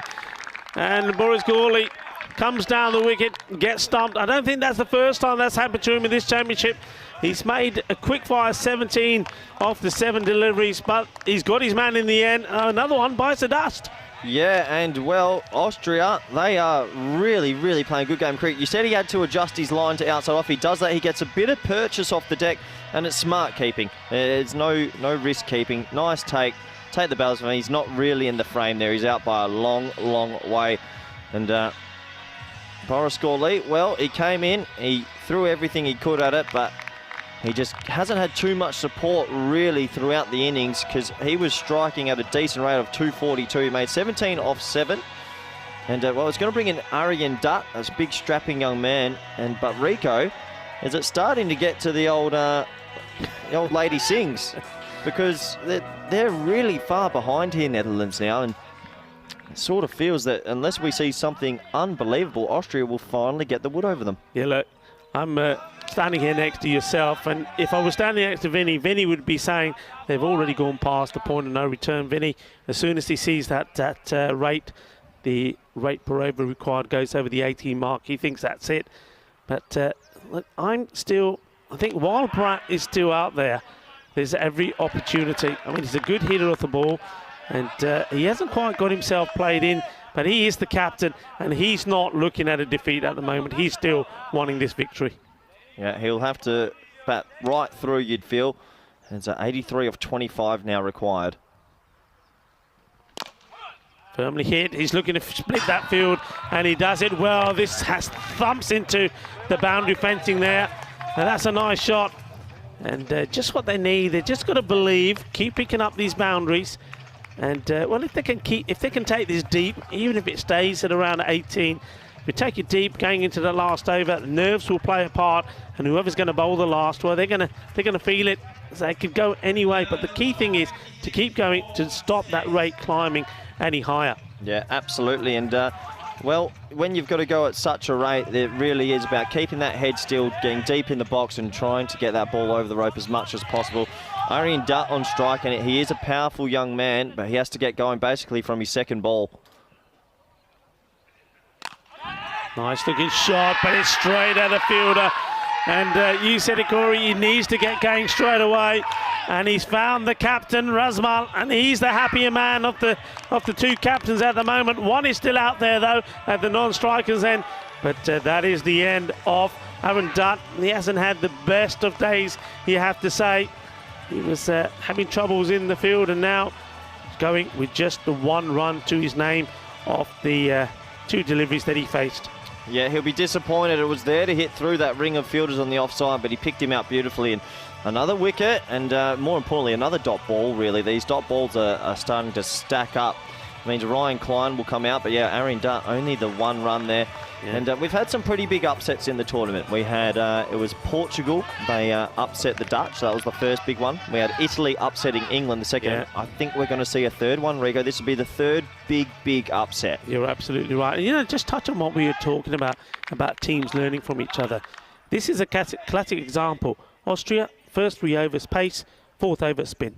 And since then, spin doing the trick. They're basically following the pattern that the Netherlands used. Yep, absolutely. And they're executing a little bit better than the Dutch spinners today. The Dutch spinners were a bit short and they got hit.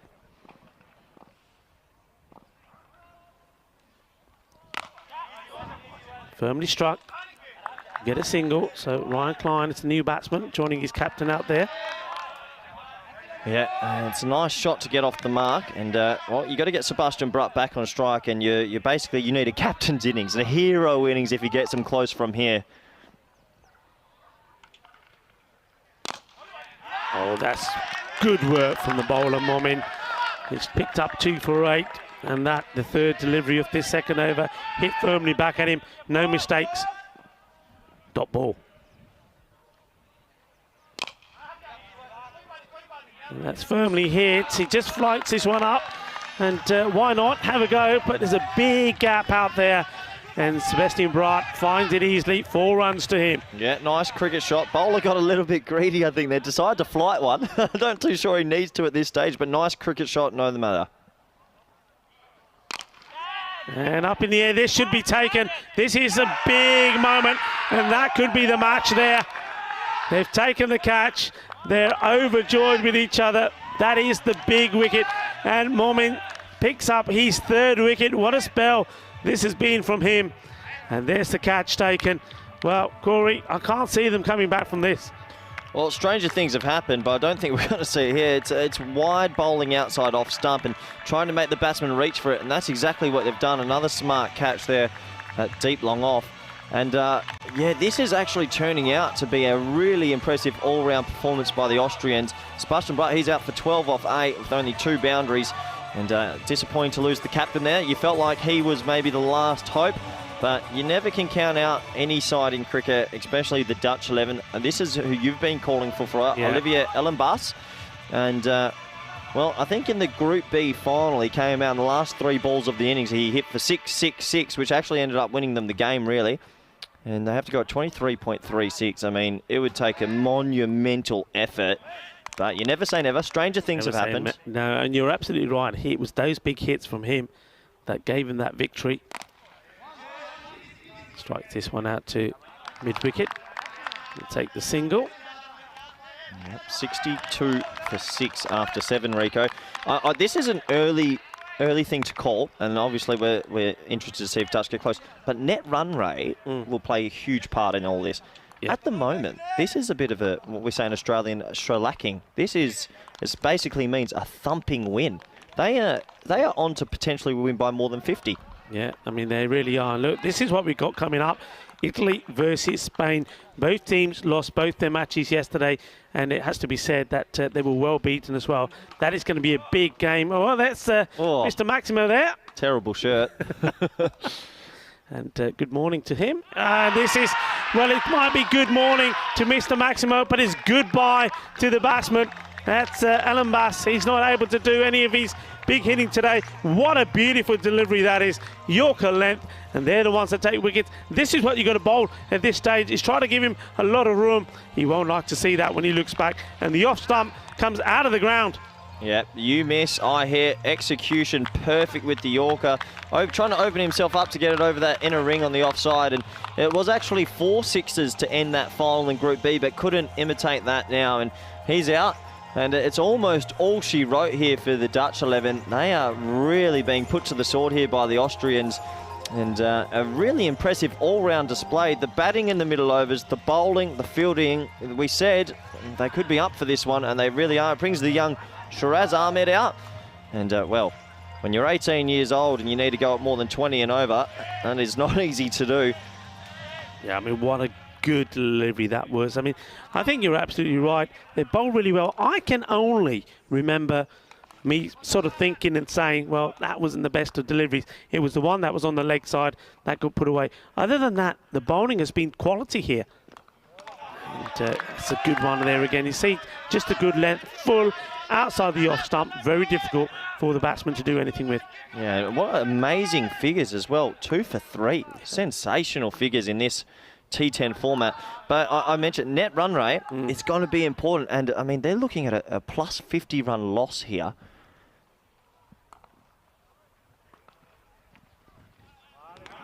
This one is just gone a little bit too wide.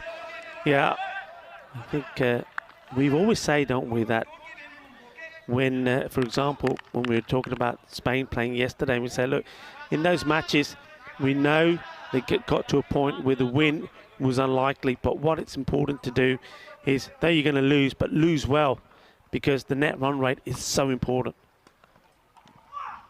And there's another one. He's gone right across, and this time it looks like it's the middle stump that's leaning backwards. What a brilliant bit of bowling. So just like Momin, we see another bowler, Zadran, this time, that has taken 3 wickets and only conceded so far 4 runs. That is outstanding, that bowling. It really is. Look, when you're a captain of a team and you're giving the ball to your medium pace or quick bowler, what you're saying to him is, look, all I want you to do is get the ball right up there. So many bowlers, I think, Corey, have struggled to do that in this championship. Well, Zadran, he's giving you an example of what the captain wants. And he's being rewarded for it, and his figures are absolutely outstanding. And this has been a really complete performance from Austria. And you know what I'm amazed about, Rico, in this tournament is the bounce back ability of a lot of these sides. We saw it from Italy, we saw it from Portugal. Austria yesterday, they don't have a great day by their standards, but they've come back and now they've upset the Dutch. And this is the beauty of this T10 cricket. It's just astounding. Everyone is beating everyone, and this trophy could go in a lot of different directions. As Julian Demey, well, he had a lot to say with the ball. He might be a bit sheepish here because now he's got a bat with his team pretty much on the ropes. That's what they all say. If you sledge in the first innings, you've then got to back it up in the second innings. So a bit of pressure on the young man here.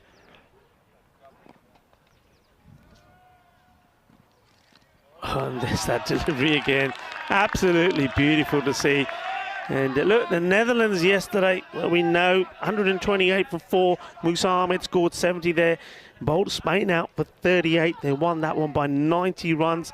And then in their second match, it was more the same. Italy restricted them well to 108 for 9, but they only allowed Italy score 71.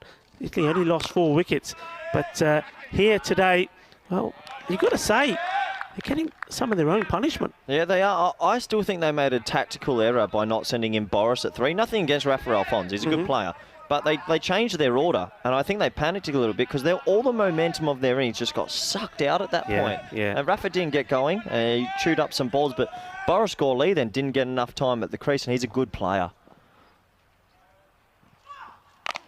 This one was a slower one and short, but it has been put away. And it just goes to show the difference the length makes. Now, look, you can imagine if the Austrian bowlers were bowling badly, if they were bowling bad balls, well, these batsmen would be tearing into them. But they've kept it good, they've kept it well. And even though that loose one there at the end, still, there's no way you can see Netherlands getting back into this match. It's been a quality performance from Austria. Yeah, and it takes it to 70 for 8 after 8. And I think we can sit here and maybe look at what the Netherlands have done wrong in that, but to be completely honest, they've been out-executed in nearly every facet. The power hitting has been better, the intent with the ball, the fielding, the Austrians have had a really exceptional day as a team, and they're doing their country proud. I mean, they haven't technically won yet, Rico.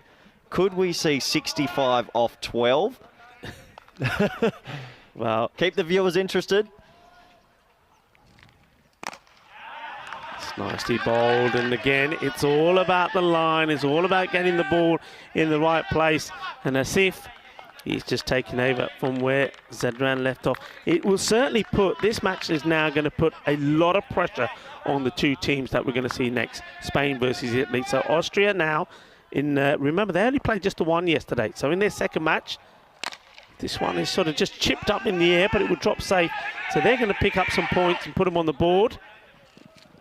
Okay, as well, another bat goes flying, and then the batsman follows as well. I think it's Demey here. He's got to be careful he doesn't injure himself. Yeah, we call that a jackknifing is what it's called, when the bat gets stuck into the grass when you're running and it sort of comes back into you. Yeah. So I hope he's okay, but good aggressive running for 2 runs. But yeah, you're right as well. It's opened the group up, this result. Yeah. It really has opened the group up, and you can see there, he just got that bat stuck into the grass and it pitches there, but I'm glad to see him on his feet and he's okay. And an edge, but it goes over the wicketkeeper like a flash. 4 runs. So it's a boundary to Ryan Klein. And he's taken his aggression and frustration out on the ball. But yeah, you're right. So Austria now, well, they look like they're the team that are chasing the pack. Italy and Spain need to get started, but whatever happens in that match, how about the one that's going to come up, Austria's second match today against Spain? Well, Austria will go into that favourites, and if they go 2 wins today, anything can happen. This is a nice shot. This is going all the way. That is big. Volle, volle, volle. 6 carreras, manos arriba, arbitro. Eso es 6 más. Yeah, lovely shot. Nice still base, still head, puts his hands through the ball. And, well, we said net run rate's important. Good to see Ryan Klein still going at it. I've got this for you as well, Yeah, Rico. go on. Netherlands play England later. Let's say England beat Netherlands. Then all of a sudden they've lost 2 in a row. And then they have Belgium who are red hot. Yeah. Well bowled. Yeah, look. All of a sudden. It goes back to what we're talking about, you know, that we've seen results go that a way that very few people would think so. And I think we're going to see a lot more of that in this championship week. Belgium, a lot of people, you know, when I was walking around the fan zone yesterday, a lot of people saw the way Belgium played and those 2 victories and saying, you know what, I think it could be an upset here. And that sort of vibe has followed all the way through. And the proof, if you like, is in the pudding here as well. As he takes a guard outside off stump. And it doesn't matter. You know what I love about that? It doesn't matter where the batsman stands. If you can execute as a bowler, it's still a 1. It's still a 1. Yeah, I mean, it could go any way, but you're absolutely right. That match.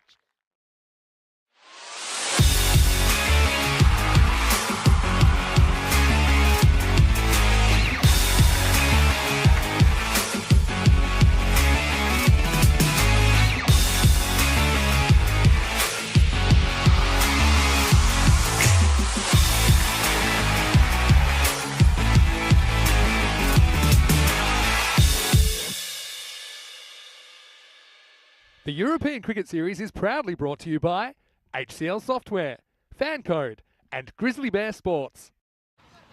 Hello, cricket lovers. Welcome back. And some good news from Austria. And after the unfortunate abandonment of the second match of the day, we're back on deck and we're going to get going in the third match of the day. Match number 33. This is the story.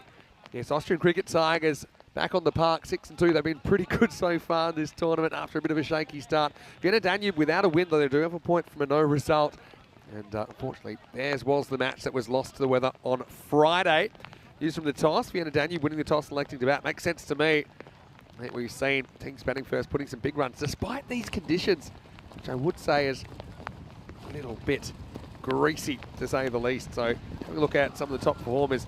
Imran Asif now up to 361 runs in the series. Akif Iqbal and Mirza Hassan both over 200, having a really good time. Asif's also the leading wicket taker with 8.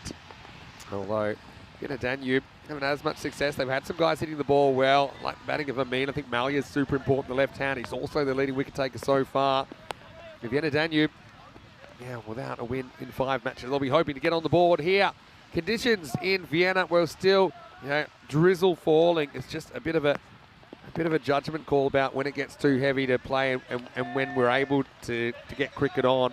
We did kind of attempt to give the rain a chance to clear in the second match of the day, but it didn't really work out. And that result, Indian Vienna 38 without loss after 2 overs. Those points to be split though. That'll be a point apiece. Vienna Danube though, and they'll be hoping to get off to a good start. Kabamalia is opening the batting. It's out there with Shafil Yusuf's side. And it's going to be Asan Yusuf to get us going. Starts with the ball. It does drop. And it drops onto the bat of Malia, who drives it through the offside. And it'll be a boundary. So a great start for Vienna Danube. He's still there. See that? Just slight misty rain falling at the moment. Yeah, we've seen it's not easy conditions for anyone. The batters, bowlers, all the fielders, everyone has to try and make the best of it. Something slightly different for us and Yusuf to deal with the left-hand, right-hand combination. And so, 4, then a single. Want to welcome back everyone. Hopefully you enjoyed the classic match. I know just missed the ending, but you could see the writings on the wall for the Netherlands 11. They ended up being bowled out for 86 off 9.3 overs. That was a memorable win for Austria and the ECC 21 Championship week. They won that match by 48 runs. This one just sneaks in a little bit. This is the thing about Arsene Youssef. He's very, very clever in the way he gets that ball to talk. He's capable of turning them, but doesn't really bother most of the time in this form of the game. Just loves to slide the ball into the right-hander.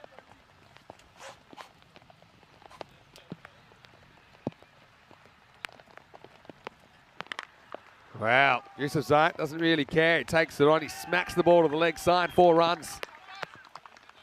And I think Yusuf Zayat, he's kind of clued in that this isn't going to turn away. He just takes a chance, a calculated risk to play it on length, and he whacks it away to the boundary. Second boundary of the over.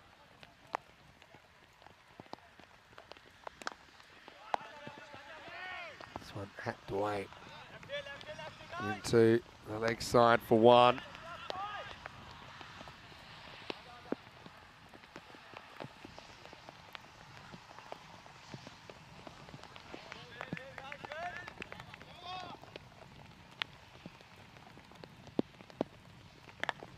Well, this one breaks away. It's a caught and bowled opportunity, and it's been taken.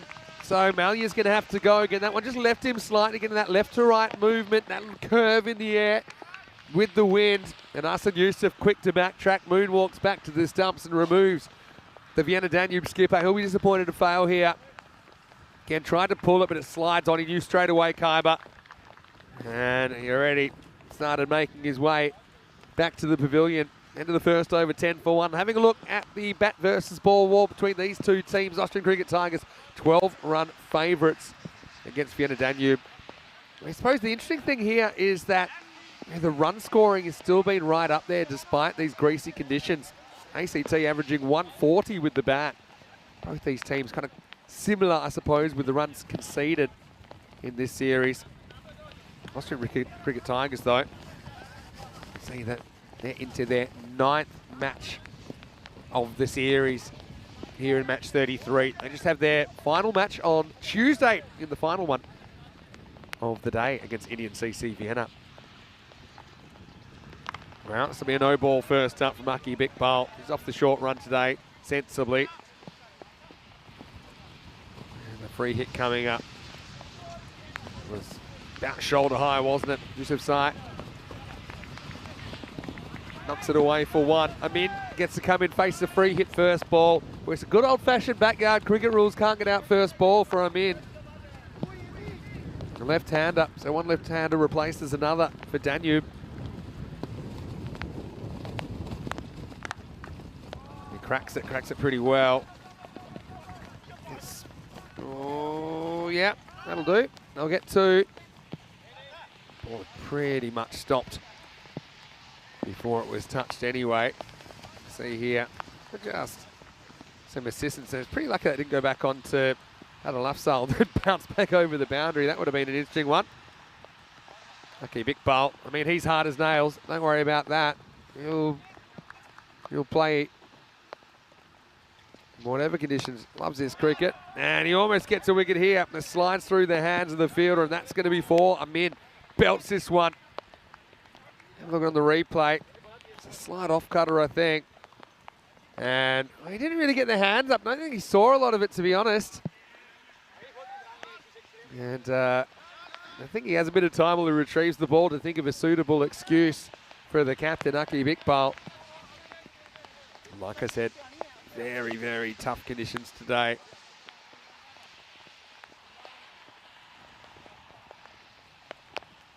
Anyway, happy we're back out there. This is some more work for the fielder. Does stop a piece of it. Adil Tariq, but just a single. It means look good so far, hitting the ball hard. That's the key. Hello to Alex as well. Hopefully you're well. Hello to Dave B. Welcome back. Hello to Chris Smith. And welcoming everyone else. I'm going to get some live cricket on. There's the cutter again, and there it goes. Maximo! Yusuf Zayat been sent up to the top to do a job, and he's doing it. That's the off cutter again. He sets himself. Just holds back on the shot slightly because it did come out a little bit slower. That off cutter's probably 20% slower than your stock delivery.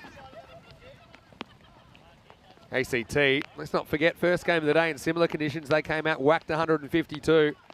Now, I suppose, tasting the other side of it a little bit. Short top edge, hanging. Fielder can't get there on the full. Almost pulls off a remarkable run out. Had one stump to aim at there. Adil Tariq. Good one-hand pick up and throw, but batter would have been out if it hit, but maybe he spotted the fact that it wasn't quite going to hit in the end.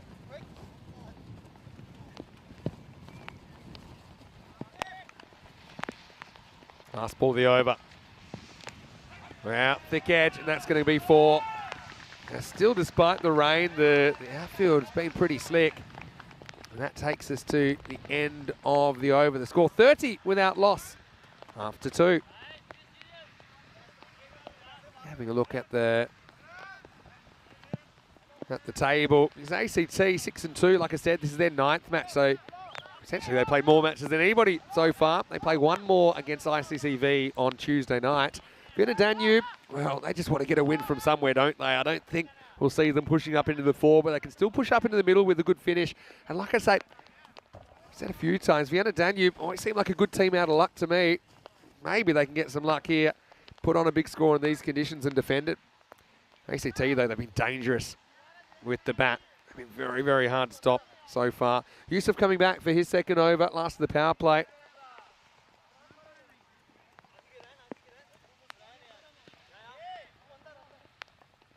So, Yusuf Site provided an extra spark up the top, hasn't he? For Vienna Danube. Abdul Rahman to calm. Shakat Saeed, and then we've got Antakula Wahidi behind the stumps. He's listed at 6. Third over. He loads up. It's a great backlift, and I think that's gone for 4. Just one bounce, 4 awkward retrievals from the wheat today. Let's just check this one out. Going, and yep, one bounce, 4 runs. It looks like Umar Tariq's drawn the short straw out there at deep mid-wicket because it does carry the risk of having to retrieve the ball from the wheat.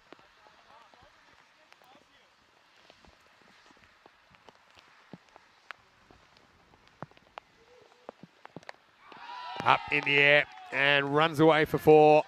So yeah, I'm still just quite amazed at the high scoring nature of the competition at the moment, despite the kind of persistent drizzle we've had. Yesterday kind of held off for the most part. Friday with very similar conditions to this. Again, it'll just be a judgment call when it's playable, when it's not.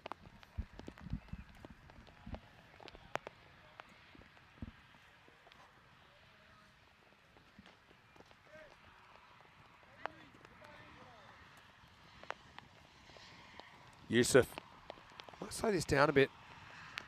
He does, and now, well, that's one way to get a bite. Now, I wouldn't say that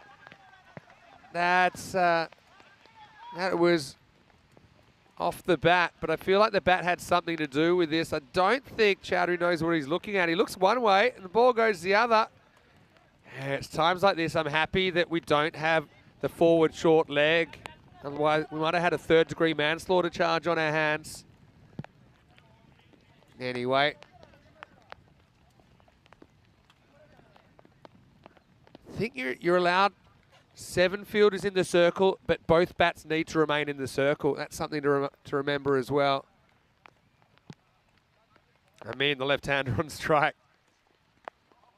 Oh, good keeping that time by Chowdhury. That previous one is tough because when the batter moves in front of you as a keeper, in front of your eye line, you've got to kind of pick a side because you can't see through the batter. You can look one way or the other.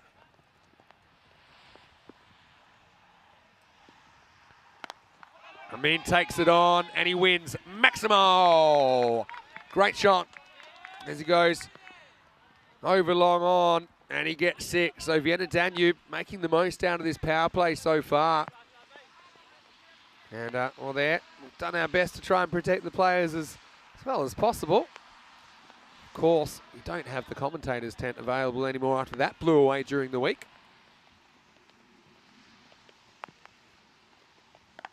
There's a slightly slow one, but he picks it and he hits it. And I think that's gone for 4 as well. So Andy O'Connor having no problem in these conditions as he handles that one without too much of a fuss. And The end of a very productive power play for Vienna Danube. It's 49 for 1 after 3. Both these batters getting going. O'Malley would be disappointed to fail with the bat, but there's two batters there at the crease doing a good job at the moment. They do retain that left-hand, right-hand combination with one left-hander replacing another. Hassan Yusuf, a bit more expensive this time. I think maybe the fact he had to deal with the left-hander made things a little bit more complicated for him. As we'll head into the middle overs, 5 outfielders can be employed from this point forward.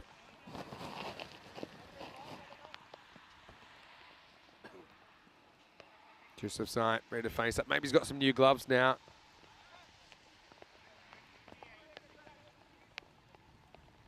Anything you would like to ask, please throw it in the chat. ECN European Cricket Network, always great to have your company. Rico's off today. Hopefully he's keeping warm somewhere. Is Imran Asif having a very good series, isn't he? Particularly with the bat, but also with the ball. He's a little bit expensive earlier, but he hasn't been the only one that's had that issue. These two making a statement of intent through the first 3.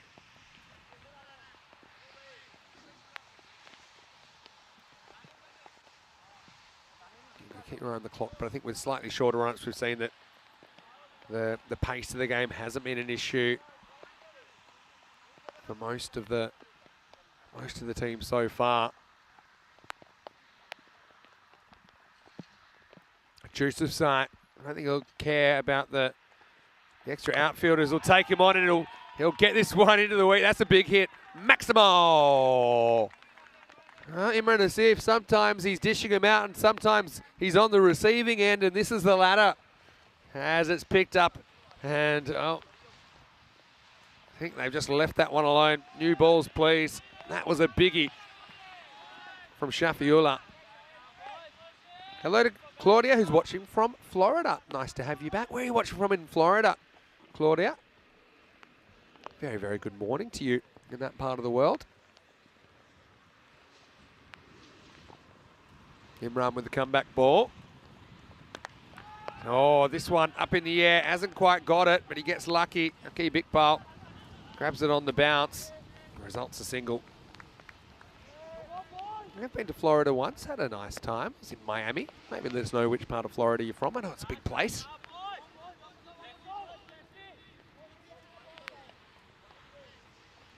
I'm in though. Story was the leading run scorer leading into this game for Vienna Danube. He certainly made a strong start here, 21 off 7. Already 4 of the balls out of the 70s faced have gone to the rope or over. As if going round the wicket, so I think kind of opens up that leg side for the left-hander. Ness is bowled there. That's clever bowling. The footwork there from Amin, just going slightly away from the ball. Just have a look at his back foot here. A little bit away from the ball. It made it a bit harder to access that delivery. Probably some premeditated footwork, so you're not really reacting to the ball, but being proactive. But that can work against you sometimes. Claudia saying some really thrilling matches in this series. Yeah, no doubt. Go back and check out match 25, which was a new record that was set. This one dragged down to long on for 1. So yeah, the rain, it kind of comes and goes. It's one of those frustrating kinds of days, and similar to what we had on Friday. Siddharth says that he's watching from Singapore. Good evening. Yeah, very good evening to you. I'm guessing it'll be around about 7:45 in the evening in Singapore. Claudia just north of Tampa in Florida. Good to know, Claudia. Welcome back.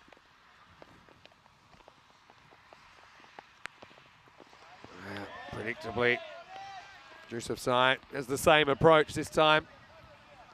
Gets fresh air.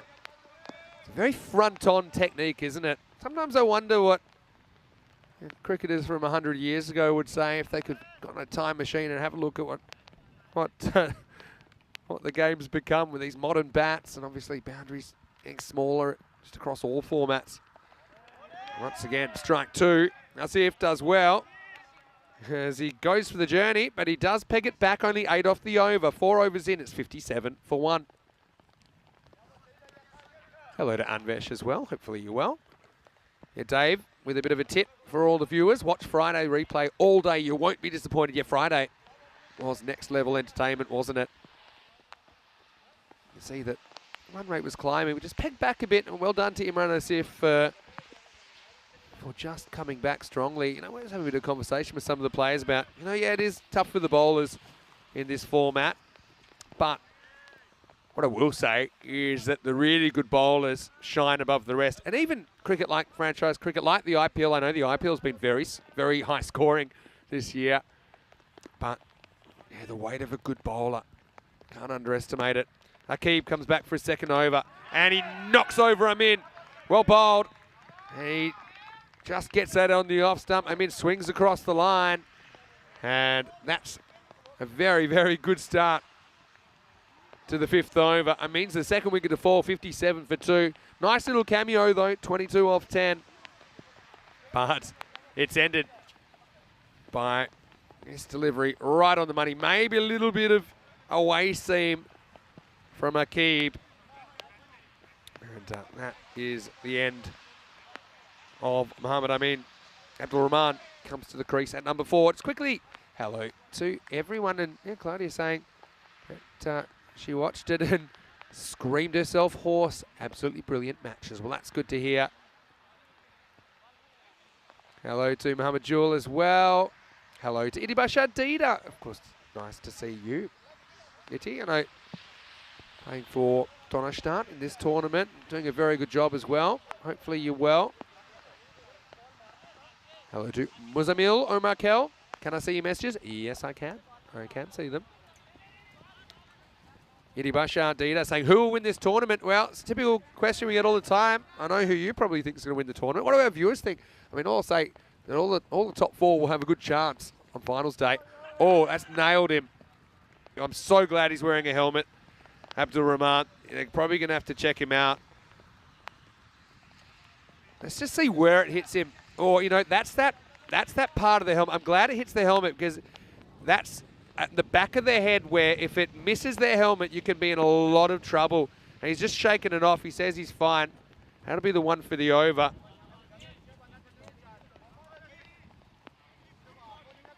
He's just shaking it off. Lucky their helmet must have taken the whole impact. Because we saw it recently with Miggy Machado in Portugal, and we've seen it before. It's a very dangerous place to be hit. Aqib is called for a wide next ball. Yeah, it was a bit of a scary moment there because yeah, everyone will remember some incidents recently. Maybe a harsh wide call on reflection, but yeah, Aqib, I think he was a bit shaken up by that as well. I think Aqib got a bit of a scare. Well, if you're going to get nailed, you can always have the right to reply, and it might have knocked some timing into Rahman, who gets off the mark with a 6 over mid-off. Maximo, what a shot. Well, that's 2 big impacts we've seen in the last 3 balls. And, well, this format of the game just keeps on giving, doesn't it?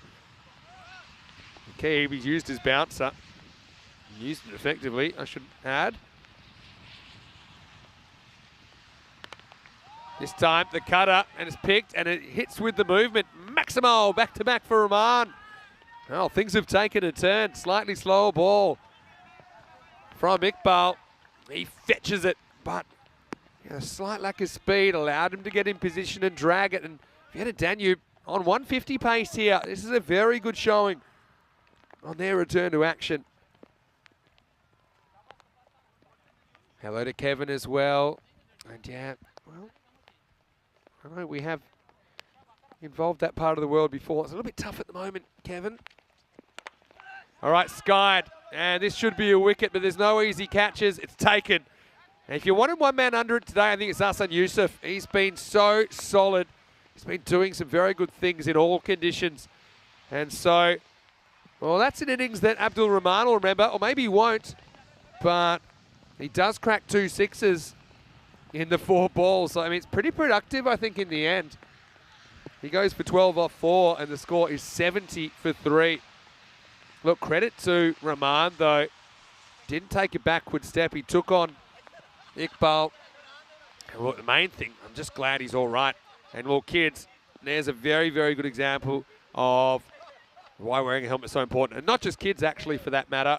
No matter what age you are, get the headgear on. It's really saved Rahman. You can see he's able to have a laugh about it, probably because of the two big Maximos he smoked. But he wouldn't be laughing if he wasn't wearing the protective helmet. Last ball, the over still to come, and it's the... Well, it's not keeping today, actually. Zaid Mirkel playing as the bat. Batting 5. Last ball, Faki Bikbal.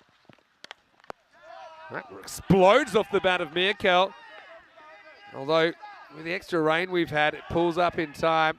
They get 2, and that's all they'll get. But still confident start for Zaid, and that's the end of the 5th over. What entertainment we've had so far. 72 for 3 after 5. Having a look at where we'll be over the next few weeks, of course. This series will finish on Friday, which is only 5 days away. That'll be finals day. And look, as Eddie was saying, who do I think is going to win? I just think make the 4, and then it's a bit of a lottery on finals day, isn't it? Because you're going to have good opposition. But all 4 teams will be 2 matches away from the trophy. Bulgaria is the next tournament, and then Sweden in Stockholm. Each of these tournaments finish with an ECI weekend, which will be an international tri-series. So stay tuned. Plenty more locations this year on the European Cricket Network as we get ready for over number 6. Imran Asif is going to get a second over. Yeah, so your guess is as good as mine. Idi Bashadida is asking, where is Rico? Well, Rico's got the weekend off. He'll be back tomorrow, never fear.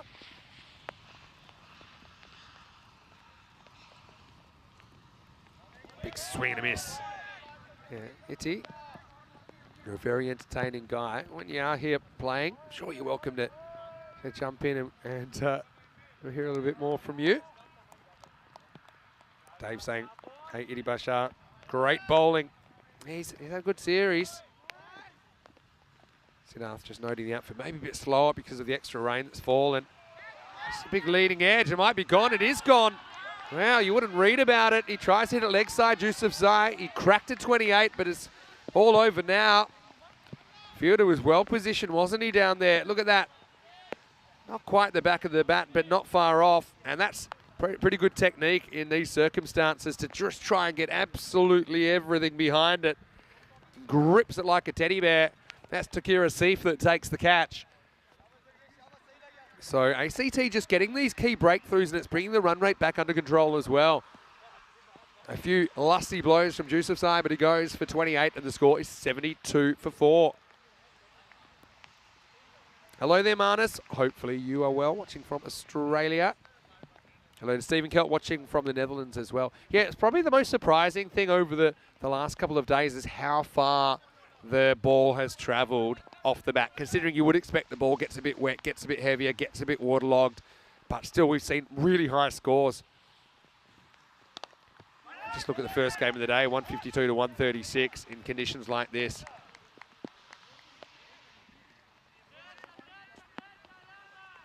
.73 for 4 now, halfway through the 6th over. Been watching a bit of cricket from the Netherlands, Steve, of course. And Corey was commentating some of the 50 over stuff. You've had your own problems with weather there in the Netherlands. It goes up, but he goes high, not that far. Fielder makes good position, Akib, but he can't quite get there. Really good effort. It went so high they'll get 2. And Akib, well, he's certainly a very, very mobile fielder. You can see he did all the hard work, didn't he? Look at this. He gets there. It's just the last step. Couldn't quite organise the dive quick enough. So they do get 2. Imran. Be feeling like he got the rough end of the stick there. Slides into the pad. This would have been down the leg side. Hello to Shrug, though. Hopefully you're well. He said he's been checking in and out during the rain break. Well, what do you think of the classic match? Austria knocking off the Netherlands 11. Did you have any feelings about that, Stephen Kell? Netherlands 11 didn't quite make the final in 2021. They made up for it in 2022 when they were the champions. And so they are reigning champions right now, winning a memorable final over the England 11. So it was a little bit short, cracked pretty well. Fielder slides around Uma Tariq and keeps it to 1. End of the over. Asif bowls a really good spell there. Remember, he got banged for a 6 first up, but his whole spell only concedes 12. Also picks up a wicket, 6 overs deep. We are 76 for 4.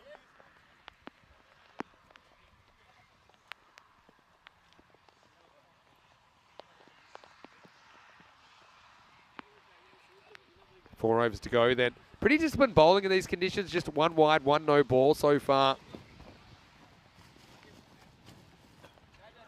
Yeah, so Itty. Don't know exactly where Rico is. I hope he's somewhere inside though. It's probably not the easiest day to be outside. Again, credit to the players. These conditions not particularly comfortable for anyone. Adil Tariq's going to bowl over number 7.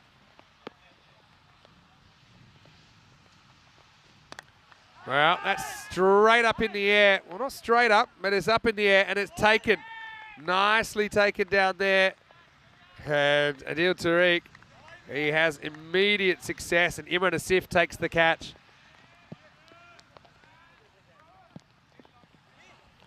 This is not an easy catch either. And Imran just comes in, gets everything behind it, takes the catch, and Vienna Danube, I should say, lose another wicket. That's 5 down now. The score is 76 for 5.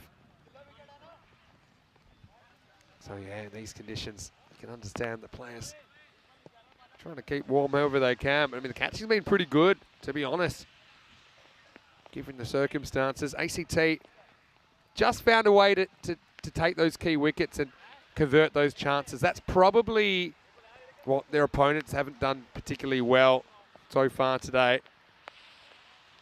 Australian Cricket Tigers catching well in these conditions. That's the reason they find themselves now down to number 7, where Atagullah Wahidi will be the new batter.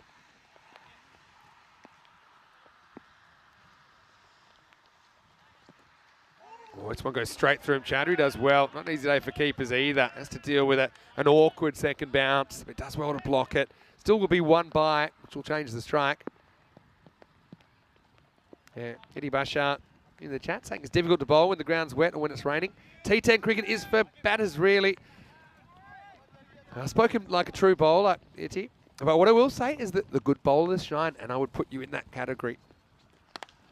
Wow, there you go, straight hit and going a long way. Maximo Waziri with the big straight bomb.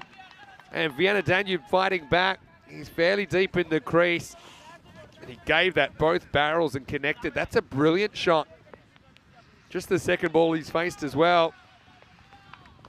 Yeah, credit to him. What can they get to? 128 pace still if they can just shake off the loss of the 5 wickets. Similar kind of ball, similar kind of shot, but different result. Doesn't connect. There's Shrug saying he's going well, thank you. Hoping the rain doesn't disrupt things further. Yeah, you and me both. Again, you've got to hand it to the players. It's been a pretty tough couple of days, but forward on. Tough units. Right, goes inside out this time. And this is a pretty good shot as well. That's going to go all the way. Maximo Waziri. Well, this is very skillful, and it's clever because there's no deep cover out there. So he decides, look, I'm going to try and go a little bit inside out, see how he maneuvers his wrists as well, and just the kind of swing plane of the bat. 6 more to Danube. Rear guard action. In full swing. Tariq's gone for 12. Now this is pretty much straight up. Chowdhury's got an awkward one. He moonwalks back, the keeper, and he takes the catch. Very, very good catching, even with the gloves. I mean, that's not easy. Ahmed Chowdhury did very, very well to hold on to that one. So once again, ACT have the answers when they're asked the questions, don't they? And watches that one all the way and knew that the wind was taking a little bit to his left. He accounted for it. It's also the end of the 7th over. It's 89 for 6. Quite a few of the players we see in this series will be playing in the ECI. This is a T10 international tournament that'll be taking place next weekend. Austria, the host nation, Czech Republic and Hungary will be touring. We talked about the Austrian team a little bit this morning. Let's talk about the Czech Republic team. I know that Davitsi is in there. He's playing for Donnerstadt this tournament. Aaron Ashokin and Sudesh Wickramasekara, the beast, will be there for Czech Republic. He is such an imposing presence. You've got Sazi Buyan, who I think did some very good things in the ECC. Sengupta's a bowler I rate quite highly. Paras Kari, we haven't seen too much of him in the ECS, but he's a very, very good batter. Riaz Afridi provides a bit of firepower with the ball and with the bat. And you've got some experience in there as well. Some good spin options. I mean, Tripuri Kanyalal, nice to see him getting a go.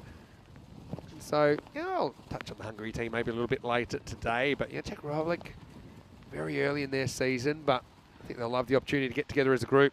Anyway, new over. It's going to start with a wicket. And it's going to be a duck for Wahidi. Straight through. Again, the key here is just getting it on target, I think. Especially kind of got down into the middle order a little bit. This one certainly comes off the pitch a little bit into the batter. Just have a look at how, when it bounces, it just deviates off the seam a little bit left to right. You'll see it bounces, comes in just a little bit, and that's why it crashes into middle and off. That's probably why it's missed. So Wahidi, unfortunately, can't add to the total, and he gets a pat on the back anyway. Derek accompanies him back to the pavilion, 89 for 7. So now, I mean, you've kind of got the issue of running out of wickets as well. New batter coming out there is Norakan Abdurahimzai. And Umar Tariq, only man to ever take 2 hat-tricks in the same innings. He takes a wicket very, very first ball. This one's pretty close to the stumps as well. If he can pick it up and throw, might have had a chance. So picking it up wasn't a problem. He's just off balance, wasn't composed enough to be able to get the throw off. Manus saying Vienna Danube may make ACT work hard for this win. Yeah, I agree. I think they're a team that could really use the points. ACT, let's not forget, they lost 2 of the first 3 games. The first time we saw them in the series. Didn't have an easy start at all.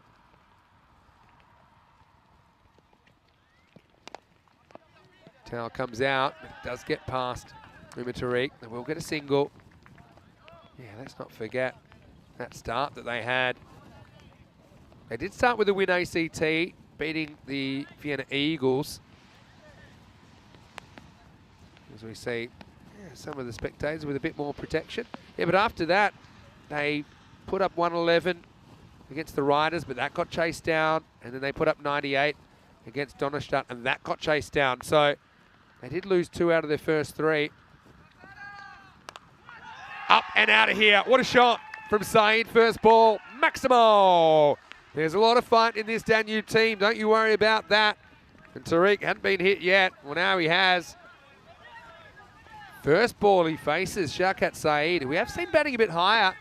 Absolutely smoked that for 6. What a way to start.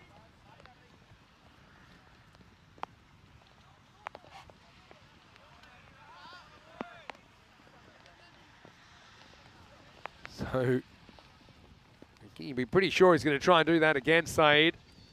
Well, he does. Doesn't get as much bat on it. Hanging in the air, but I don't think this will carry. It doesn't. I think about 2, but Saeed pretty quick to put up the stop sign. You've got to realise it's pretty difficult for the fielders to execute runouts in these conditions as well. So you kind of got to play the conditions as well. I think Derek is enjoying the conditions this weekend in Vienna.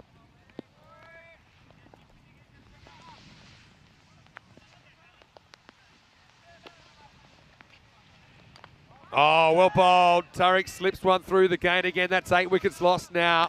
Abdurahimzai tried to be defensive here, but the in movement was too good for him. He opens up the gate and Tariq drives right in. Once again, that little bit of left to right, the feet going nowhere, the stumps going over, and 8 wickets lost now for Vienna Danube. And we're not even out of the 8th over. 97 for 8.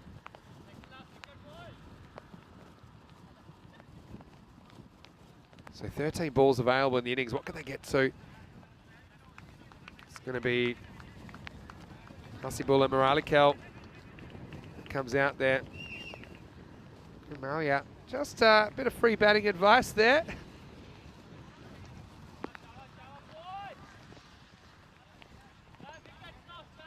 Yeah, Well, I mean, yeah, I guess there's a responsibility to pass on your advice, but I don't know when you just got castled if you're quite ready for it. It was a pretty good ball. Oh, now a little pop up, but there's nobody home. Good sliding conditions for Umet. He's enjoying it out there. Into the over. Raquel will retain the strike as we get to the end of 8, and it's 98 for 8. 2 overs to come. See the run rate.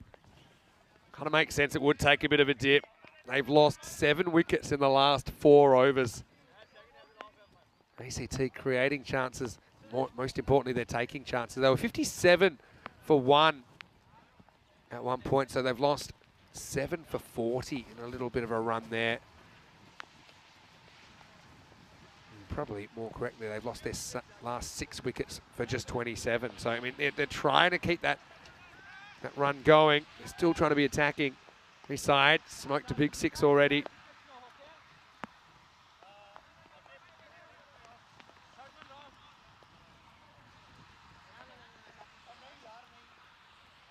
Yeah, Eddie Bar, love your comments in the chat. Great chance to pick Eddie Bashadita's brain while he's in there at the moment. 9th over, all happens in the 9th. It might be all over in the 9th, actually, but not if Mirali Kel has something to do with it as he plays this on net and he horns it out of the ground. Horns! Put him up, umpire. Manos arriba. I don't know if his eyes were open or closed, but it doesn't matter. 6 to start the 9th. And it brings up the 100 for Vienna Danube. What's a good score here? I mean, if you can get 120 and maybe get the top 3, no one else has had a bat, actually, except the top 2 today for ACT. That'll be a wide. I like the swing anyway, just practicing. Looks like a ninja with his sword there. I love this, like a samurai.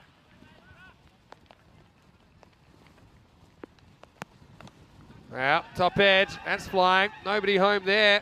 That might have got all the way, you know. I think it has. Maximo! Well, it's backwards. It's a Maximo. It's a Baximo.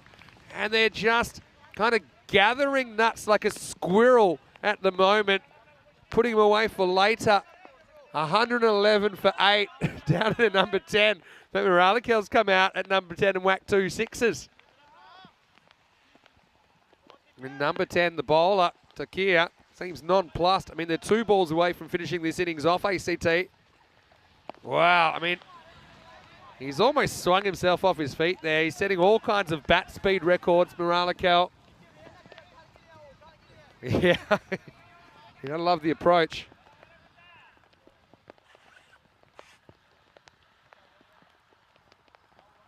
Umpire's coming and having a bit of a conference here. Quite sure what this is about. I think we're okay. Everyone's going back into position.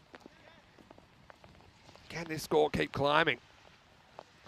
Again, that's better length though. I think Takira Sif has read the room.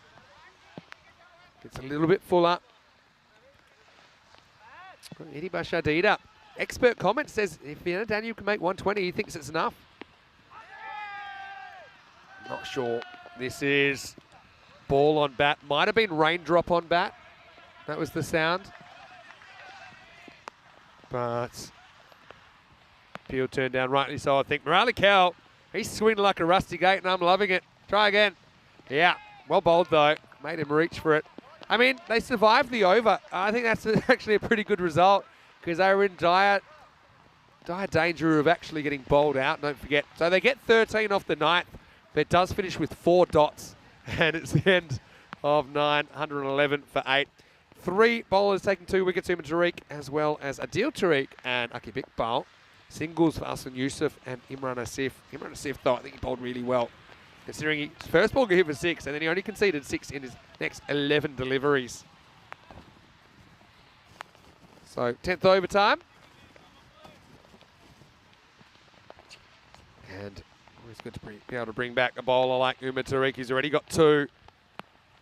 He's normally a good closer for the Tigers. And this is pretty well bowled as well. Up in the block hole. They drive it. They get 1. probably hard to take on. Well, they've gone to the other end. There's nobody there, and they might get extras. They won't. That's actually really good backing up. I have no idea how there was a fielder there. Oh, I thought when this got thrown, we're looking at 6. And then they get 2. You've got to remember, even with a good throw, to gather it and get it onto the stumps today isn't going to be easy. So that's really smart stuff. Saeed, after a strong start, he's done a lot of watching lately. Morali Kell's been swinging from the other end. So now it's saying, yeah, Morali Kell might have wasted 4 balls. Yeah, but I mean, all things considered, I think they'll take the 13 because he did hit 2 before he missed 4. Well, this is hit and hit pretty well as well. Maximo! Well, that takes it to 119, so it will set 120 plus for ACT. They're going to have to work hard. Right now, they're finding it hard to displace these last couple of batters. Saeed with 15 off 4. Morali Kell with 13 off 7. The tail is wagging. And Tariq just misses his length there. A little bit short of the Yorker. Lifted up and out of here.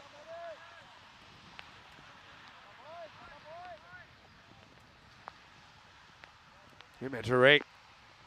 Does he have the right stuff here? Slightly slower ball, sliced up in the air. Really not an easy catch, and it's dropped, and they'll get 2. Oh, he's one man, Marcin Yusuf, that's judged them right more often than not, but he was just caught under the ball there, wasn't he? Like a deer in the headlights. Needed one step further back. He said himself, but he was just a little bit too far in. And the result's 2 runs, so they get above the 120 now. They've got some momentum going into the second half here, Vienna Danube. 3 to come. Slow ball again, throws the bat at it. Won't carry to third man. Don't think they can really take a 2 here. Just 1, but that's fine. I mean, you've got 2 set batters, if that makes sense. Even though they're batting 8 and 10. These 2 have been brilliant in this partnership. They came together, it was 97 for 8. They've already put on 25. They've done it in just 11 balls. 2 to come. Swung and missed. Oh, and the keeper misses. Chowdhury really should have got it. And they'll get another run from nowhere. And so we'll see Saeed facing the last ball. You just love the hustle here from these players. Again, it's attritional, really.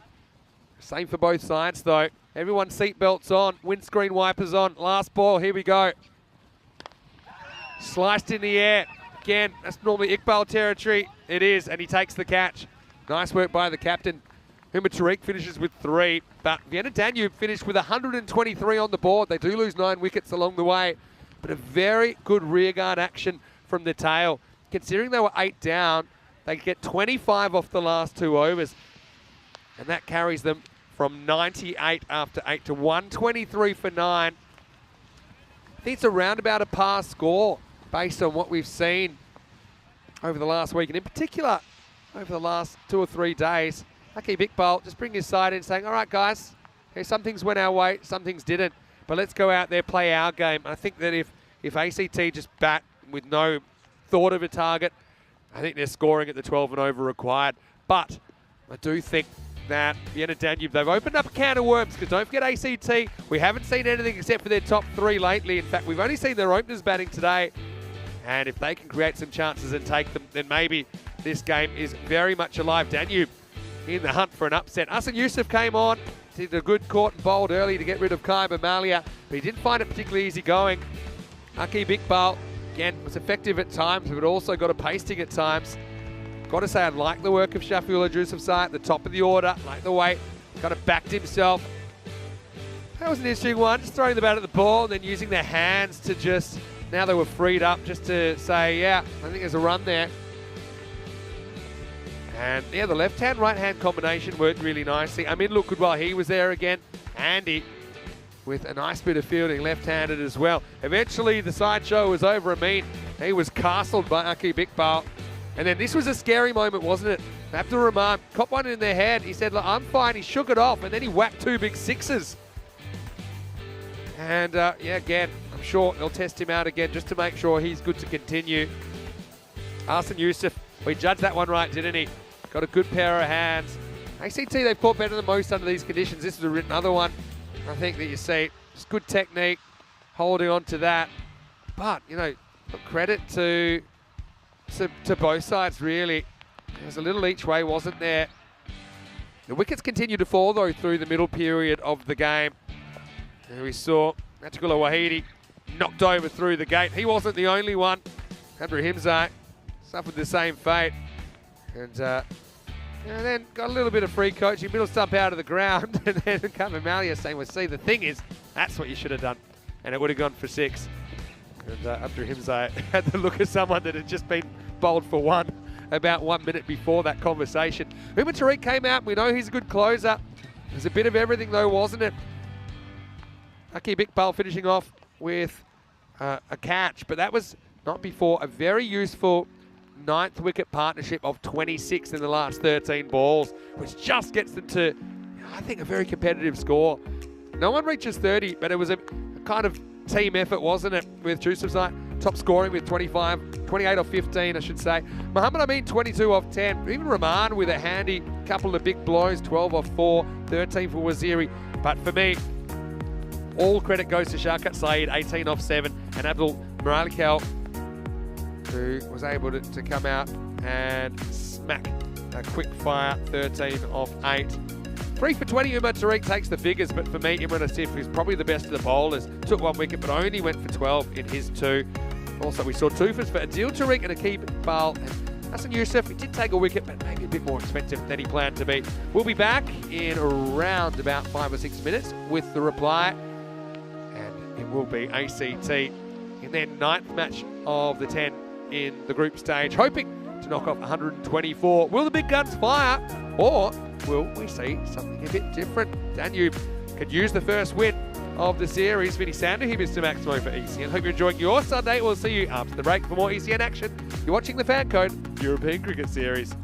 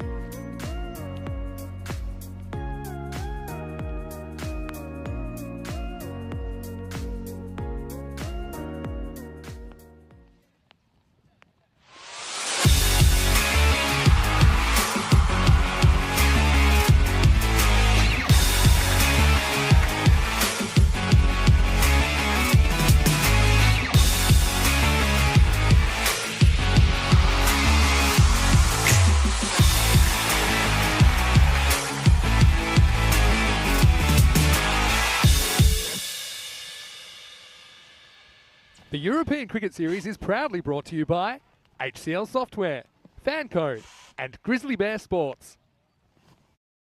Lovers, and welcome back to Austria. It is Sunday fun day. It probably is in inverted commas here for day 7 in this Fan Code European Cricket Series, but it's great to have your company wherever you're watching from around the world. We've got a game on here, folks. We've got Austrian Cricket Tigers taking on Vienna Danube, and the story so far is that Vienna Danube, their skipper, Kaiber Malya, he won the toss and he elected to bat. And they have got a competitive score on the board. Despite losing 9 wickets along the way, they scored 123 off their 10 overs. So 124 will be the victory target for the Austrian Cricket Tigers. Hello to everyone in the chat, including Itty, who's asking me who I think will win. I just think it's very hard to go against the Tigers when you consider that they just keep putting big runs on the board. They've got a very strong top 3. They've got other guys to back them up, even though we haven't really seen too much of them lately because we haven't needed to see them too much lately. I think they obviously, you see the run-ups have been a bit of an issue, but I suppose one of the issues here is that the bowlers have had to adapt. You know, you have to shorten your run. I mean, all teams have had to deal with it so far. So it is kind of frustrating, but we've seen Akib Iqbal coming in off a short run. We've seen a lot of spin employed. So yeah, I think that's the issue that all bowlers have had to deal with. It is, I suppose, the same for everyone. So yeah, I mean, I certainly probably think ACT are comfortable chasing this, but I wouldn't say that Vienna Danube are out of this by any means. I love the fight from the tail enders there. They got them 26 extra runs after they lost the 8th wicket. And now, I suppose, the key is creating chances and taking chances. We know these guys are uber aggressive. The key for ACT, I think, is just bat like you're batting first. Every time they've been batting first, lately they put 150 plus on the board. They put some big runs on the board. And yeah, they've shown that they're pretty hard to stop. In fact, their last 4 innings, batting first, 165, 156, 151, 152. And the one before that was 140, in fact. So here we go. 124, the victory target, starts with a wide down the leg side. This is Abdul Miralikel, who's opening the bowling. He was brilliant, though, with the bat in the first half of this game. Came out at number 10, but he cracked 13 off 8 with 2 big maximos. So, I mean, credit to him. I know he missed a few as well, but I think he can be very proud of his efforts. Showing a lot of fight. This one, he loses it and just keeps swinging past the keeper. That'll be 5 wides. That's the movement. We've seen it time and time again with the swing and the swing after the stumps. It was a great effort by Wahidi down the leg side, but he was never going to get anywhere near it. That wind pushing everything left to right. So, yeah, that hurts. Doesn't even count as a delivery. In fact, Miralikel's gone for 6. He hasn't even bowled a ball yet, legally.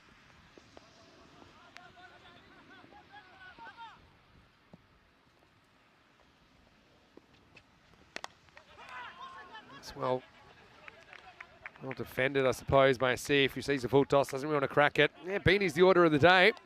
Mintz dressed up to the 9s. Welcoming everyone back, though. Yeah, Itty saying Vienna Danube have to do a great job fielding, otherwise it'll be tough for them to win, yeah, no doubt. It's well bowled, push and run. Good judge of a run there, Imran Asif.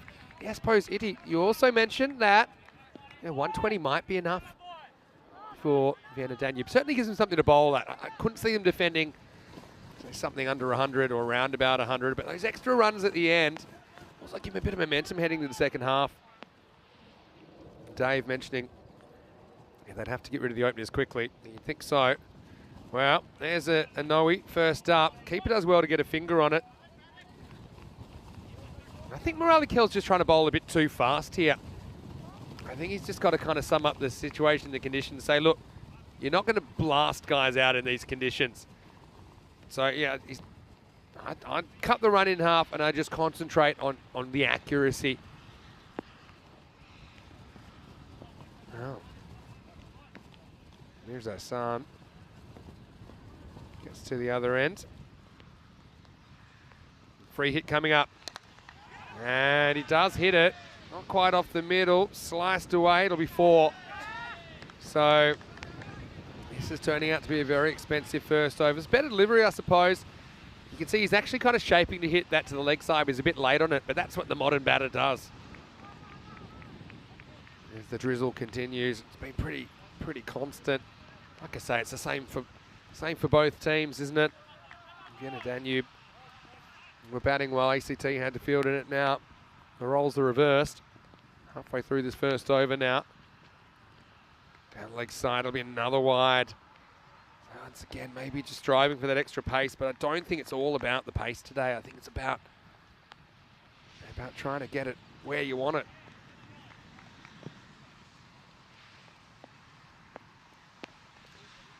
Vivek asking about Amin's headwear. Well, he's wearing a beanie. He's keeping his head warm, Vivek. That's fine. It's not giving him some sort of advantage. Probably the most interesting thing I've seen worn on the head is in the Czech Republic, where Pradeep Gangappa of the Prague Barbarians was wearing earmuffs while fielding. I don't know if it did a lot for his hearing. It was keeping his ears warm. This is European cricket, guys.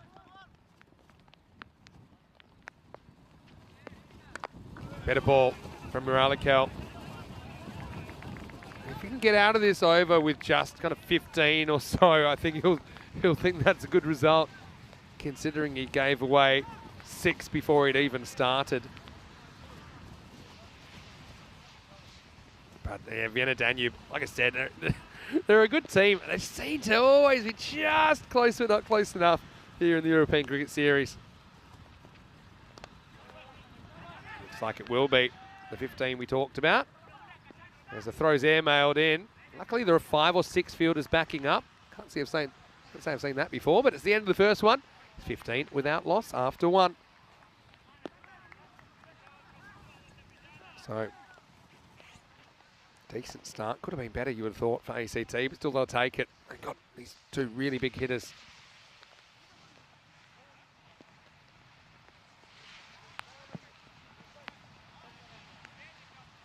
"69 matches since the Golden Ball." It would be nice if we had one at some point here in Austria.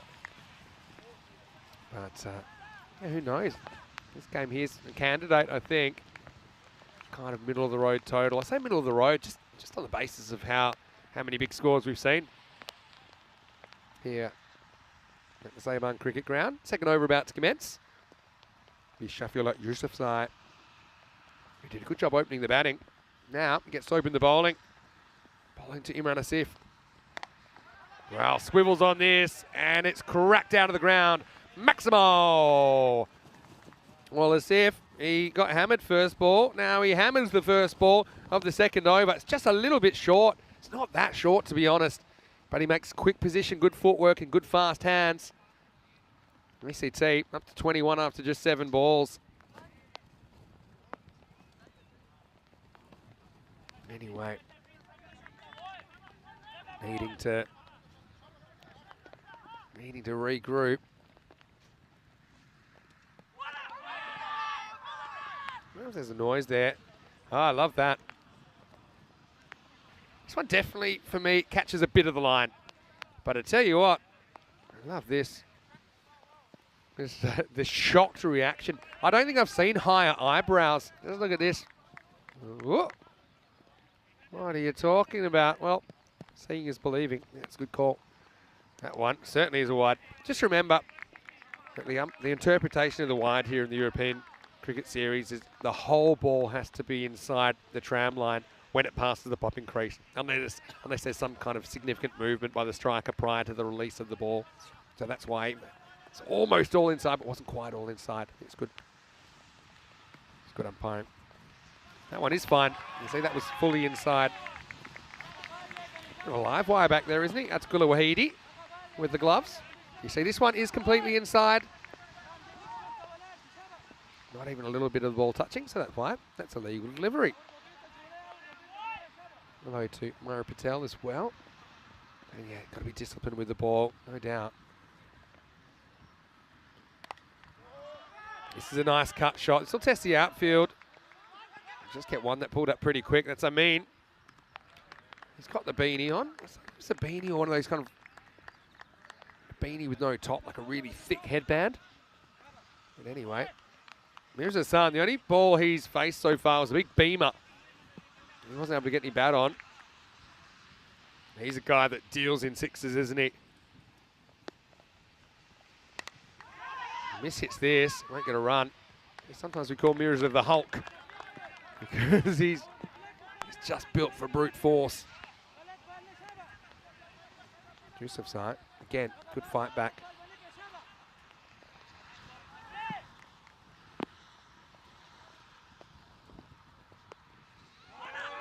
Close, this one is maybe just inside, probably an umpire's call. Let's have a look. On further review, I think bowler might be a little bit lucky to get away with that. Maybe the high eyebrows that he used up earlier in the over were a good tactic because the next 50-50 one goes his way. Anyway, Danube probably feel like they could use a bit of luck. That's good delivery. Look at the way this shapes in, hits the seam and goes away. So Hassan kind of grounded at the moment. See, shapes in, just goes away. Goes away a lot, actually. You can see why Mirza missed that. Anyway, it's the end of the over. And yeah, game on here, 24 without loss. We had a Danube, just the 1 point, and that came from a no result in match number 24 on Friday against Pack Riders, I should say. Indian CC Vienna. We saw their game washed out earlier today. We should see them a little bit later, though. Looks like Muhammad Amin's going to bowl. He's going to dispense with the headgear and bowl over number 3. Interestingly, they didn't go back to Abdul Muralikel, who bowled the first over. He leans on this, hanging in the air. This could plug, you know, or it could roll on. It does a bit of both. I think that's fine.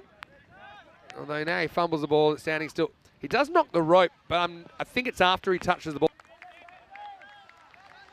Yeah. So he touches the ball first. I think you've got to give the benefit to the fielder here. For me, it's still kind of inconclusive because that's when you know he's touched the rope. So I think if there's doubt, I mean, the directive is you give the fielder the benefit of the doubt. So I think that's fair enough. Back to the action. And now it goes through. Oh, getting confirmation now. It was given 4. So, I don't know. Look, I think it's a call that could have gone either way, I suppose. There is a shot where his foot does seem like it's touching the rope. But the rope hadn't really moved yet.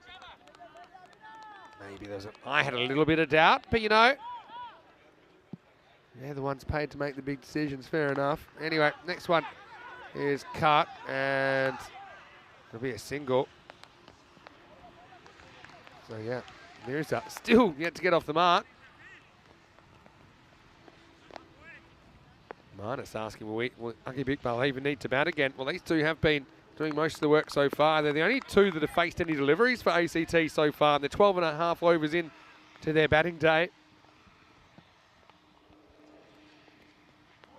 Good bounce. And Mirza's just off the boil here, isn't he? Got to say, I like the way Amin is operating here.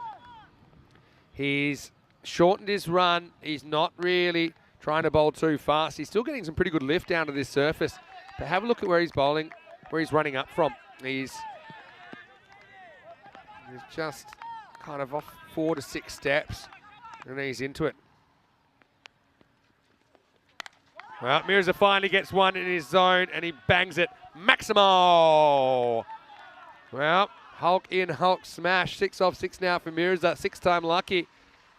This one didn't really lift as much, did it? Lifted up and over mid-wicket. 6 to the total, so they have fought well so far, Danube, but they haven't been able to provide the breakthrough.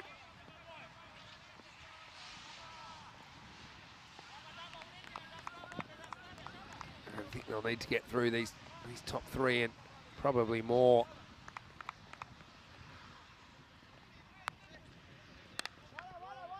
That finds the fielder. This is off the inside part of the bat. And This will be the end of the over. So 36 without loss after 3. Well, despite the 6 in the over, there were some good deliveries from Amin. But they're pretty much right on the money, 12 and over, which is more or less what they need over the 10. I want to say a quick hello to everyone once again in the chat. I know that we've got viewers all around the world, and if you'd like to, you can always send us a message at European Cricket. You can get me at Mr. Maximo. Can be on any topic you like. We'll probably get in some random questions a little bit later on. Yeah, the rain just eased off a little bit now.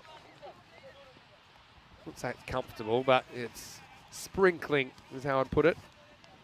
Khyber Malia is going to bowl now with his left arm orthodox. I think this could be a really important point in the game. If Malia can kind of do an Arsene Youssef kind of job, the regular Arsene Youssef that maybe just goes for like kind of 8 and over, and he could really put a bit of pressure on ACT, but they'll be after him. First one, not a great one. Slips out, and there's no slip from Mirza, who takes it out of the ground. Maximo! Now, I'll give you the tip. Mirza's a big man, but that's over his shoulder. It's probably chest high. I don't know if the Boston Red Sox are watching, but they might want to invest in Mirza Ahsan, because that was a middle-of-the-plate fastball, and he sent it over the centre field fence for 6. He won't have to round the bases. No ball, +6. 7th heaven for ACT, who catch a break, and now Mirza gets a free hit. They'll want to crush this too. And he will. He lifts it up and out of the ground. Maximo! That one was a tower buster. I think Gunners is up there. Gunners, I hope you're okay there. Again, lifts it up, had the immunity cloak. 13 come off the first ball from Malia. I mean, that's what they need for the over. Well, goodness is all right. Khyber needs to fight back here. Even if he can get out of this over with, say, only 20 conceded or something like that, it's probably a win from here. A full toss, miss hit, but he places it down the ground. So he's not in danger of getting caught. Slade Meerkel doing the fielding. That's another one. Might have disappeared. Got to find a way to get through this opening pair. Only lost 1 wicket in the first game of the day. ACT now 50 partnership coming up in 22 balls. Asif dances, picks out the fielder. He'll have an awkward stop, but he does well down there. Abdul Rahman bowls it back in. You could see Abdul Rahman out there. He took a knock on their helmet when he was batting, but good to see that he's up to fielding. Does a good job there.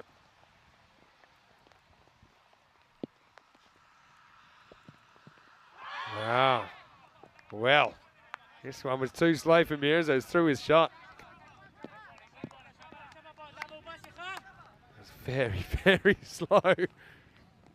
Mirza's eyes lit up. He can make the pace. Well, Mirza would have been run out here if they'd hit. He was slow to get going. End of the over, 53 without loss. I'm pretty sure I saw Mirza lick his lips twice while that ball was in the air on the way to him. And he couldn't put it away. Interesting strategy. In fact, there's still one to go in the over, pardon me. Imran Asif to face it. He's able to elevate over cover point, and that's gone all the way. Maximo! What a finish to the over. It does go magical in the end. Malia fought back, but he bookends it with balls that leave the building, and it's the end of 4. 58 without loss. And once again, ACT openers doing the business. And now they're ahead of where they need to be on account of that very strong 4th over. Having said that, it's a kind of similar score to where Vienna Danube were at this stage. They were 57 for 1 at this stage, so they're only 1 run ahead on the comparison. What's the difference? Well, at this stage, ACT were able to kind of take those wickets, keep the line moving. Vienna Danube would have to fight their way to 123 with a big 9th wicket partnership. Amin gets another bowl, bowled a good first one. Mirza absolutely crunches this, and that eats up the fielder. That's 4. And Slade Meerkel, well, Bit of a Sophie's choice situation here to get behind it because you never quite know what's going to happen. If he did get behind it, I'd be a little bit worried. If he's not wearing a box, put it that way. A very tough one to get behind the line of. Cuatro carreras, 25 each. There's that, knocks this to cover point, backward point. Now they throw away a run. Again, I think a lot of the communication was yelling at him to not throw it, and he thought that there was a run out on, so he just throws it blindly. Adan Waziri. Nice little moment. Mirza just taps the bowler on the back, saying that was well bowled. It was well bowled. Did come back into a little bit, forced him to just kind of knock it down semi-defensively. I mean, again, he's been pretty good here, you know. Maya saying maybe with a spinner, just mix it up a bit so the batter doesn't get too used to it. Yeah, it's true. I mean, he did that maybe went to the well one time too often with a tossed up ball, but it wasn't on the batter facing.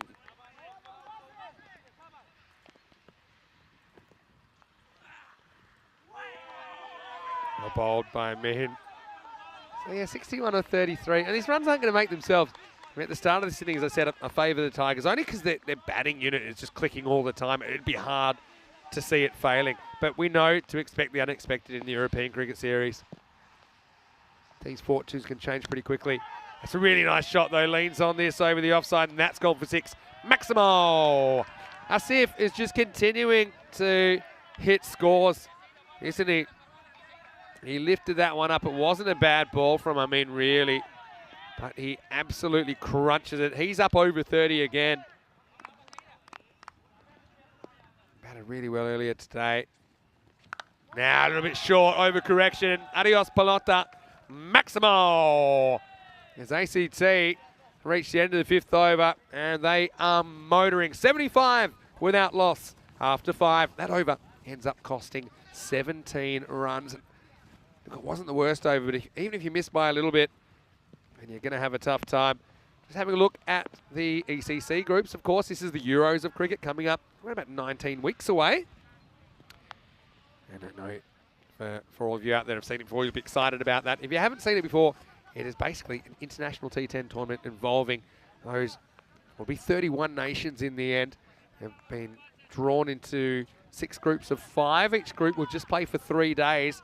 There'll be a group final, and the winner of that group final gets to come back for the Championship Week, which starts on Monday, the 16th of October. Netherlands 11 will be waiting for them, so it'll be a 7-team Championship Week, and the winner of the Championship Week final raises the trophy.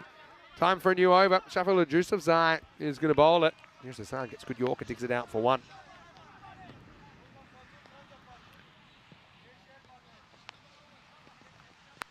Vienna Danube just need a turning point, don't they, at this stage? The run rate required is dip below 10 now. Just no one can stop the breakaway train. That is the ACT top order at the moment.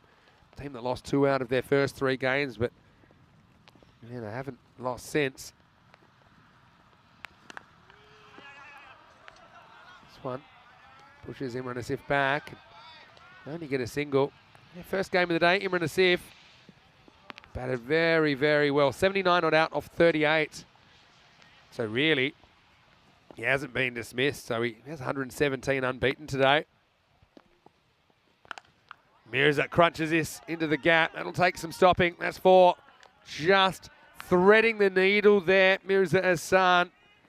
You could hear the sound off the bat. It was hit well. The outfield slows it up a bit, but not quick enough for the fielders as they come together. They just didn't have a play on it. I mean, form's a funny thing. Confidence is a funny thing when you've got it. Just seems like such an easy game. And these two have it at the moment. That's really well bowled, though, by Jusufzai. Mirza, credit to him. He doesn't try and smash this. His shot selection is actually pretty good, and that's been a hallmark, actually, of both of these players. Yes, they can smash it, but they're also willing to kind of eat a dot or eat a 1 when it's not really in their zone to hit, and that's a really good example. So many batters would have tried to hit that for 6 anyway and probably get castled.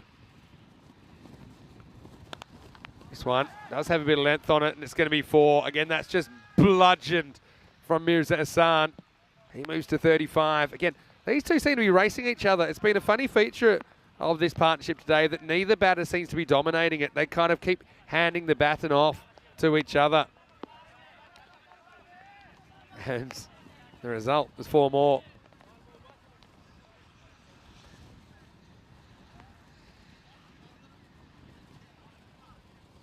That one is right in his zone as well. Going, gone. Maximo. That's a full-scale weather alert. Hurricane Mirza is approaching the coastline, and it's hard to see them not winning from here. It's also the end of the over. 91 without loss after 6. So once again up over that 150 pace. They just continue to churn out the runs, don't they? Very, very good batting. Like I said, they've just been so consistent. I mean, if you look at, okay, since the first day of play, they've been averaging 153 with the bat. So if you take out the first day, which wasn't a terrible day, but they did drop 2 out of 3 games, they're averaging 153 per 10 overs. And so Rahman now getting a bowl. Bowling to Imran Asif. Now he bowls a no-he first ball, and that's going to go for 6. And yeah, I'm positive this is high. Have a look at it on the replay.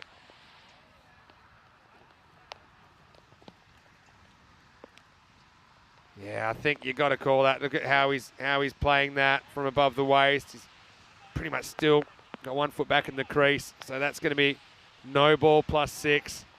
And another 7 to start the over. Well, probably the only benefit for Vienna Danube is they might not be out there much longer. Free hit signalled late. Doesn't matter. Maybe it does.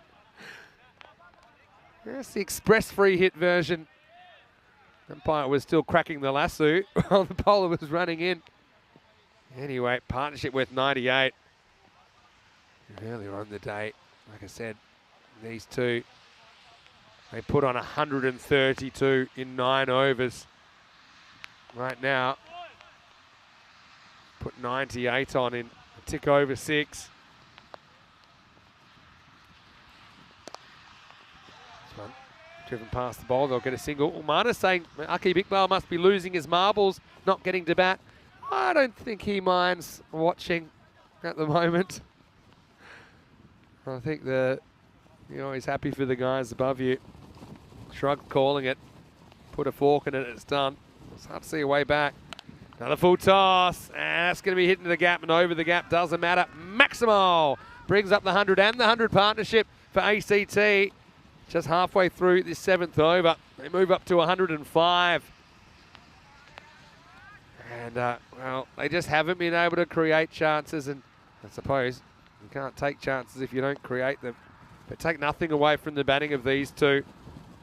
They have been on, haven't they? And again, neither is dominating the partnership. They're kind of sharing it equally, but they're both absolutely smashing them. Another full toss, asking for it, gonna get it. Maximo! 1-1-1 now. And that also brings up Mirza Hassan's 50. He wins the race, and he brings up his 50 off just 21 balls with his 6th 6. Of course, that's coming off his 66 this morning. So a good day at the office. He's kind of dominated through that square leg to long off region. All the runs coming through there by one scoring shot. And really, clock's ticking on this one in more ways than one. Probably better delivery. Can't elevate it. I'll get 1. Rahman, his over's gone magical. Credit to Vienna Danube. I think it's been really tough when you consider the opposition they've run into. I really love the way they fought back in their innings despite losing wickets at regular intervals in the second half to put 123 on the board, but things have gone off script here as this one is dropped and kicked away by Asif, and he reaches his 50 in style. Maximo, as the 7th over, concedes 27. Imran Asif. And Imran Asif, well, once again, you can see that his fantastic series continues. His 5th half century of this ECS. And you can see how much it means to him. He just keeps going about his business, doesn't he? 7 overs in, it's 118 without loss. This game is on borrowed time now. They just need 6 more to win. They could do it in 1 ball. Just a reminder, next match coming up, match 34. Still 2 matches to go today. Another Vienna derby with Vienna CC here for the first time today, taking on Indian CC Vienna that we hardly saw earlier on. Only 2 overs of that game was played. Match 32. Good ball from Abdul Muralikel, and he seems to take a bit of pace off this. I think this is what he probably had to do earlier. As he ended up going for 15 in his first over. 14 plus a bye. And I think he just maybe tried to bowl a bit too fast with a new ball.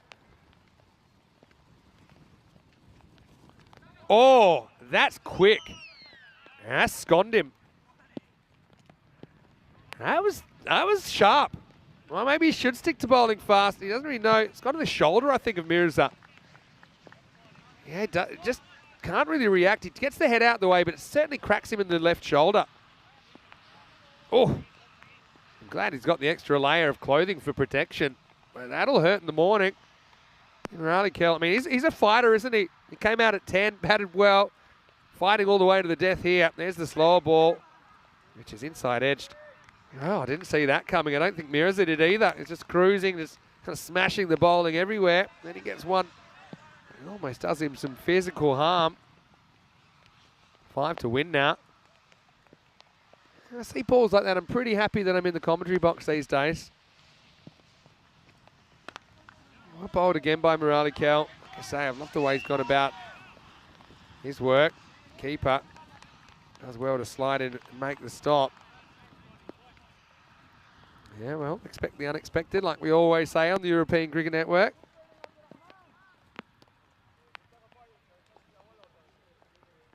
Muralikel, maybe the slightly older ball, helping him with his control.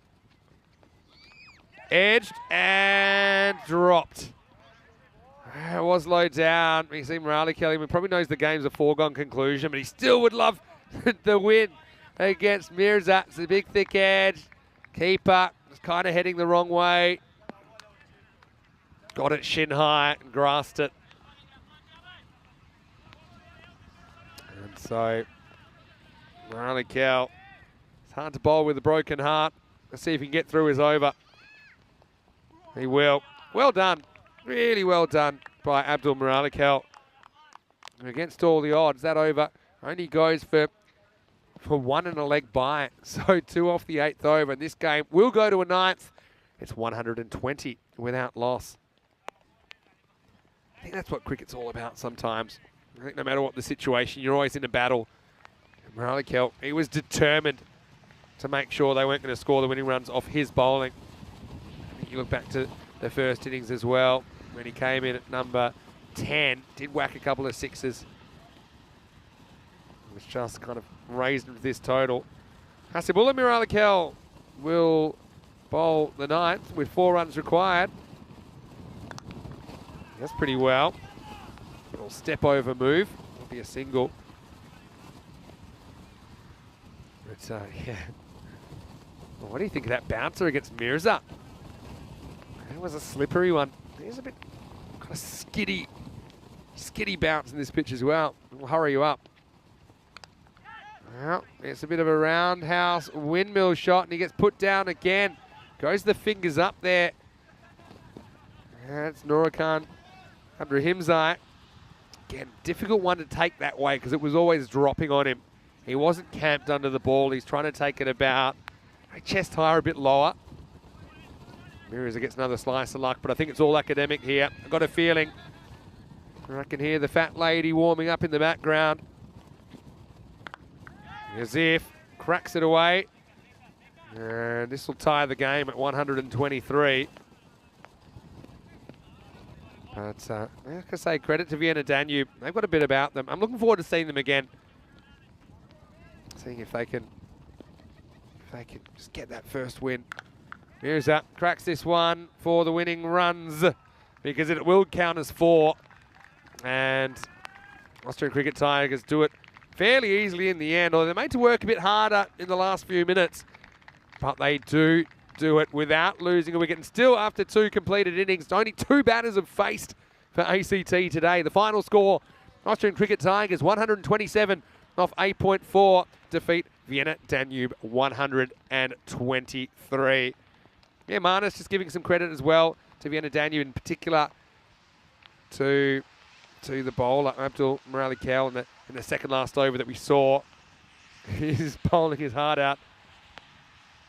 And, yeah, well, we saw both the Murali-Kels bowling towards the end, but ACT, well, credit to them. They do continue their winning streak. Haven't lost since the first day. Well, the equipment wasn't quite working first up. The radar was broken. That's why we saw that first ball go to the boundary unassisted, but then soon it was normal service resuming. Didn't really seem to matter what speed the ball was coming in. It was coming out quickly. Carbon Malia, again, I like the idea, and they seem to get it right sometimes. And that was the thing. They got it right sometimes, didn't they, Vienna Danube? But ACT with some good decision making. They didn't go after everything. They were a bit selective about what they went after. When the ball was in their zone, particularly that kind of length, then they was hitting the ball really crisply. And like I said, confidence is key. And you've got a really confident opening pair. They're not even thinking about the possibility of getting out. They're just thinking about scoring runs, hitting the ball hard, hitting it in their zone. They're so powerful. The bad balls disappeared. And, you know, the good ones, okay, sometimes they went as well, but they were also willing to kind of eat a dot or two. Imran Asif brought up his 50 just after Mirza Hassan. And once again, half centuries for both of the ACT opening batters. This was the winning run, so it's going to be the winning run regardless of whether that fielder fielded the ball or not. So 54 off 27, Imran Asif, and 59 off 28 for Mirza Hassan. They do it with 8 balls to spare. That's despite the efforts of some of the bowlers who tried to make them work a little bit harder for it. And that innings saw 12 Maximos, 6 apiece. Very democratic. Imran Asif with 2 4s and Mirza Hassan with 4. Abdul Murali-Kel, I mean, credit to him because his first over, he conceded 14 and his second over only 1. He also cracked Mirza upstairs. He was the best of the bowlers for me. Hasbullah Murali-Kel came on at the end, but couldn't quite contain them in the ninth. So, after 3 of the 5 scheduled matches today, we can see ACT, they're building, and they are a hard nut to crack at the moment. 127 without loss off 8.4. And they defeat Vienna Danube, who were only able to manage 123. Credit to Vienna Danube, though. They're a team that we will see a little bit later in the day as well, because we know that we'll see them in the last game of the day against Vienna CC. Speaking of Vienna CC, they're up next. Next game will start in around about 28 minutes' time. And news from the toss, Vienna CC winning the toss and electing to bat. Vinny Sander here, Mr. Maximo. Hope you're enjoying your day. You're watching ECN. We'll be back shortly with more Fan Code European Cricket Series.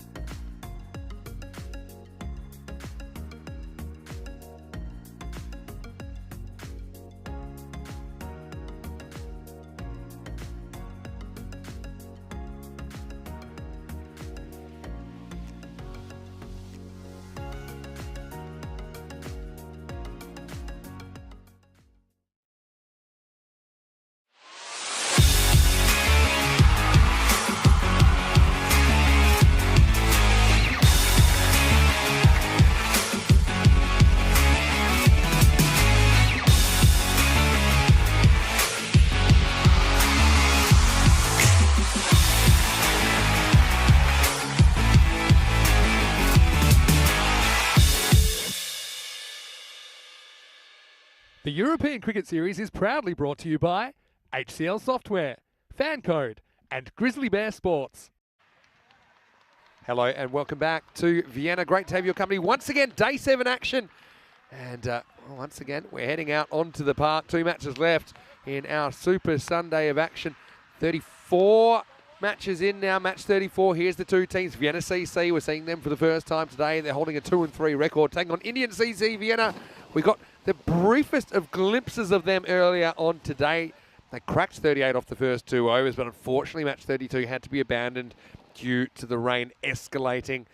And in this one, Vienna CC have won the toss, and they've elected to bat. So there's a fair chance to see the big D out there first up with MSP, Mark Simpson-Parker. Mark Simpson-Parker is leading the side, us on the roof behind the stumps. Indian CC Vienna regular captain Kunal Joshi is resting himself this game. Hachima will lead the team. Having a look at some of the top performers. Abdullah Pachan's having a really good series. 187 runs and 7 wickets for Vienna CC. Mark Simpson-Parker again, really key all-rounder. There he is on your screen right now.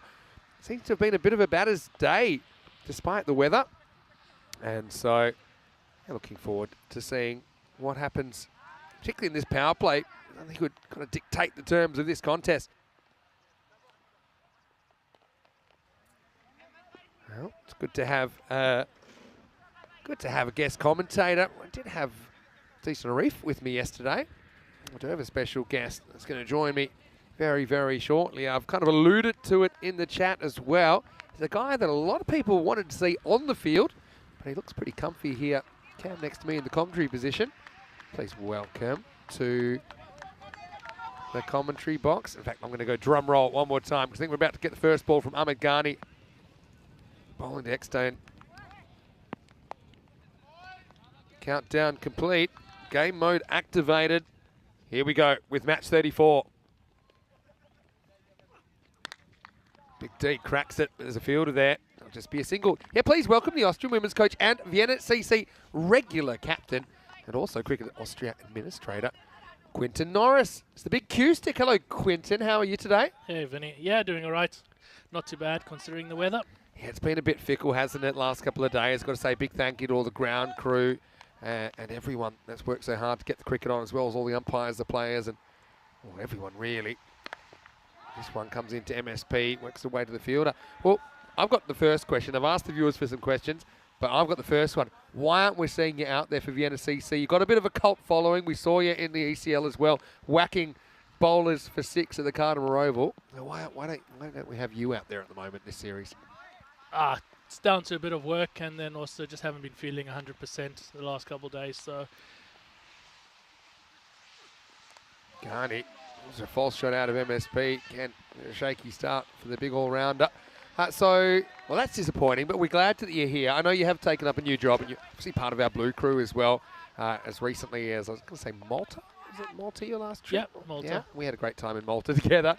So we are missing you on the tour, but I'm so happy to see you. Looking forward to spending 10 overs with you. Maybe I'll get your thoughts on, in particular, this Vienna CC lineup that you know so well. Here's Ghani. This has worked away full toss. This will test the outfield. It'll pull up in time, I think. And with the turn, they decide it's just going to be a single. Yeah, Vienna CC didn't have an ideal start to the tournament, but seemed to be working their way into it slowly. Yeah, not too bad. I think everybody's heads were a bit shaken after that game. CCC just never said die. And took it down in the 9th over when everyone thought they'd probably lost that game. Yeah, 126 you put on the board. That used to seem like a good score, but I mean, lately we've seen some incredibly high scoring. This is pitched up from Ghani, pretty well bowled. And Big D just pushes it to the leg side. Yes, it's quite incredible with the scores being so high despite the conditions. Has that surprised you? Very much. I think we were talking about like 110 being a decent score and people chasing that down last time. Yeah, so. But now seeing 130, 140s are, chaseable at the moment. And, well, we actually had a new record set the other day as we see Eckstein going leg side again. This will test the outfield. I feel this one might just go. Maybe not. Nice little bit of work down there from Ibrahim Zadran. Big D works, and well, he does have the turning circle of the Queen Mary, but he does manage to get back for 2 there, Eckstein. Good work from the field, a good hustle from the batters as well to get back for a couple. And also, it takes us to the end of the first over. The score is 4 without loss after 1. Just having a look at the bat versus ball wall. This is what happens when you tie 6 computers together. They are saying the Indian CC Vienna are favourites. So how do you feel about that? That's quite close. It is quite close, isn't it? It's Vienna CC and Indian CC Vienna. I think what it does tell you is it's a bit of a toss-up game. I think whichever players perform better will probably get the result. Yeah, I think if we go on last year, we had the better of them. The year before, they had the better of us. So it's kind of even Stevens, if I remember correctly. And yeah, if they get going at the top order, I think that's been key in most of the teams so far, the top order. I was just going to throw in this. We had the highest chase ever on Friday night, match 25. Pack Riders chasing down the 164 target. I mean, that was a pretty special performance. But, yeah, incredible things happen here in Austria. You have a wide first up. You've got Mihachima up to the stumps to Saluja. He's bowled pretty well in this series so far. Okay, let's backtrack a little bit. ECL, what was it like to represent Austria as the champion club in the ECL, the Champions League of European cricket earlier this year? Yeah, no, that was totally amazing. It was a great atmosphere. Of course, the group we were in, eventual winners came from our group. Yeah, Drew. that's true. And, we played some decent cricket.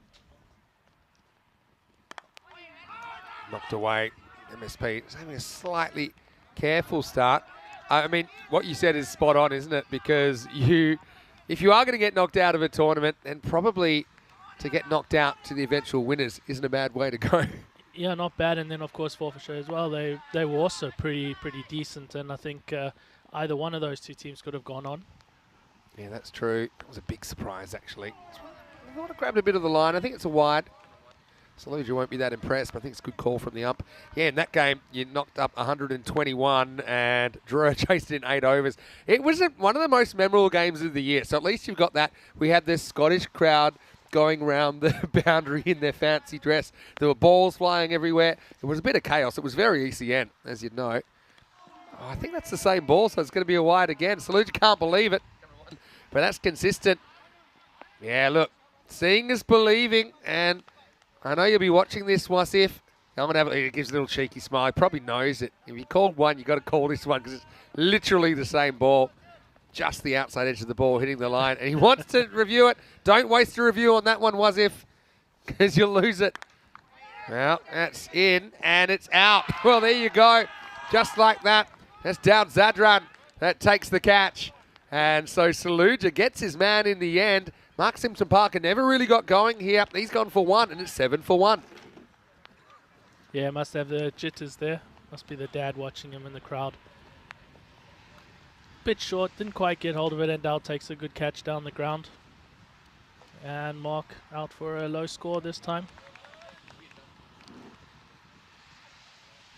Sometimes you got it, sometimes you don't. Hey, it's the way it goes. But here's a guy.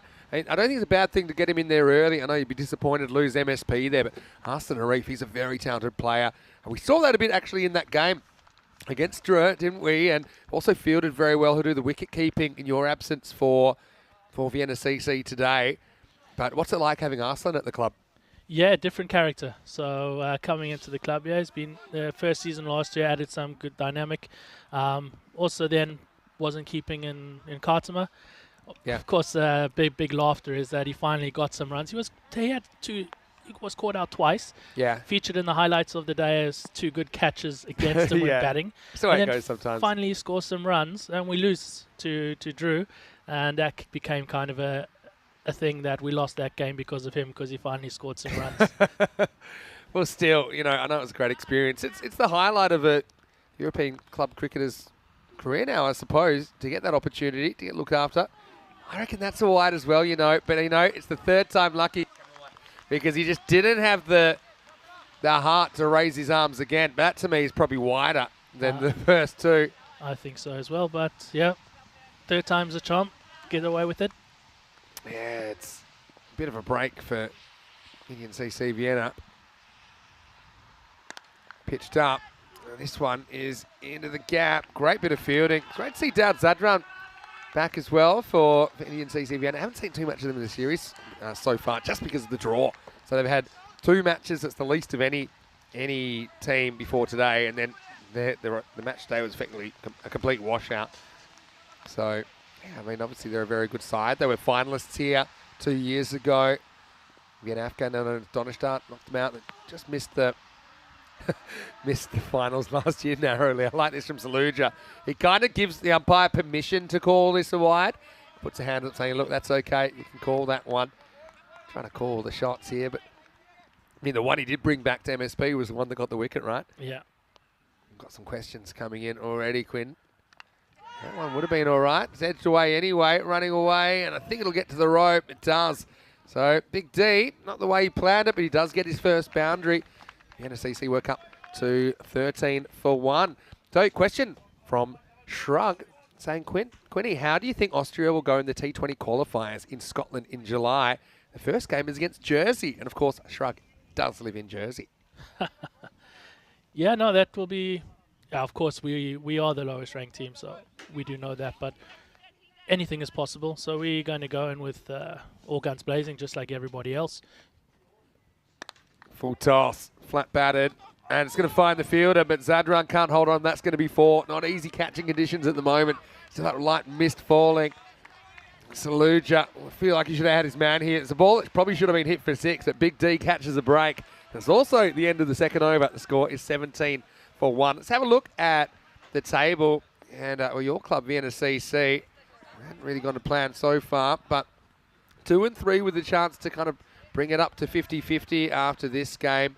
You did lose 3 of your first 4, but you did recover with a win against Snassi last time out in match 20. Indian CC Vienna, I mean, they're still undefeated. It's only Donnerstadt and Indian CC Vienna that are undefeated. They got a point from that game earlier today that was a washout. Garni comes back, starts with a wide in the third over. Yeah, I mean, that's going to be a real test for the guys. I mean, probably underdogs going into that considering the rankings of the other nations. But do you feel that in the last 3-4 years that bridge has kind of slowly narrowed between a team like Austria and, say, you know, your Scotlands, your Netherlands, your those kind of teams? Wait for the answer in a second because this is hanging in the air. Zadran is going forward. And the other fielder goes back and he's caught it. Well, I don't even know how he's done that. Shaquille Zadran is the man that takes it. And I think even he is in complete shock about how he's caught that. I mean, I thought he was running the wrong way down a one-way street here. As down Zadran. Seemed to be an easy catch for him. It was a proper hospital pass, but he takes it and he's just grasped it between his wrists and somewhere else that I won't mention on television. But it is a wicket. And guess who? Arslan Arif goes to a catch that will probably, it's a bit more Arslan than Clarslan, but it is out and it's 18 for 2. Yeah. What can you say? Well, I mean, really, how are you catching this? It's just the stride was perfect. And look at him. He actually takes a minute to register, takes like a second to register what's just happened. And then he's like, yeah, that's exactly what I meant to do. Well, how about that? Yeah, just with disbelief at the moment. NSCC regular captain here, nonplussed, I think, with that sticking. But yeah, well, you know, it's a good side when Arslan goes cheaply. Maybe you might win the game. But Abdullah Akbarjan comes in. He's got it, took a hat trick, or 2 hat tricks in the tournament here 2 years ago, right? Yeah, he's key. He missed out on the ECL. He was travelling abroad, so I think he was quite key for us missing in the ECL. Let me go back to my question. After this ball, assuming there's nothing like that happens again, as Garni comes in, and it's top edge hanging, but there's no outfielder, so the infielders have to go back again. And it goes the distance. Maximo. Probably slightly wind assisted when it got up in the slipstream. So they're going to keep swinging. Big D's still there. We know that he's played some big innings on this ground. Gets them up to 25. Yeah, so how do you feel, you know, Austria going compared to some of those nations that are probably a bit closer to the top tier, if you like? Well, we take on Jersey first, so that'll be quite interesting. Neil McRae used to coach us way back when. So yeah, met Neil in Cardsma. Good Yorker here, dug out for no run. And we recently played against them, so we kind of know what to expect from them. Of course, it'll be different. They're playing a lot of cricket, a lot of grass cricket training and back home. So we need to just make sure that we execute our plans and stick to what we believe in. Yeah, play your game, I suppose. That's the thing. Big point. Big D looks guilty, and he's not going to get given. Camera 2, camera 4. I'll tell you why, Big D, you've had to read his retinas here. He looks straight at the umpire straight away. Look there, shoots around, takes half a step. Miyachima's convinced he would have peeled that loud either. There's two really good poker players, Big D and Mihachima, going face to face, but not out. Survives, benefit of the doubt, going to the batter. Last ball of power play coming up. Nice little glance from Big D again. This will test the outfield, but runs away for 4. So he is going to get a bit of luck. He's going to keep going. Let's get to the end of the third over. 29 for 2. Hey, speaking of, playing against the Netherlands, for example, we just had the classic game on today in the rain break, where it was Austria defeating the Netherlands back in 2021. We saw you in the dugout. I know it's not the same form of the game. It still must give you a lot of confidence to go up against players that have obviously had some success against some of the real top nations as well. Yeah, definitely. I think in that tournament, if we're looking at bowling-wise, Viv Kingma, he was, on day one, he was flying, letting them go through. I think in the first 4 games, he wasn't hit for a boundary. Yeah. So it took adjustment, getting used to him. The likes also like Clayton Floyd, guys who played some international cricket. Musa, Ahmed, and these guys, it just really was good. Change of pace, and down Zadran comes in. This gets cut away, and cut away well. That's going to be 4. So Abdul Akbarjan gets into his work. I mean, I know it's not ideal to lose those early batters, MSP going, Arsene Arif going, but I've got to say, Akbarjan has looked on in this series so far, timing the ball really well. He gets his first boundary. Yeah, definitely. He adds a good dynamic. He's always up there with some of the top players over in the T10 competition, and always adds good value. Dab back this time, no run. Yeah, a question from Dave in the chat saying you sound a bit South African. Are you guilty as charged? Tell us a little bit about where you've come from and how you ended up in Austria. Yeah, guilty as charged.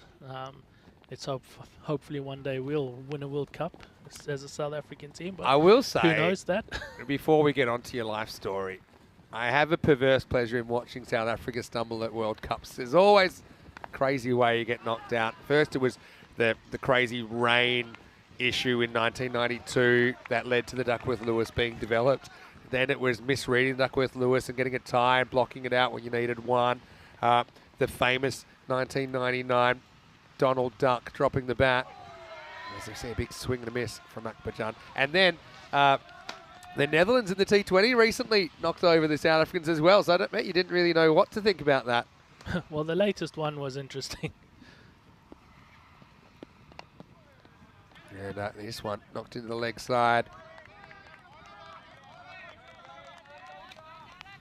Yeah, so the latest one was interesting because with the Netherlands winning, that meant they qualified for the next phase of the World Cup, so they didn't come down to the qualifiers.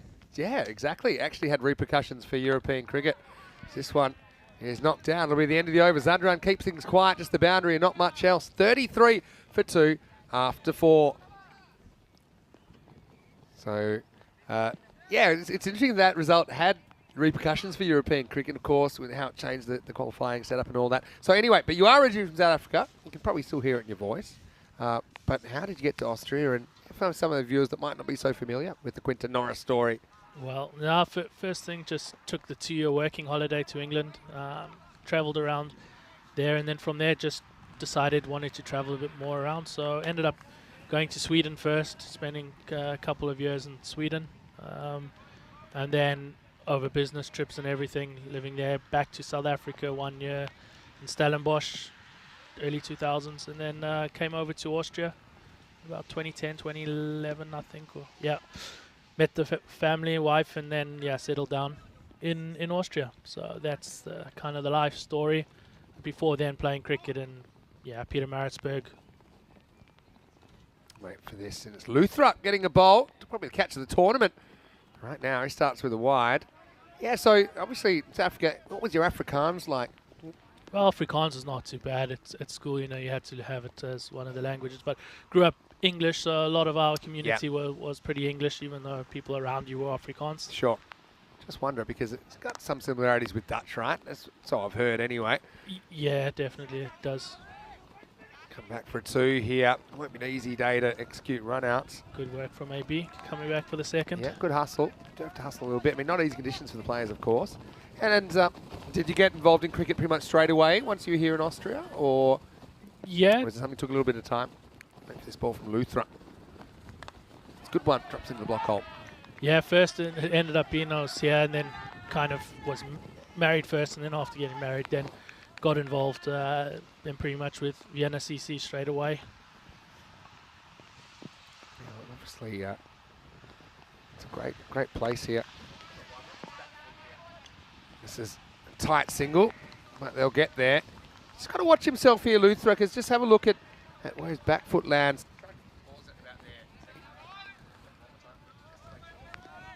Yeah, you see, just getting a little bit wide. And if you get too wide, if you touch that sideline, then it will be a no ball. So he's got to be a bit careful about that. Anyway, Bajan, left-hander, will take over. Yeah, so this club and this ground, right, used to be a turnip field. Is that right? I learn a little bit more about it every time I come, and this is my 3rd trip here. Yeah, we should almost get Andrew Simpson-Parker, Mark's dad, onto the chat. He's lingering around. Well, that's a little boot stomp job from Luthra. Not so sure about the technique, but he seems to get away with it. Has quite strong bones in his feet, obviously, taking that one on. Anyway, a couple to come in the 5th. Down leg sides. Great keeping from Chima. I mean, you'd appreciate that. Chima, you know him pretty well. Seems to kind of have the 2nd keeping spot sewn up in the national team. And that was a brilliant bit of work, because that was fired down the leg side. Saved boundary, I think. That's where a ball drops in to the block hole. No run. And yeah, so more questions coming in for Quinny. But yeah, this ground, I love it every time we get back here. You know, there's improvements. Obviously, some of the facilities around the club have improved in the 12 months since we've been here. Maybe after this ball can let us know about what's been going on, as we see a single for Big D. He moves to 25. He survived the first half. Hasn't had a lot of the strike, to be fair. A score 40 for 2 after 5. Just quickly before we go back to that, let's have a look at where we'll be headed over the next few weeks. We've got 2 weeks here in Austria, then 2 weeks in Bulgaria, 2 weeks in Sweden. And it's really cool, actually, because at the end of these 2-week blocks, we have the Saturday and Sunday of ECI cricket. Austria will be hosting the Czech Republic and Hungary in a 9-match ECI series next weekend. We already did see Austria in some ECIs earlier in the year, taking on Malta in what became a 7-match series. Austria won that 5-2. They stay with us over the next few weeks and beyond on the European Cricket Network. So yeah, there seems to be a few improvements since we were here last, Quinny. Yeah, got some toilet facilities, and then it's trying to upgrade everything. But of course, it all comes with, as we all know, big costs, big expenses. We'll say it, the upgrades have been appreciated by everyone as part of the Blue Crew, that's for sure. This will be just a single out there to Shaquille Zadran. I've got a question from Shrug. I'll change tack a little bit. I've got a question for Quinton. Who's the biggest name player you've played with or against? Anyone spring to mind? Yeah, of course. Kevin Peterson. So never heard of him. Yeah, I know you haven't heard of him. No, I'm just joking. So you've played with Kevin Peterson, right? Yeah, we grew up in the same age. Low full toss, sliced away. Another foot stomp job. That seems to be the fashion at the moment. And Quadran makes the stop. Have a look at how far back he bowls this from Saluja. Pretty much bowls it with his front foot in line with his stump. So we've seen that a little bit, just kind of changing the distance to try and disrupt the batter. But I'd say that foot stomp is a little, as someone who once tread on a cricket ball and snapped my ankle, always makes my eyes water. And anyway, Akbarjan, slightly slow start by his standards, 8 off 10. Here's the next ball from Wasif. Well bowled. Probably only get one here. Yeah, so KP, your same age group, and this is in South Africa, I take it, right? Yeah, so back in South Africa, growing up, of course, playing same age group cricket. And then if you go on to the rugby side of things, we also had Butch James, so he was also around then. But yeah, we also played cricket together, so had quite a few guys in this What was he setup. like then? Go on, before the kind of bright lights and all that. What was his kind of personality? Not bad. You know, Yeah. I think if you know him, I think a lot of people have different, but we all have different ideas and everything of everybody that we meet. Yeah. And some people get on straight away with him, some don't. I think he's had to, you know, fight really hard for what he had. Yeah, Um, for sure. Kind of been an easy move when you have to move countries as well. Little poke job from Big D. And yeah, I don't think he's really considering the second. Just one well fielded out there. And if you think about it, it is arrogance in a way. Kids say arrogance, but you know, back then people probably didn't like the style of play that he had playing for England. Now, what has changed 15 or 10 years on to now, what they call baseball? That's actually what true. has changed? Yeah, probably the blonde tips. But anyway, this is gone. Akbarjan, he swings to the leg side, swings all around. It was bogged down there, wasn't he? And Saluja, well, he's had his ups and his downs in this game, but this is a highlight. Gets a big wicket. Vienna CC lose a third. Just a little bit off the pace at the moment, 45 for 3. Yeah, some good bowling from the little maestro, let's say. Yeah, I mean, Using all that experience. just takes the pace off slightly. You know, probably when he's on, he's hitting that a bit straighter, isn't he? Yeah, it's a nothing shot. Head's going. Yeah, you He can knows see it. it. He's already walking off that way to leg side. Yeah. Just a bad decision in the moment, but that's the way it goes. And it's the third wicket down, 45 for 3. Well, here's a guy that I always like watching. It's Ali Rahimi, who's coming out at number 5. He showed a bit of power the other day as well, hit the ball in his zones, packs a punch. And also does a bit of keeping sometimes, like Arsene Arif will be doing the keeping in this game. So yeah, I suppose maybe it's a little bit of a disadvantage for your guys, Vienna CC, if you have to look at it, that you haven't played since Thursday, because Indian CC Vienna haven't played a lot either, because they just had the washout today. Apart from that, I think we only saw them on Wednesday. Ali Rahimi forced to just block this one out, but he will get off the mark. Yeah, so yeah, it's a very interesting point you make about maybe KP was a bit ahead of his time in a way, because English cricketers, I suppose it's become 37% less stuffy, I would say, maybe over the last few years. They're a bit slow to catch on the short format and kind of grab hold of it, but I think they're realising it's the way the game's moving, you know? Yeah, I think it all depends on who's there, and so probably at that stage you had guys that didn't adapt, let's say, to that process. Now you have more players that adapt to that and the way people are playing. I think a lot of countries around the world, players are playing freely and the way they play, and let them play the way they play. Yeah. And for example, it's a high risk, high return kind of approach. Wait for this ball. Ranjit Singh comes in. It's a short one. Ali Rahimi just kind of gloves it away from the keeper. We'll get a run there. I think that's one for the over.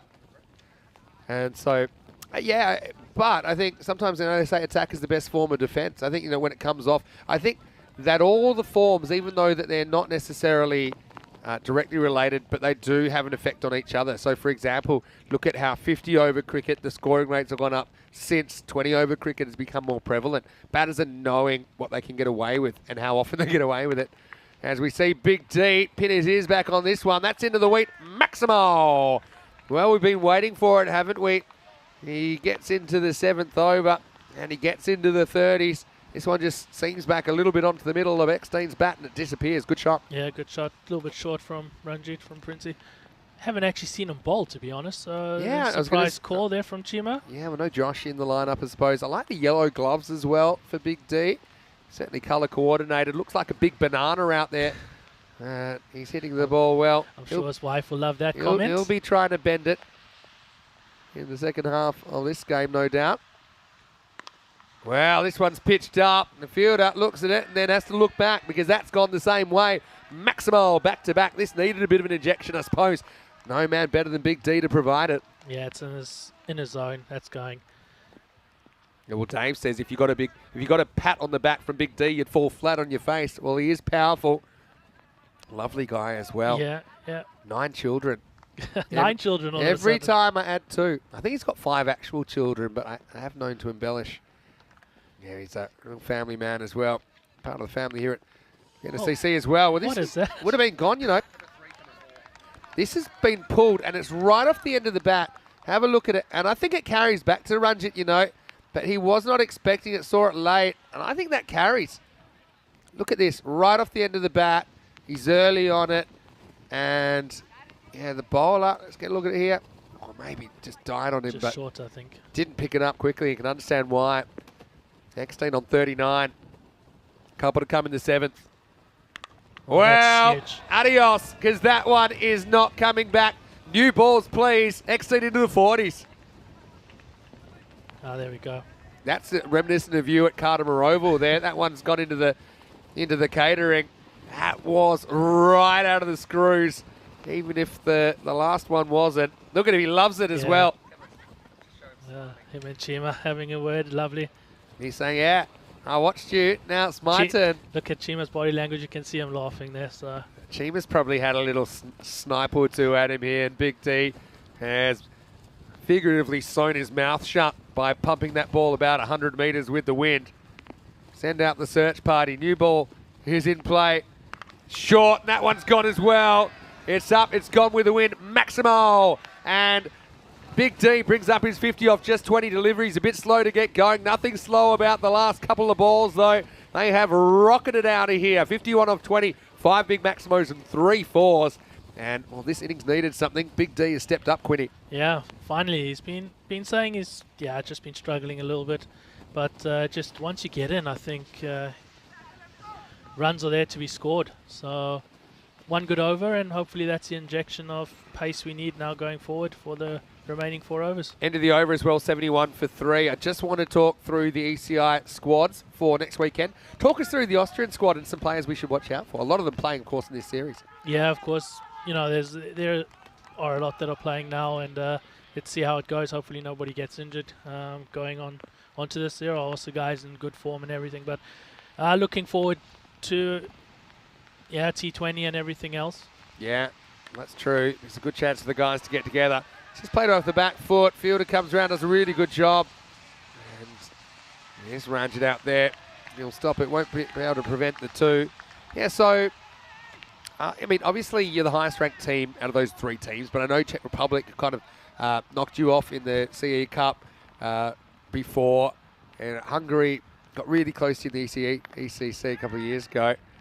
This one's in the air. It'll just be one Rahimi doing his job, I think, which is mainly to get Big T to the other end. So, I mean, I expect that to be a really competitive series. Yeah, you know, T10, it shortens the gap. It really does matter what happens on the day. You know, Zishan played in the T20 here last year against us and managed to single-handedly beat us, pretty much. Going on to get a good 100, a lot of 6s, so he knows, you know, that the capabilities there from all teams. Yeah, of course. Well, this time he's chopped on, and the show's over. Gets a pat in the back from Chima on the way. And Zadran breaks through. Just a little bit of turn, maybe. Gets it onto the inside edge of the bat of Eckstein. Drags it on, but not before a very good contribution. He's left his team in pretty good shape here, Big D. He'll depart those the 4th wicket, 74 for 4. Well, I suppose, you know, all things considered, he does get 50 off 20 balls. It's up to somebody else now to kind of keep that pace going. Yeah, indeed. Let's see who's coming in.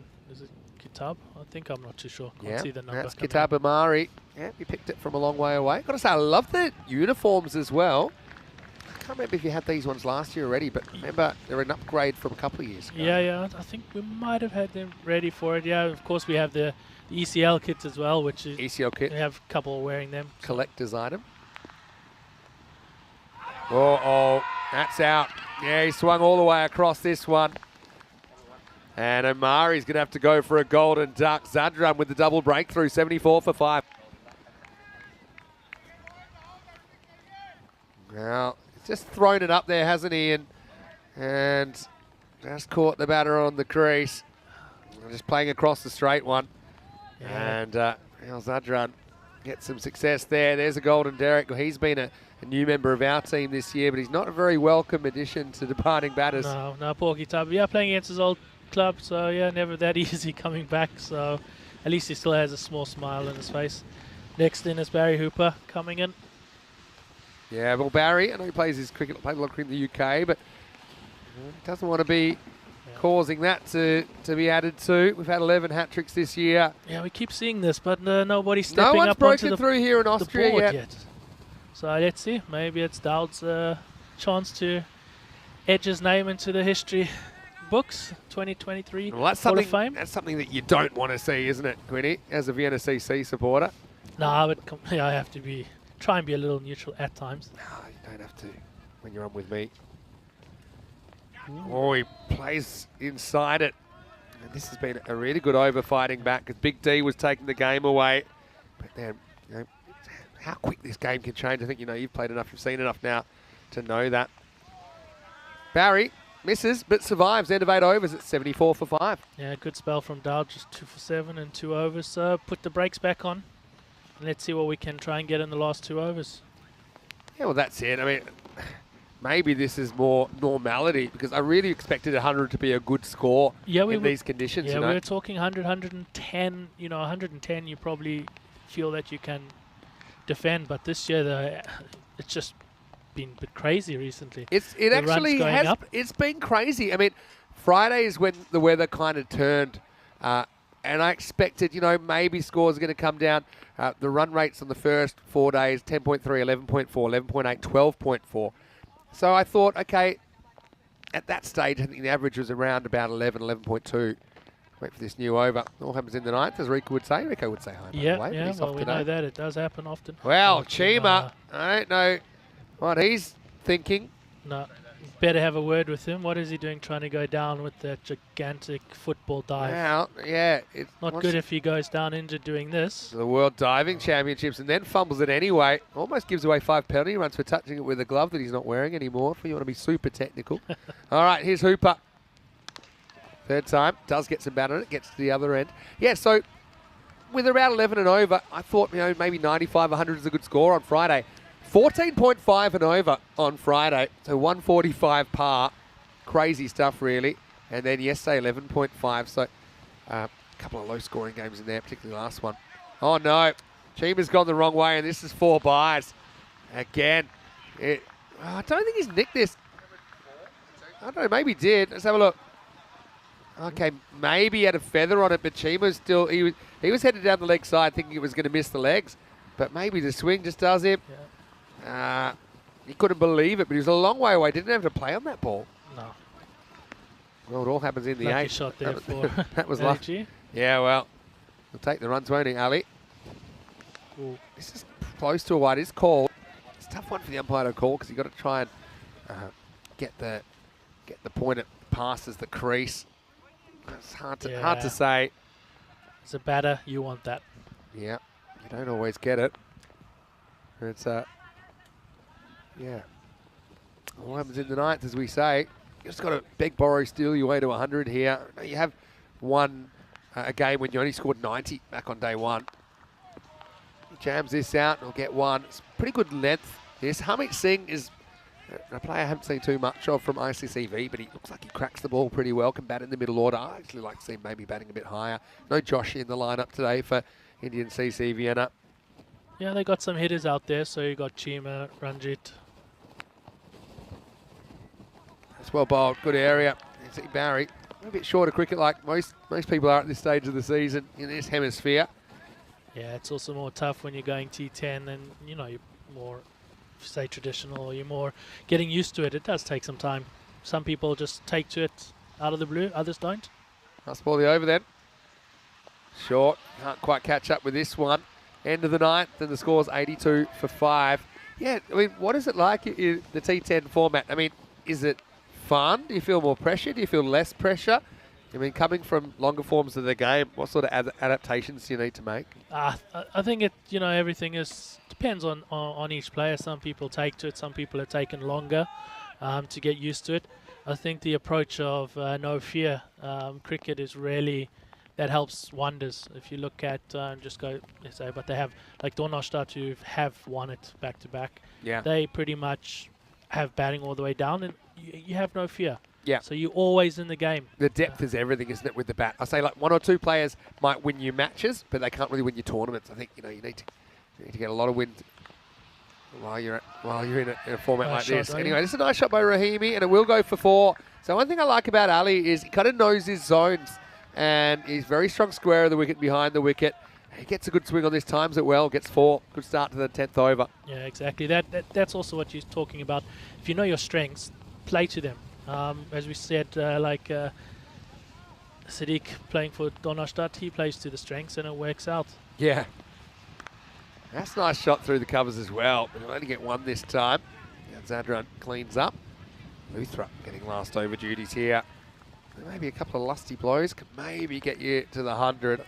Suppose Hooper, 1 of 5, tells the story of his innings so far. You can see that Luthra, he's a handy windbreaker, but not easy conditions for anyone. Well, Hooper goes for it anyway. He lofts it. The bowler's after it. Luthra, I don't think he's going to touch it. He doesn't. And it went so high, they'll go back for 2. Well, Barry's found a way to score. He's getting straight up. Yeah, there we go. 1 for the highlights reel, Saurabh. Nice. He's always on those highlights reels with some great stuff and some... I mean, I was going to say, it helps that Luthra is running with the wind here. It just keeps on going away from him. The physics of it. I mean, it's similar to the one that got caught earlier. It was caught unconventionally, we'll say. 3 to come. That's got to be a no ball for back foot. Yeah, that was close. I mean, he's missed that by a long way with the line. Yeah, I mean, that one, I think, is pretty obvious. I know he's been flirting with it, but, I mean, he's a long way wide there. And I don't know if they will. Again, I think you could use the extra ball. That one's better. And this would have been a free hit if it was called. And it'll just be a single in the end. So you get to 91. Still a ball to go. Chima knocks over the stumps for no good reason. Yeah, just wanting the umpire to get a bit of work out there. Hello to Akib Iqbal. Hopefully you well. We'll even let you get away with the all caps message, Akib. Akib Iqbal's in the chat already. He is in the chat. He says, Quinny, you should be playing. Thanks, mate. I love watching you play. I mean, I feel like, at your age, maybe you are a bit safer here, undercover. Are we the same age, though? No, a little bit older than you. Okay, close enough, though. Anyway, last ball of the innings coming up. He gets bowled, but he's given out. Again, I don't know about this. I think it might have been called. Now, well, they get a run. So, yeah, I mean, he got away with the first one. Doesn't get away with this one. Barry gets bowled. I think at that stage, you've probably got to call it no extra run because they're walking. Ali tries to run. I think that's no ball. I don't know if they'll allow the bye or not because I want to make sure they get the right batter on strike. Do they count the run or not? I mean, everyone's walking off. I wouldn't count the run, but yeah. I would have Barry back on strike, but let's see. It is. Yeah, I mean, look, credit. I mean, obviously they've been told to look out for it now. It looks like it'll be no ball plus a bye. And now, well, why not? Because Ali, he falls down and he hits it up and he gets 6. Maximo. Well, I mean, there's 8 runs from nowhere and he gets a little high 5. Everyone runs off. I've got that as 99 off 10 overs. Yeah, so you got 110 and over, so that gives us a bit more. I mean, even that one was, I don't know if he grounds his heel, but I mean, he's just got to work on that, Luthra, doesn't he? Ali, great shot, though, to finish. Maximo time. This innings had a little bit of everything. And in the end, I suppose you've set 100 for ICCV, who batted really well earlier, but of course, going to be under pressure. You've got some very good bowling options at your disposal. And again, we see the good, the bad, the ugly, see a bit of everything. Very ECN innings. The NSCC fighting their way to 99 for 5 off the 10 overs. Quiddy, stay with me. Let's go through the highlights and have a look at how things worked out. MSP just never really got out of first gear, unfortunately. Just one of those innings for him. Big D had a little bit of luck early, didn't he? But he would stick around, and he had a brief partnership with Arsene Arif. Big D got lucky there. Yeah, got a bit of lucky, but you make your own luck, I suppose. He went on with it. Arslan went to a catch that I still can't quite work out. Scientists will be working out for a long time how this stuck, but it was caught by Shakil Zadran, and that brought Akbarjan out there. But yeah, Big D, even that one, I mean, we'll never know, but just the reaction of Chima. We should ask them. Big D looked a little bit guilty to me. Akbarjan swung all around one, but, kind of lurking in that 7.5 and over didn't seem like enough. through the middle overs. They needed ejection, and Big D provided it with some lusty blows through the middle of the innings. Yeah, Ranjit came on and yeah, Big D just took to him, so boosted our net score. So at least we have something now to go out there and try and defend. Yeah, and look, one of these is absolutely boned as well. But then Big D, he chops onto Zadran, who ended up taking 2 on the spin. And that just kind of quietened things for a little while. But, you know, gets a good pat on the back from his teammates.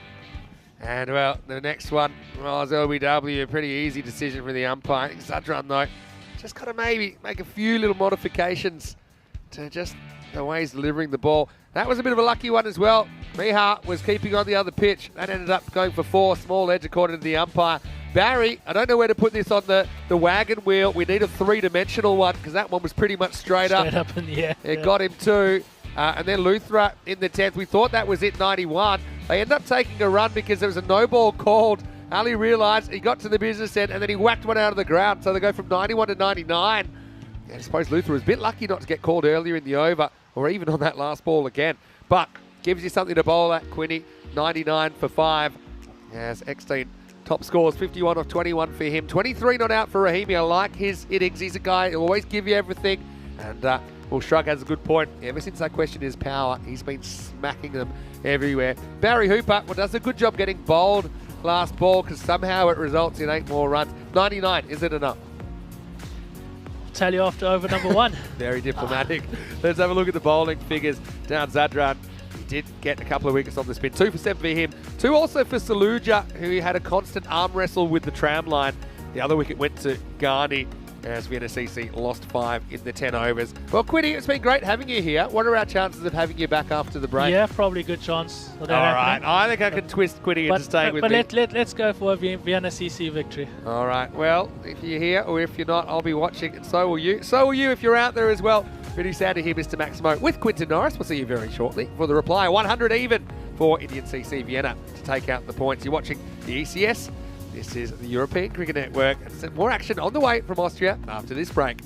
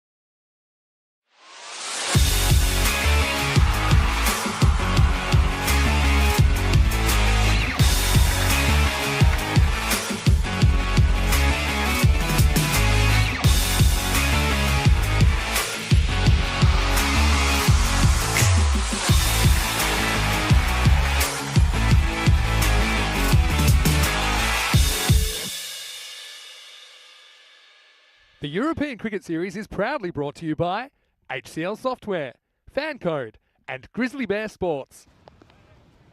Hello and welcome back to Vienna. We're at the Sabun Cricket Ground. Sunday is day 7 of this Fan Code European Cricket Series. Only 5 days away from the semi-finals and, of course, the final, which will be Friday afternoon, the 12th of May. 11 teams here in the ECS Austria this year. And, you know, one thing about when you got the new ball, you need to look after it. And let's just say this isn't the best start for Vienna CC as the ball was ejected. Look, I won't name names, but Big D will be hoping to swing it around. There might be one dirty side already. Anyway, it's Vinny Sander here, Mr. Maximo, and joining me in the commentary box, we've got him back for the second innings by popular demand, Quinton Norris. And Quinton, 99, kind of begged, borrowed and stole 99 in the end. I know it's probably a little bit less than some of the scores we've seen so far, but I think it's enough runs to bowl at. Yeah, it's something to bowl at. But after Bunty, the umpire, dropping the ball there, already Well, making you it wet. named him. I was. I will name him. All right. We'll have a chat later. No, all good. It happens. I want to say hello to Gil as well in the chat. Gil Shamsha Singh, who was just donating €2. Has also become a silver spanner. So thank you for supporting the network. He was playing for ICCV last year when we were here. Took 10 wickets in the series, including best of 3 for 16, remember, against Pakistan CC. So Yeah, we should ask him where he is. yeah, Bill? that's it. Well, I've already asked him. Good man. So let's see. Anyway, Big D's going to get us going. He's going to try to bend it like a banana. Here we go, 100 to win for ICCV. And the first one is barely on the pitch. Doesn't move at all. Just gets it wrong. And the first one, Ranjit Singh out there opening the batting. And interestingly, they haven't gone for Chima at the top of the order. They've gone for Ahmed Ghani as the non-striker. Well, that's a good start. Wide ball, that's always a good start. So hold on to your hats. Well, this is up and it's over cover, and that's going to be 4. That one does come in a bit, but it leaves even faster off the bat of Ranjit, the first boundary of the innings. That's a nice shot. What do you think about Chima not opening? Because he did bat really well. We only had 2 overs in the second match today, but Chima cracked 32 off 9. Well, give Chima the captaincy and then he changes it up. No, Ghani is also a very attacking batter, so he does bat sometimes up the order, and if he gets going, you know. Yeah, I mean, yeah, not that Ghani's not capable. I just found it curious that he wouldn't be out there considering how well he hit the ball early on in the earlier game. This will be a single, so we'll see Ghani on strike now for the first time. Well, Steve McVeigh in the chat saying good to see the weather's improved. Yeah, well, it's been one of those days where it's been a little bit up and down, uncomfortable, I think, for everyone. But we started all 4 games so far, completed 3. So there's that, I guess. Well, this is a good old-fashioned hack across the line from Ghani. That one just misses. Big D gets that one a bit more online. He's such a great bowler to watch because he does swing the ball prodigiously, doesn't he? I mean, you've kept to him a lot. I mean, is that difficult to deal with when you're behind the stumps? No, I think I'm quite used to it now. So, as you said, been playing with him for many years. So, well, that's another one that threatens to come in. Oh, that's a great effort. I think that's 4, you know. MSP, he went around to the right. He stuck up the hand, goalkeeper style. He does save 2 runs, I suppose. This would have been 6, but have a look at this bang. Bouncing just inside the line and going across for 4. But, well, that was a stinger for Mark. yeah, definitely. I think he'll probably look at that and he'll probably think he should have tried to hang on to it instead of trying to palm it down. I guess the issue was if he held on to it, where was he going? Was he heading over the line? It's not an easy day to stop.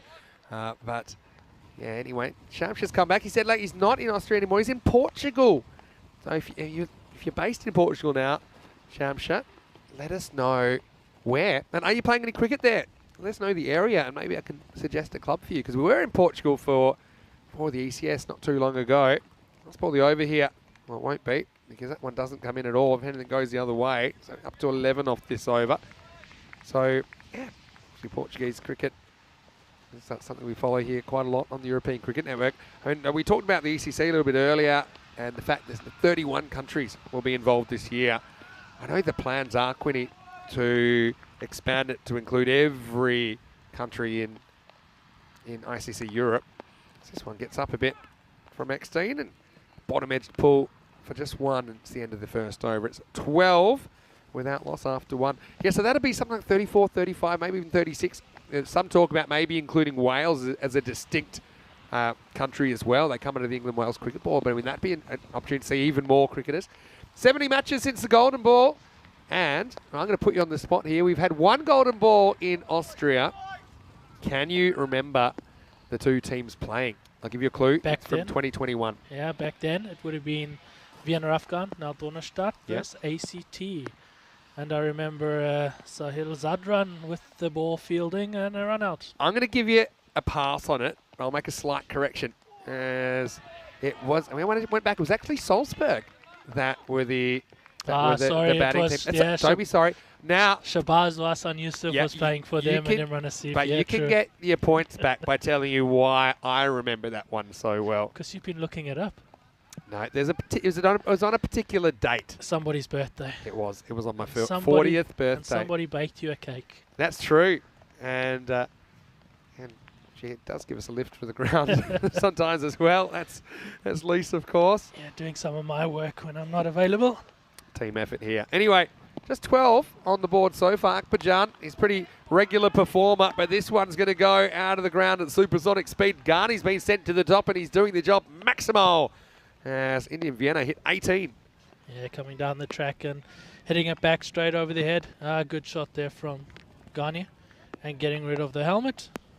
Yeah, well, I don't know about that today. We've seen a few balls skidding on surprising batters. We've seen a couple of knocks upstairs already, but I suppose Akbarjan isn't one that you would imagine is going to get above the shoulders too much. Still risky. Oh, much better ball. Let's just see what the signal is here. I think there's a little edge on this. There's no signal from the umpire, so this is actually a chance. Hassan Arif just a little bit slow getting down there. Oh, opportunity missed. Yeah, Abdullah's not looking too happy there, is he? Yeah, I mean, probably a bit distracted by the fact that went past the stumps and almost bowled Ghani, but yeah, you got to put that out of your head. Now, he gets a bit too short to Ranjit. Pretty good fielding. As Kitab Omari comes around and just picks it up cleanly. Yeah, it's one of those things as a keeper you'd know. You kind of have to put the batter's movements and actions and the stumps, put them all out of your head. And I think Hassan was a little bit distracted. Was the right length, though, I think, to Ghani. You've got to get it up there in the block hole, back away, or show you the sticks. Yeah, it was a good ball, good length.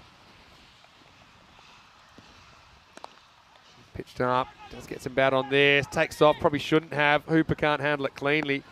He's got that look of frustration, Barry, which we saw a little bit in the first half of this game as well. Dave asked about Northern Ireland. Well, Ireland compete as one nation at the ECC, so I think that's the way it should stay. I think it's a nice unifying thing. And that's the way Ireland run their cricket. They run it with both Northern Ireland and Republic of Ireland under the one organising body. So that's why I think it's nice that it's done that way, and it should stay that way. Anyway, let's have a look at the standings. Kind of mid-table clash, isn't it? Having said that, Vienna, Indian CC Vienna only played the 3 matches. This is their 4th. One of them was a washout. Only 4 out of 11. It's pretty brutal, isn't it, this new format, with 7 teams getting the cut at the end of the group stage. What do you think about it, Quinny? Yeah, totally. But you here to play, we're getting more games than compared to last year, and more teams. You know, we had quite a few teams. I think 14 in total, probably, that really would have played as well. So Yeah. we had some teams still stuck waiting on the waiting list, let's say. I think it's a really good thing to have more matches, more teams involved. No, last year we were only here for 1 week. And it seemed a bit of a shame considering the quality of cricket that we saw. We'll see, Donnerstadt made it back-to-back. They also won the Austrian T10 back in 2020, so it's actually their 3rd trophy on ECN. Back then in 2020 we had the Austrian T10, which ran over a couple of months, and also the ECS Austria, which is won by Pakistan CC.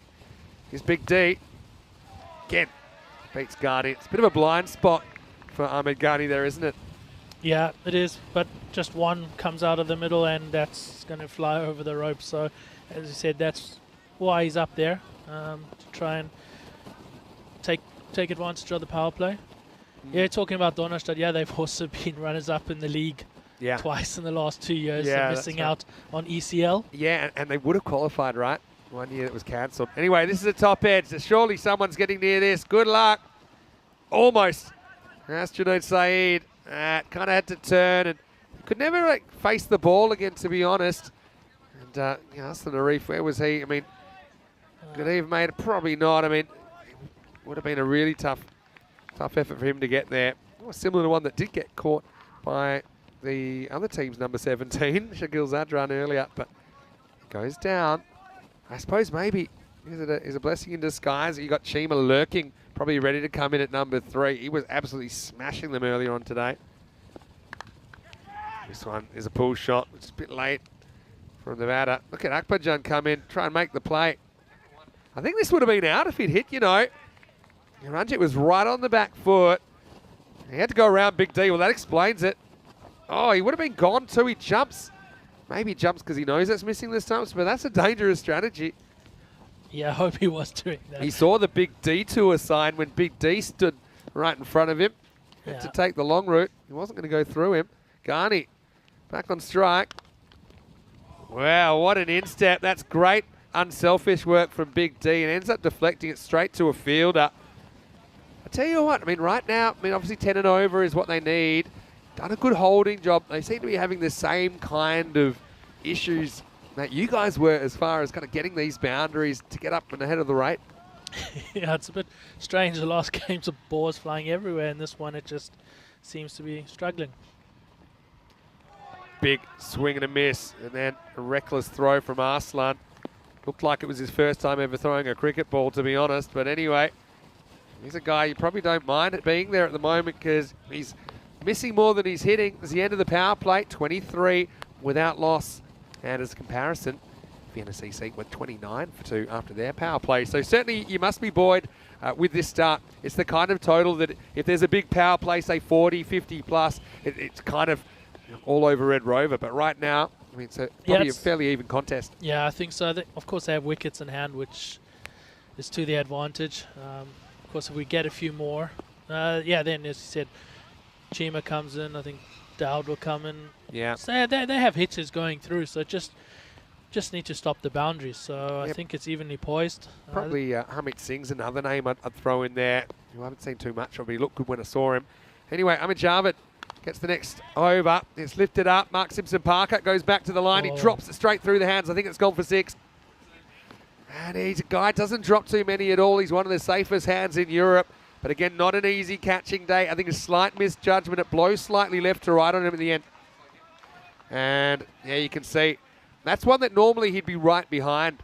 But he tried to take it kind of side on. It's probably an awkward way to take it, to be honest. Anyway, it's going to be Maximo 6 to Ranjit Singh. He's a man you don't want to drop.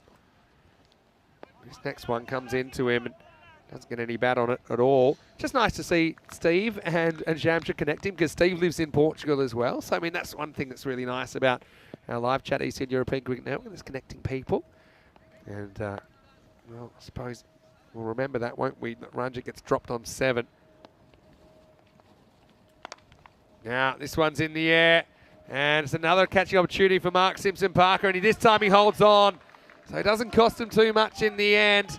Ranjit tried to go up and over, but he just went up in the end. And it's Jarman that breaks through with the wicket. And the first one falls for Indian CC Vienna, 29 for 1. Yeah, that's more like it by Mark. He shouldn't have been dropping that first one. But, yeah, takes a harder one. And, oh, gee, look at Chima running in there. Yeah, well, Chima is moving out there at supersonic speed. It would be lovely if he got a first ball at that speed running in and then want to see his pace going out. I'm just thinking maybe a reason that we didn't see him opening is because he did keep the 10 overs. Gives him a chance to kind of get a breather, gather his thoughts and before heading out there. But he hit the ball really crisply earlier on in, I suppose, difficult conditions for everyone. Here's Amir Javed. Chima's looked pretty organised with the bat so far in this series. Gets off the mark with a little flick down to long on. Yeah, Dave saying MSP's having a bad day, but the good news is he does come up with a catch, and we still got a bowl. I mean, MSP with a 5 for early in the series. And when he did bowl, he bowled really well. Yeah, he didn't really want to bowl himself. I don't know why. The bowled. Ghani's footwork takes him away. I mean, he's too young to start kind of managing himself. You know what I mean? I think he's a guy. He's a key player. I know he's grown up at the club, hasn't he?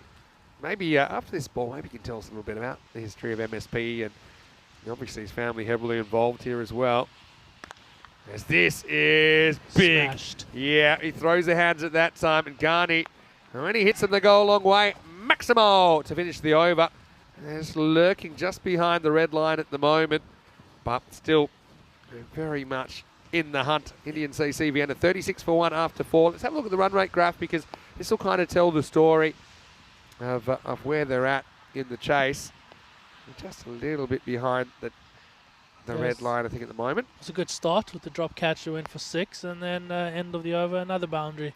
Yeah. Maximo, so yeah, I mean, that red line is the Vienna CC ultimate run rate. It's a little bit behind, but I mean, you can tell anything could happen from here. Yeah, so MSP, I mean, how long have you known him? since I've been, good, what is it, at least 12, 13 years now? Yeah. 13 years, I think. So you met him as a teenager? Yes, I met him, so maybe it's 12 years, or 13, when he was a 13-year-old boy. So he was a bowler back then, pretty much low-order batter, not really batting as much. Here he is, off the short run, as most fast bowlers have been today. It's just well done, partially blocked, and now they think of it too, but it's not there. Good fielding, good throw back in, good teamwork.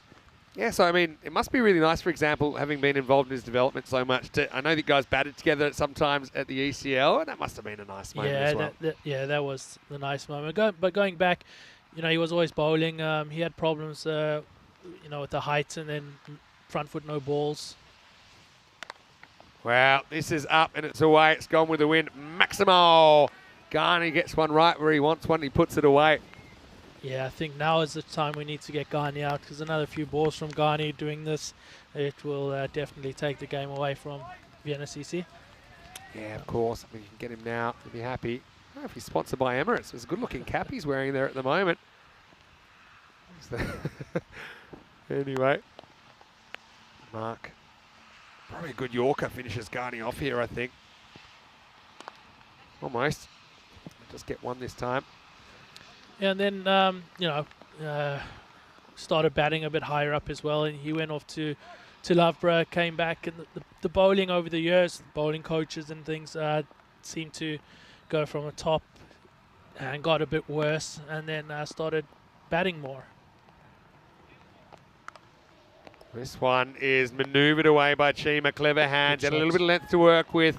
And he went behind square where there was a gap. Smart batting. Cuatro carreras in Vienna, getting back on track here in the 5th over. Yeah, good wrist movement there, just moving it around the corner. Yeah, okay. I mean, his bowling's still very good. I think, to me, I just think he's... If you had to class him as a type of all-rounder, I really like his batting. I think technically he's very good. He's got power. He's very smart. He's quick between the wickets. You don't really have to choose. This one is an edge, and Big D is going to have to chase it, and he's not going to catch it. 4 runs to Chima. Gets a bit lucky this time. Brings up the 50 for Indian CC Vienna. We knew that even though Vienna CC have kind of held Indian CC Vienna so far, it'd be tough to keep doing it if they're not picking up wickets. Yeah, true. We need a breakthrough pretty much in the next over, I would say. One of these two. Need them back in the pavilion. One thing about Mark, I mean, he's a guy, he's born in Austria, and he's got a family connection to cricket, but he's learned his cricket here, plays his cricket here. He's a good advocate for the game. He plays the game the right way as well. This one won't make it over the fielder. Akbarjan, love to have a ping, and it's become someone else's problem. This is the end of the 5th over. Score is 53 for 1. Look at Abdullah, look at this. He's in a good throwing position, launches it. Anyway, look, I know that we saw you at the ECC in 2021 in the footage we were just looking at. I mean, the ECC groups came out recently. You've been drawn in a Group D, with Ireland 11, as well as Hungary, Finland, and Turkey. What do you think about your opposition, and what do you think about your chances there in the Euros? Well, we had Ireland last year, so we know they'll come with a very strong team. Yeah. Hungary, we know some of the guys quite well. Always interesting to play. Finland will be a new challenge, and Turkey as well. Yeah, Turkey, an interesting one, actually, as we see a slight false shot hanging in the air and dropped. Well, Akbarjan's been so good in the field so far that he hits this one. It just doesn't stick. Having one first ball dropped by MSP in his first over, and second one by Abdullah AB dropping. These two guys normally don't drop, so. Yeah, I mean, anyone is possible to drop today, to be honest. Which is fair enough in the conditions, but doesn't help our cause. I suppose, you know, having played both cricket and baseball, one clear difference is, you know, your margin of error when you're catching a cricket ball, even with two hands, just very slight. If it's just out of the sweet spot, you know, it can drop out. Well, this one takes off. And I suppose you compound that with the wind, you know, subtly moving the ball around with a slightly greasy ball as well.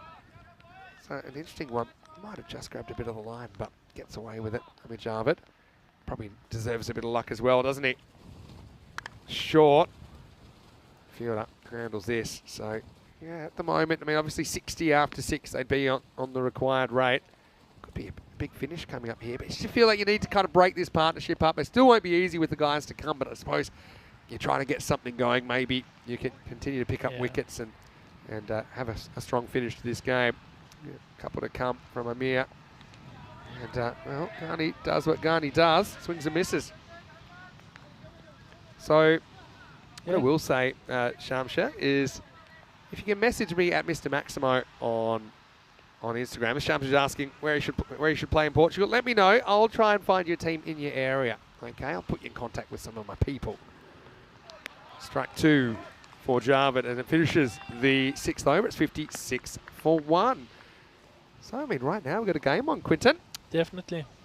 But we still need a wicket. I think if ICC, we don't get a wicket, I think they'll, take it down. But it's getting closer. 6 overs are up. Your prediction's wrong. I did say come back. You just said for commentating. Yeah, I said if you come back overs. to commentary, I said it'll probably only take 6 overs, tongue in cheek, saying that maybe Indian CZVN might smash you all over the place. Hasn't worked out that way. Yeah, right now 11 and over required. So, look, every ball, every over important here. Yes, Johnny or Junaid Saeed comes in. Just nice and gentle. Pretty accurate first up. Yeah, accuracy is more important than speed, I think, on this pitch and in any conditions probably, but especially here. I think some of the bowlers have tried to bowl too fast, been all over the place. I would like to see now if you can get some movement away now. She's normally bowling with a new ball and then moves around a bit, but let's see now with the older ball. Wow. That's in the slot. Yeah, that's going. Thank You God. can hear. And he just gets a little bit too close to Ghani. If you're going to play with fire, you're going to get burnt. I mean, if you look at the balls that Ghani's hit, they've been this kind of line. I know you're there to aim at the stumps, and that probably would have hit the stumps. But, you know, he hasn't been as strong when you take him a bit wider and he has to fetch it. So that's a big hit. Remember, they'd want to be about 70 to be on track after this 7th over is complete. Yeah, going back to MSP and talking about, when he came back from Ladbroke, we put him, as captain of this team. He was struggling with the bowling, and I just said, for the rest of the season, you're not bowling. You're just focusing on batting. And then we got him to bat in the top 4 and then up and opening. Yeah. Doing a good job. There we go, slight adjustment in line there. It does the trick against Ghani. It's an interesting time, hasn't it? And then the following year, we put him on 50% bowling, just to make sure we focus on the batting. Yeah. And helping out the clubs. You have a lot of all-rounders. And then the following year, the 3rd year, which was last year, back on 100% bowling. Yep. All right. It's only been hit once. Now this one's a bit of a toe job, really. Akbarjan decides not to launch this one for once. Just a single. Yeah, okay, so you kind of got him to concentrate on his batting exclusively, and then you kind of slowly integrated the bowling back in. That's clever. I'm really impressed with how he's handled the bowling at the higher level as well. That's one thing I think where I think his technique stood up. Yeah, definitely he's come on, not trying to bowl as quick anymore and just get the lining length going. And with the height as well, you do get, on the Astro, you get some bounce every now and then, and unevenness, and it's the control. Doesn't always work out, but it's a lot better. 2 to come in this over. Chima, he's broken his bat in half. Well, get a load of this one. Well, here's some of it. It's not all of it anymore. Let's have a look at what's happened here. I don't think that bat is broken. I think Chima shall continue batting with that bat. Just, I I don't think I've seen one quite like this in all my time. And literally half of the blade of the bat is gone. And, gone too. So just have a look at this. Bang. That's something that you won't see very often. And there you go. Nice job picking up the pieces. Running on with the new bat. Wow. That was a proper broken bat special. That's baseball style, really. See a bat shatter like that. But Chima might be heartbroken. That might be an old favourite. Anyway, let's get back to the action. Oh no, could have a chance here, and he's going to be run out. It's Ahmed Ghani that's going to be gone. And there's no doubt here, he's gone by a couple of steps. Ghani takes on a 2 that just wasn't there, so something happening. Well, something unexpected happening, the broken bat, but then, broken down communication here really. Ghani, he saw it, he decided to take it on. Mayhawk, I think under his helmet gave him an "are you serious" kind of look, but he was serious. He took it on, bounce throw. Nice take low down by Arsene Arif. And Ghani runs himself out for 36 and again throws the game wide open, 66 for 2. Yeah, we needed that. And how often does a run out come into play when you need something or when you're cruising in a way? Have something to aim at now, one end. Let's see if we can get a wicket and try and put more pressure on. Yeah, I hope the match referee's having a look at that bat because I don't think it was broken. I tell you what, if you make runs with that, I'd be really impressed. Yeah, that was a good pickup by Kitab and straight to Arslan, he's fielded very well in this innings. Yeah, hasn't he, Kitab? Yeah, things haven't gone his way. You know, he's trying hard, youngster, and sometimes things don't work out, batting, bowling, but fielding, in general, just enjoying it. I see they're having a look at the bat now, and definitely don't think it's broken. I don't think all the super glue in the world is going to help that. I mean, I thought maybe his bat had been corked. You ever heard of those corked bats? Yeah. Anyway, well. Yeah, we'd like to get Chima's thoughts on that. Oh, there we go. See, Mark giving Suraj a go with the ball. So we all about trying to give some chances to the whole team as well and see what can happen. This is going to be interesting. Yeah, let's see what Suraj can do. Yeah, well, I mean, Suraj obviously very important member of our community. He's often in the YouTube chat, ECN European Cricket Network. So let's get behind your fellow chatter. Yeah, Suraj, lovely guy as well. Nice to see him back on the park in the ECS. This is a little bit short. Sits up. And Chima kind of gets on top of it, gets one. He's been joined out there by Harmeet Singh. He's a guy I mentioned I hadn't seen before. Thought he batted really well in the first day of play that we saw ICCV. Let's see if he can get moving. The game's still in the balance here.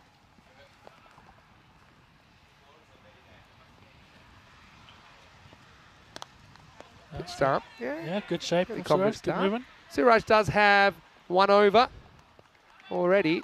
He took 1 for 16 when we saw him on day 1. Yeah, having a look at what's coming up. Vienna CC back-to-back. Vienna Danube, you've got the last game of the day. Vienna Danube can't take a trick. 6 games in, they got 5 losses and a washout. That's a game I'm sure you'd want to win, starting in around about 35 minutes. Yeah, definitely. I think you would expect to at this stage and how things are going, but you never know. It just takes one game, and the boys from Khyber's team could just rock up, and they're struggling at the moment. They are, but that's the way it goes. They've got impact players, don't they? I mean, you look at the top 3 there, they all hit the ball really well. Pitched up, goes with it, hangs in the air. It's a chance there. Simpson Parker almost gets there. And now he's going to horn it to the keeper's end. They will get 2. I mean, this game's just sneaking past, isn't it? And we're almost at the end of the 8th over. And so feels like we're gonna get a finish. Yeah. Suraj doing a good job so far. Yeah, knock on wood. Let's hope he continues. 2 or 3 balls to go. 2 balls to go. Against 80 to be on track. Need to grab a boundary to get there. Low full toss, gets away with it though. Kind of just drops at the last moment on Harmeet. The regulation Akbar Jan supersonic throw in. not too comfortable for Suraj, but he handles it. No. So this is where, look, you'd love to get out of this over with just 7 conceded if you're Suraj. He's conceded 6, but he's got Chima at the other end waiting for him. And he goes for it, kind of in the gap. No. Yeah, just the single. Akbajan does well. So that's a brilliant over from Suraj, just 7 conceded.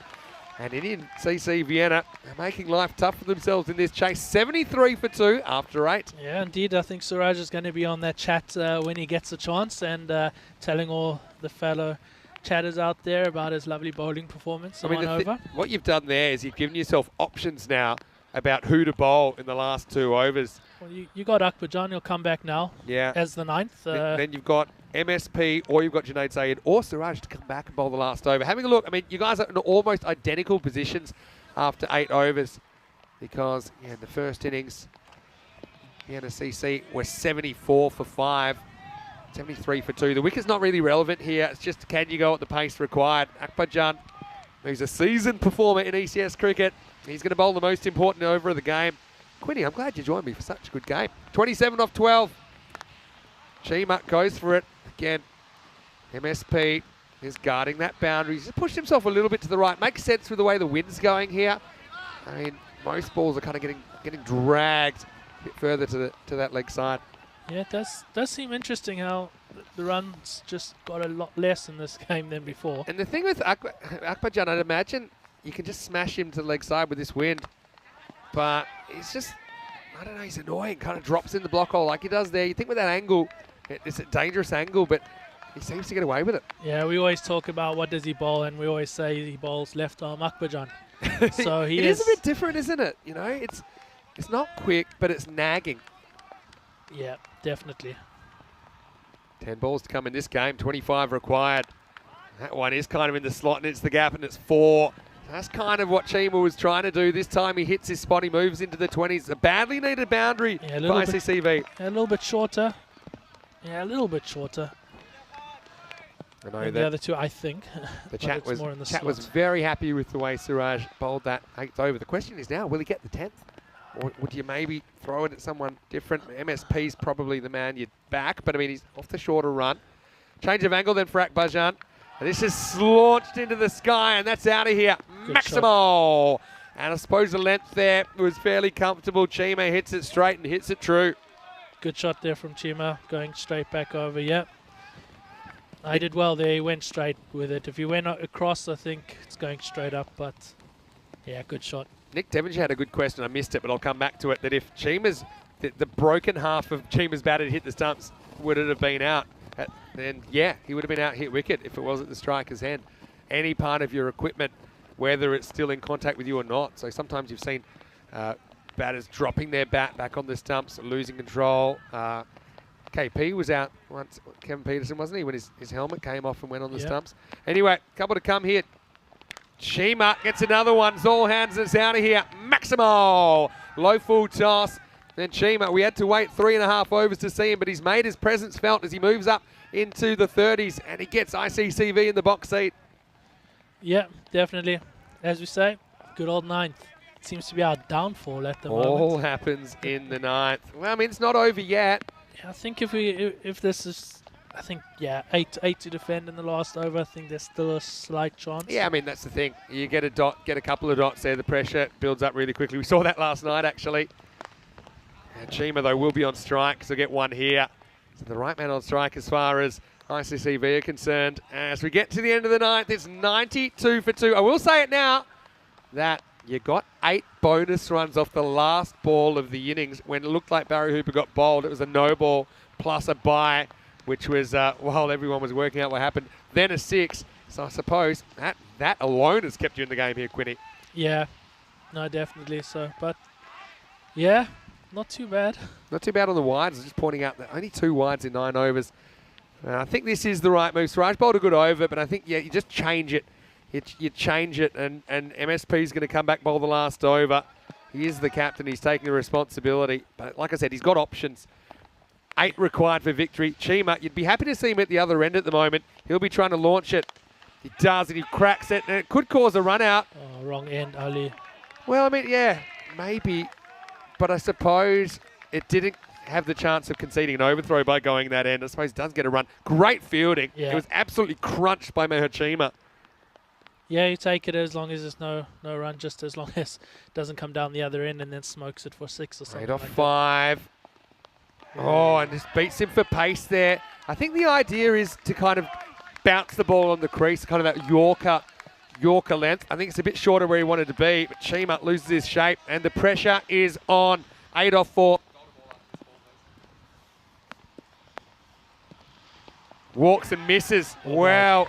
It turns out to be a masterstroke to bring MSP back here, and just like that, things turning around. Don't forget, if scores are tied at 99-99, we'll go to a golden ball. Quinny just shakes his head nonchalantly like there's no chance of that. He has uber confidence in Simpson Parker here. I don't know if Rimmer's going to take a hat trick. Maybe that's a sign. Let's get back on the field here.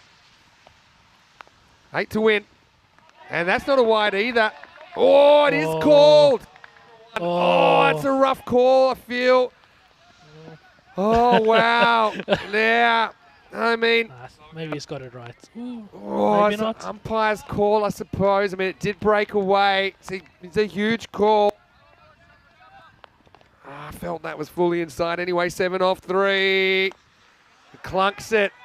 Now, do they go for 2? Maybe not, just because of the matchup, right? Because Meha just hasn't been able to deal with Mark Simpson Parker. Yeah, but Maximo now wins them the game. Yeah, that's true. And Hamid, he's only faced 4 balls, but he is a boundary hitter. And he launches it, and he wins the game for ICCV. Well, they changed the strike, they changed their luck. Kind of in the slot from Simpson Parker, and it disappears. The 100 comes up, and what a game of cricket, Quinny. I know it didn't go your team's way, but still, great entertainment as ICCV come up with a win off their second last ball. Yeah, not bad. What did I say? Ball 9.1, Ali wrong end, go that way, and the man just come and hit a 6 to win them the game. Yeah. He could have been back in the hut, and interesting thing, so just game awareness, but no, good innings from Chima. Ghani got them going, and yeah, 9.5 It was a tough one. I mean, he had one stump to aim at the bowlers, and I suppose maybe could have run him out, but he didn't seem like the immediate threat, did he? I mean, I probably would have done the same thing at that stage. To go to the keeper where, you know, you can get the run out without risking overthrows. But, well, 99, it was close, but not close enough, unfortunately, for Vienna CC, who slipped to a 2-4 record. Indian CC Vienna keep their undefeated ECS alive, but it was a thriller in Vienna, wasn't it? As Big D early had a few control problems, and he also came up with a decent spell first up, conceding just 14 of his 2 overs. Akbarjan was expensive, though, at the other end. Ahmedjaman, I thought, bowled really well. 1 for 16. Well. Had a couple dropped as well, didn't he? Mark Simpson Parker dropping that one back over the rope. I mean, that's ECS cricket. You'll have your best and your worst moments, won't you? It happened. Just think, if umpire Siva didn't call the wide, we would have had a golden ball. Yeah, potentially. Yeah. Yeah, I mean, yeah, maybe. Again. More drama then. Look, it is, and it was probably a 50-50 call. It was a tight finish. Steve McVeigh annoyed there's the bat breaker again. Yeah, again. I don't know. Well, that kind of helped. I'd be sending that one back to the factory, if I'm honest. Yeah, but the new one came out and did the job, didn't it? Yeah. I've got to say, I think Omari fielded really well. You know, caused a run out there. I mean, when so many things could have been different. You start micro-analysing in these close games, don't you? But Ghani was good while he lasted, but he was highly unpredictable. Akbarjan came on, though, and he held him a little bit, but then also kind of got smashed around a bit. 19 runs came off the 9th over, including a run of 4.66, which meant that there were just 8 runs required off the last. That was a real tight one. It was called wide. Again, when they got the one, then again, it meant that it changed the strike, and it was a nice effort from Harmeet Singh. I mean, look, they know each other well. I know they're good friends as well off the field. So you just got to say, it was a tight one. And don't forget, there's more cricket coming up. And the last game of the day coming up in around about 25 minutes. Vienna CC desperate for the win, I'm sure. And Vienna and they would love to open their account in the wins column anyway. News from the toss, Vienna CC winning the toss and batting first. I'm sure MSP would be keen for some runs. Arsenal Reef as well missed out in that last game. Close but not close enough for Vienna CC. The hosts as Indian CC Vienna achieved the winning runs with just 1 ball to spare. And yeah, you're right. If that wide wasn't called, it probably is 99-99. But anyway, Yeah, a lot of things could have been different. Chima came good when it mattered, didn't he? As he was able to crack 37 not out. Turned out to be the top score. Carney with 36 runs, yet with 13 early. Harmeet with 11, including the winning runs. As far as the bowlers, look, credit to Amit Javed. 1 for 16, could have had more. Siraj Muhammad with a very important over, just 7 to keep the team in it. Junaid Saeed only conceded 10 off his over. But Big D didn't take a wicket, but only conceded 14. Well, Quinny, it's been my pleasure to have you here on the Thanks, commentary. Vinny. I'm going to let you sit back and enjoy the last game. Hopefully the weather holds up and we can get the last game of the day in, because I know it's a little bit fickle at the moment. To all of you guys out there, please, thanks for your engagement with Quinny. I know it's been great to have him as my guest. Hopefully we see him out there on the field at some point in the future. But for now, it's Vinny Sounder here, Mr. Maximo for ECN. And we'll join you in 25 minutes with match 35. We'll see BCC batting first after winning the toss. You're watching ECN. This is the Fan Code European Cricket Series.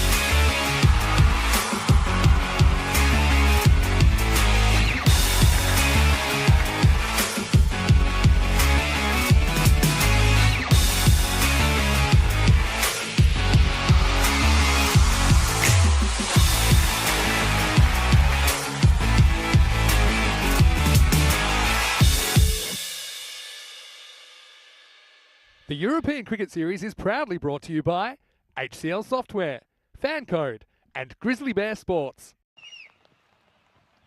Hello, cricket lovers, and welcome back once again to Vienna for the Fan Code European Cricket Series Austria. It is day 7. It's the last match of the day. You know, some crazy things have been happening in last matches over the last couple of nights. Don't forget, we had the record chase achieved on Friday night in match number 25. We saw Pack Riders chase down a target of 164, breaking the record of Badalona Shaheen from Spain. Then last night, we had a real last over thriller. Looked like it might come down to the very last ball. Turned out to be the second last. We've had some close matches in the last game of the day, and maybe this won't be an exception because both these teams can really use the points.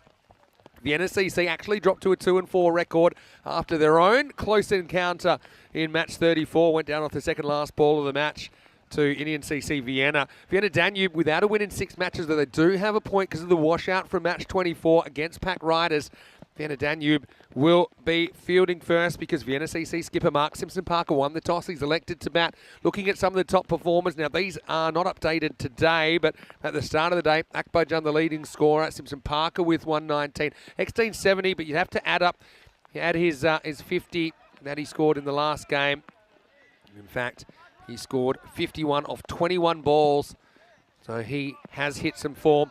Probably a couple of players that need to fire that didn't. Mark Simpson-Parker, of course, with the bat. He wasn't able to do too much back in their first match. Arslan Arisa, another one I'll probably mention. Now, conditions here, again, in the break, the rain, it was coming, it was going, it was heavier, it was lighter. In the end, the players do get out there. The umpires will always be reassessing that situation to see, you know, what the conditions are, you know, what the danger level is for the players. I mean, the players obviously want to be out there. Not often the European Cricket Series comes to town, so be a bowler that I really enjoyed watching earlier. Abdul Murali Kelly brought the heat earlier. Here we go with match 35. Big D late on it, but he gets enough bat on it to get it over the cover. Probably 2. There's not many 2s for Big D. It's softball pitched in from Shafila Jusuf's side, who was maybe auditioning for the world's strongest underarm. I don't think he's placing in the top 10 for me. Big D comes back for 2. Well, Big D running a 2 is like a normal human being running a 3 in these conditions. Of course, he had to go into the wind on the second run. But they are on the board. Vienna CC scoring 99 in their first game. Didn't hold up. Big D. Huge inside it, and I mean huge. I mean, I don't know who was appealing for this one.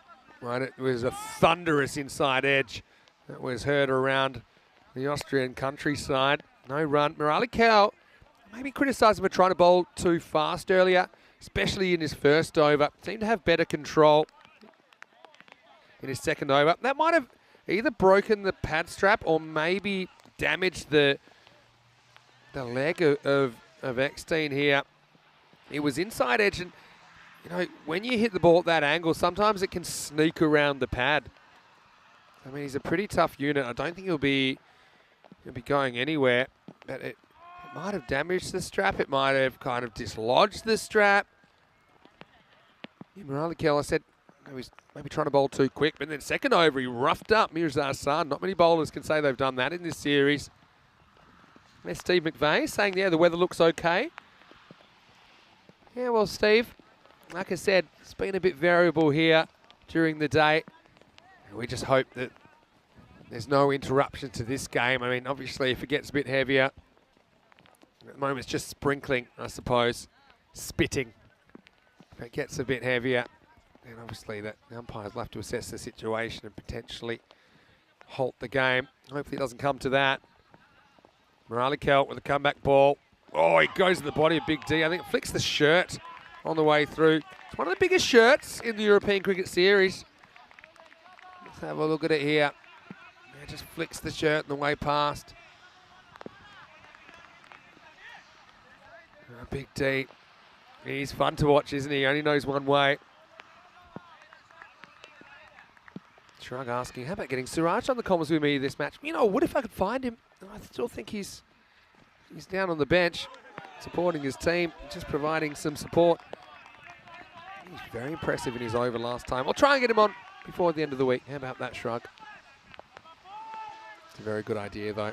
Enjoyed having Quinton Norris on the chat as well, or in the commentary box yesterday, responding to you guys in the chat. Mirakel on 2 ... so far.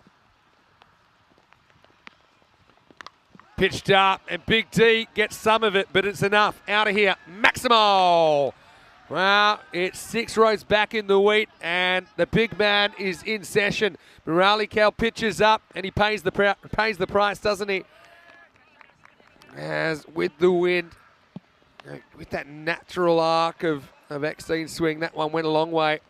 First Maximo of game 35.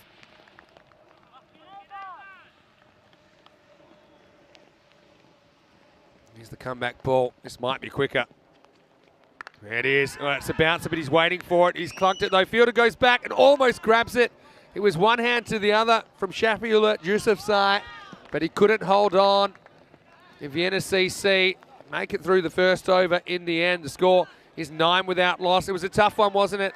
Couldn't really organise himself to get around the ball, so he just went Statue of Liberty play, but it fell through. Having a look at the expected scores, 115 to 101, 14-run favourites, Vienna CC. Well, probably not surprising since Vienna Danube haven't registered any wins yet. They do have a point from the washout in match 24. Like I said, Vienna CC needs to find a big score. 125, that doesn't take into account the 99 they scored earlier, so that's probably knocked down a bit to around about the 120 mark, and their average runs for Vienna Danube. I mean, their biggest problem is they're conceding 15 and over with the ball. And if you're doing that, then you're making life really hard for yourself. Hasibullah Mirakel is going to bowl over number 2. To wait for one. Big D gets the double figures. Mark Simpson-Parker to face his first ball of the innings coming up. And just looking at the weather, yeah, I don't know. Seems to be, let's just say it's coming and it's going. The umpires will give it a chance to clear a little bit, but I've got my concerns. Anyway, I guess they're in the middle. They've got the best vantage point. Well, a little bit short and cracked. It's not too far from the fielder, but it's hit too well from Mark Simpson-Parker. That's more like it from the skipper. This one just dragged down. He's probably bail high, but he's a very tall man, and it's easy for him to stay on top of that shot. Nice start to his innings. Mirakel's just got to pitch it up a little bit. Not easy to bowl to Mark Simpson-Parker because he doesn't have any obvious weaknesses. He's very strong on the drive. He's powerful. He's an imposing figure at the crease. Mirakel, third ball of the over. Oh, and he knocks him over. He does pitch up and it works. Just slides in, and MSP, he's filthy with himself here. To be fair, it was just a very, very good delivery. It kind of tailed in at the last moment. He tried to jam down on the Yorker, but he wasn't able to. Might have grabbed a little bit of the pad on the way onto the stumps as well. Let's have a look at it on the replay. Tails in. Yeah, maybe. Might have just flicked that back pad. But one thing's for sure, the stumps have been disturbed.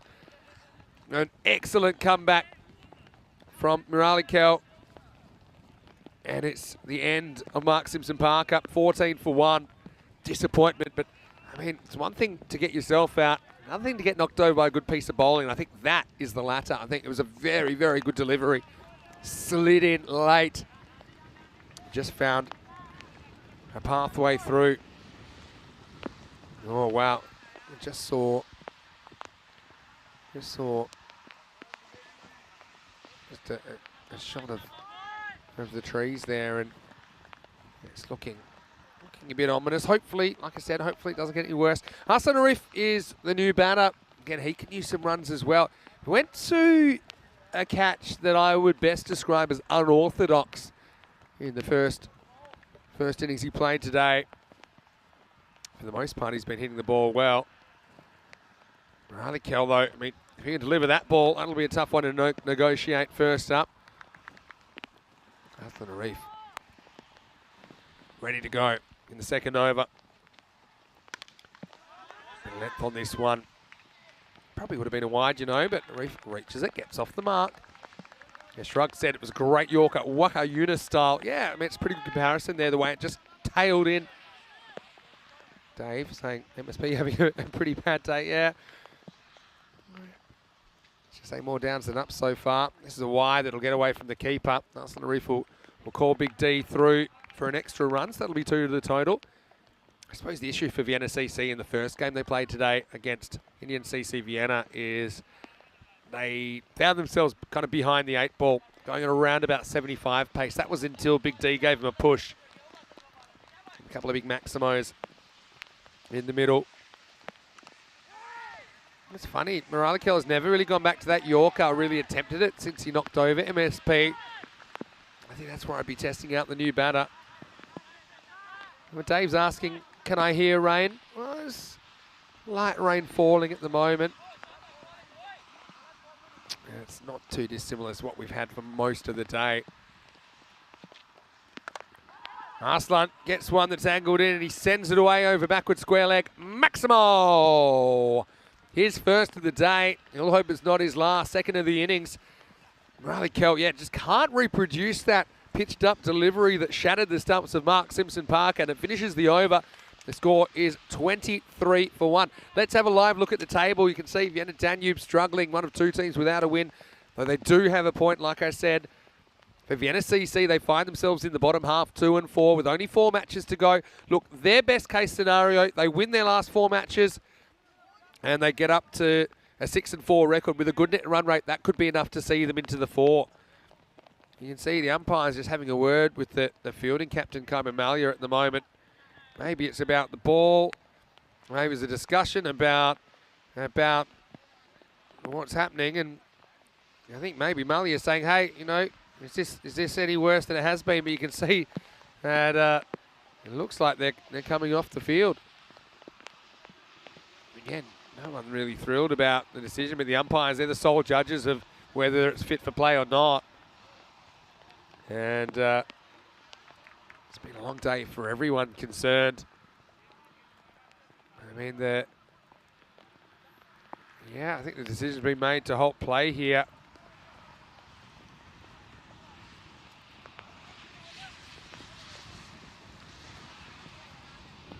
Yeah, so I'll keep you up to date with what's happening out there. But I mean, it looks like you see the rain's coming down. It obviously has gotten a little bit heavier.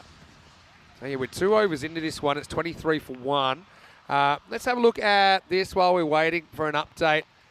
You can see that from Saturday we'll have a tri-series, international tri-series, ECN men's here in Austria. We got the Austrian national team. They'll be led by Razmal Shigawal. Some really good names in there. Mark Simpson Parker playing in this game. You've got Mehat Chimi, just saw him playing for ICCV. Abdul Akbarjan in there as well, playing in this game for Vienna CC as well. So plenty of quality in there. Czech Republic, though, I went through their squad a little bit earlier. Let's talk about Hungary. And I have it on good authority. Vinod Ravindran might be leading them. Got Gasanka Weligamage, who took one of the catches of the year in the ECC against Romania. Got Sandeep Mohandas in there. He's a really good swing bowler. Again, some discussions. I mean, you can kind of see the rain coming down a bit stronger than before. The thing is, I mean, in particular, Vienna CC, they would want to go 4 for 4 from here, so they don't really want to drop a point to the rain. And obviously, time would tell whether they win this game or not, but they probably want the potential. Probably both teams want the potential of trying to get the 2 points. So that's maybe what the discussion is about. But I mean, the thing with the weather, you can't control it, can you? And it is steady, and it's fairly heavy at the moment, as you can probably tell from that picture. So yeah, you can see. I mean, Vienna Danube, they've stayed out there. I mean, again, they really want the opportunity to be able to register their first win. I mean, they had a point that they were awarded for the earlier game. But I mean, they're not wanting washouts here. They're wanting wins, aren't they? So, yeah, does look like it has set in for now. And coincidentally, it's after 2 overs. Must be something about that time period where the weather gods have not been happy. They've opened up.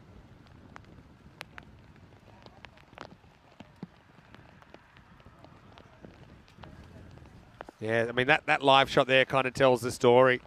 So, yeah, match 35 at the moment is interrupted due to rain. Current score 23 for 1 after 2. And yeah, just waiting on a further update.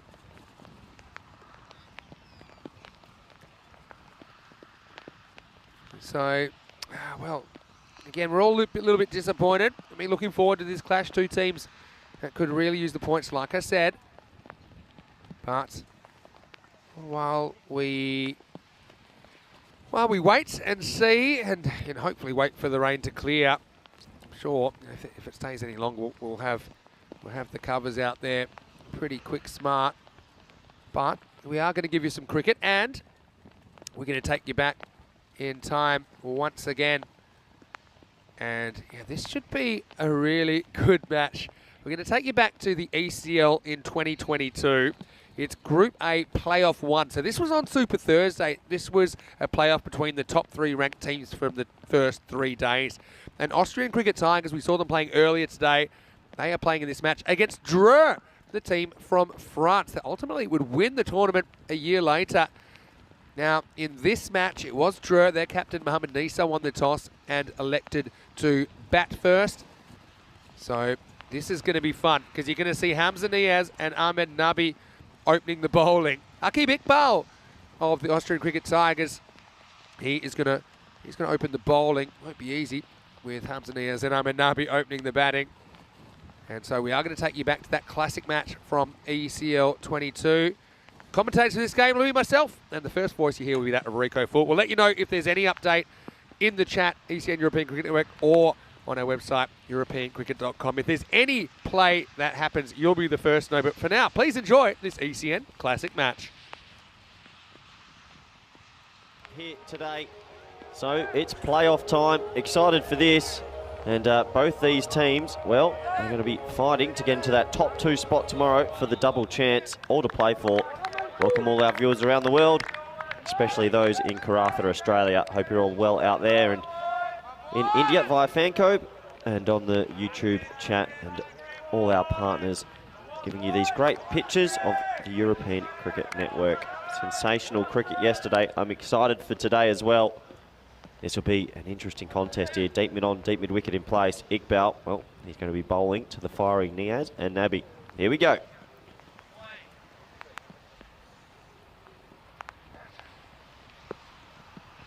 Well, he's not going to be bowling, and a little bit of a false start.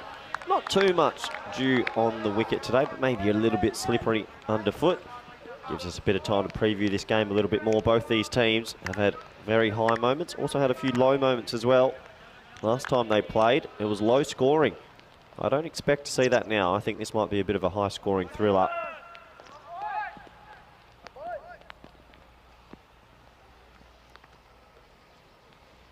Well, that's going to be a wide. Fumbled by the keeper. They'll scamper through. If he hits, he could be gone. Oh, I reckon he might have been. That could have been a diamond duck. Oh, going to be interesting to see the replay here.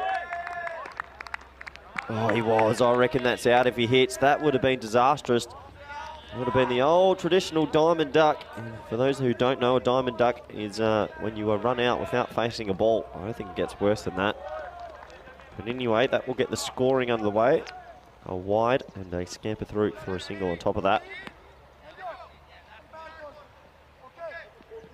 So Iqbal, usually he's quite reliable, just straying a little bit early.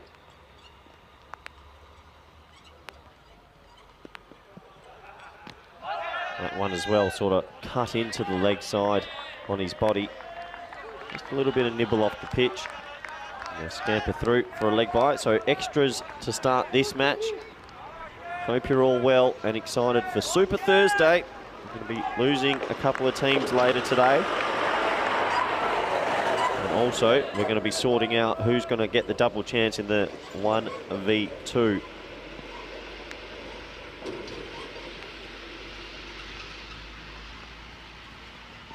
And that's chipped into the leg side. Well, a more sedate start from Niaz. I mean, what we watched yesterday from these two against Dreux, against Tunbridge Wells, sorry. They chased down 87 in 19 balls. Absolutely extraordinary. 16 boundaries in 19 balls. I've never seen anything like it. This time, just knocked into the leg side for one.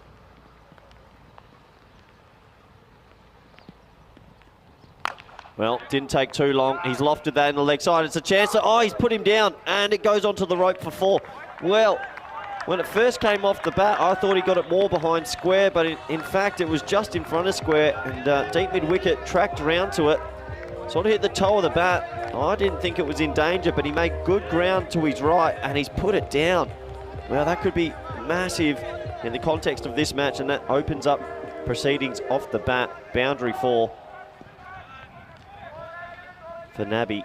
And, well, what an opportunity that was. Small margins, this T10 format.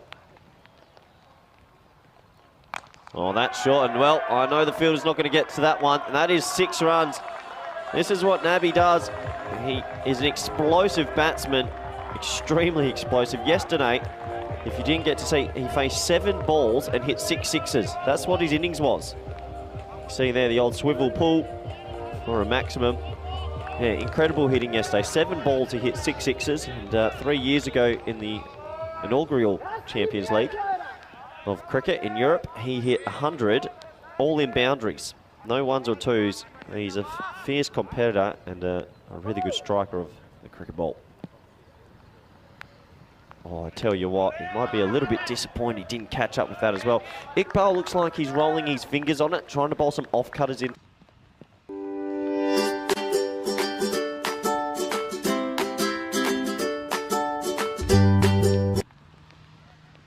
Into the deck. I don't think he wants to go pace on, but just losing his line a little bit there.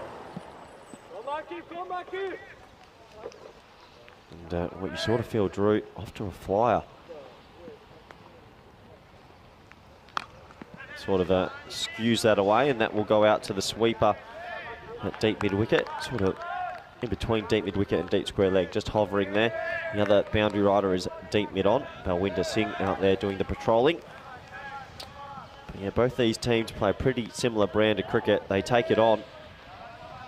These two and Tunbridge Wells will be fighting it out for the top 2 position for tomorrow.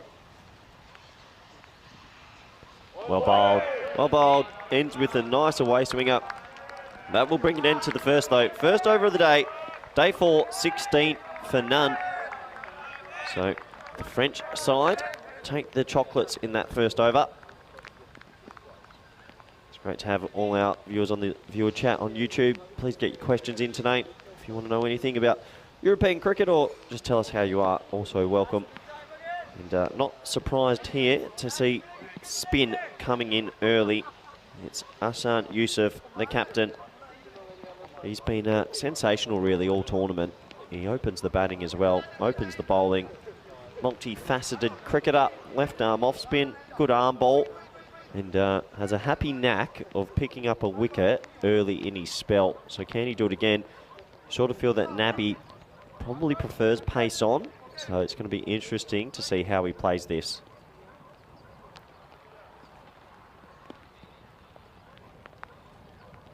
Bowled. Well, called it.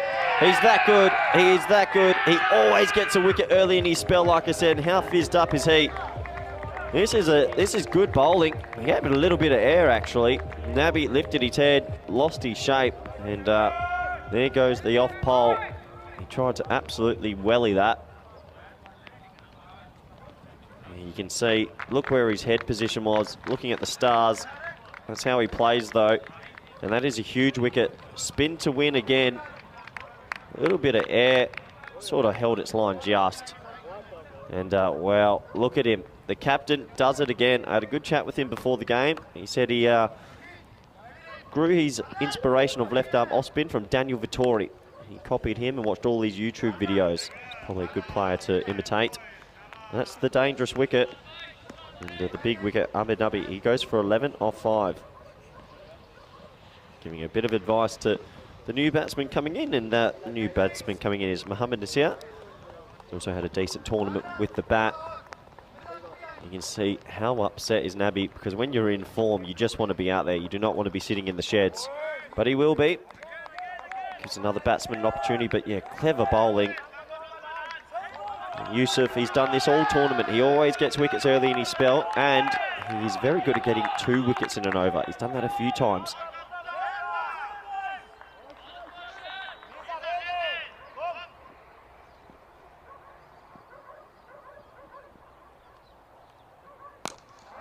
Well bowled and well played. Worked down to long on for a single.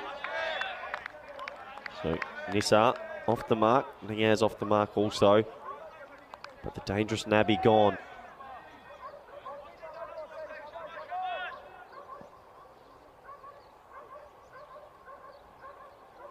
Start loses his runner. Dead ball. Signaled by the umpire.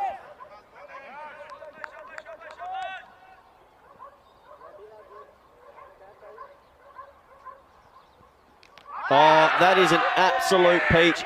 Well, I just said he likes getting 2 wickets in his first over. He's done it again. This one just kept going straight, didn't turn at all, but he's doing them in flight. He's taking all the pace off the ball. This one just pitched on middle, continued its line and hit the top of leg. Yeah, just good bowling. It's a poor shot. He turns back thinking, what have I done there? But he's played all round it basically. No turn on offer for that one. Just clever with his flight.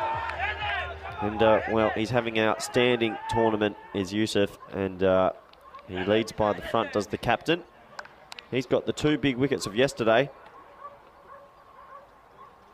And, well, he's put his side, the Austrian Cricket Tigers, in firm control of this match. Hamza Niaz, he's gone for 1. The hero from yesterday can't reproduce that sort of level again. Yeah, brings in the other captain, Tabish Bhatti. I had a good chat with him as well. He also bowls left arm off spin. And a top order batsman. So both captains in these teams have a lot of responsibility. But it is the captain, Hassan Yusuf. He's grabbing this game by the scruff of its neck at the moment. He's got 2 for 1. 3 more to come. Wouldn't count him out getting a third here.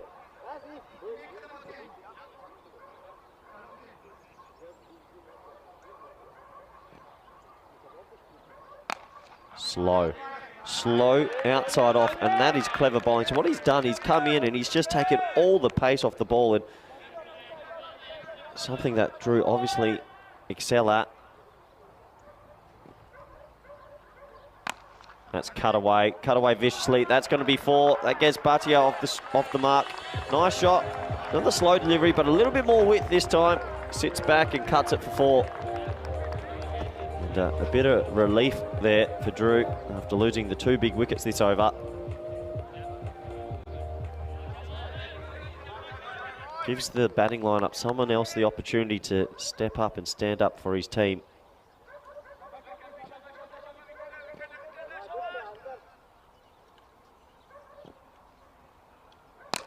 Oh, it's hit back to him. Oh, he's dropped it. Well, I think he'll be disappointed with that. It was hit firmly enough, but it was straight to him. He got 2 hands to it and it burst through. You can see he's disappointed.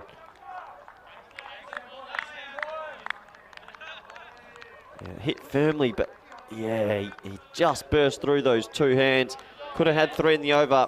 He'll be disappointed for a moment, but an exceptional over from the captain.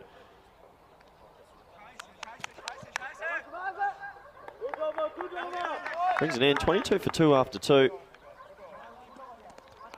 We have a look at the table. Well, these 2 teams finished in the top 3, meaning they are now in a round robin with Tunbridge Wells fighting it off to get the top 2 spot tomorrow for Finals Day Friday.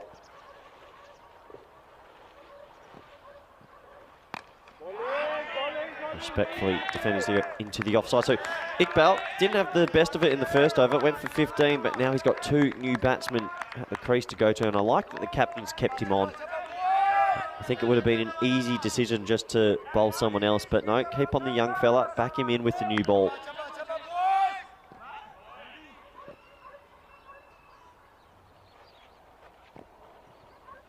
Oh, he's hit that hard. Nice shot. And I reckon that might be all the way for 6. I think it landed on the rope on the full. And they're going to have to check this, but I think it's landed right on the rope. Nice shot. Gets a nice half volley. Still got to put it away. Look at that swagger after he hits it. He knows.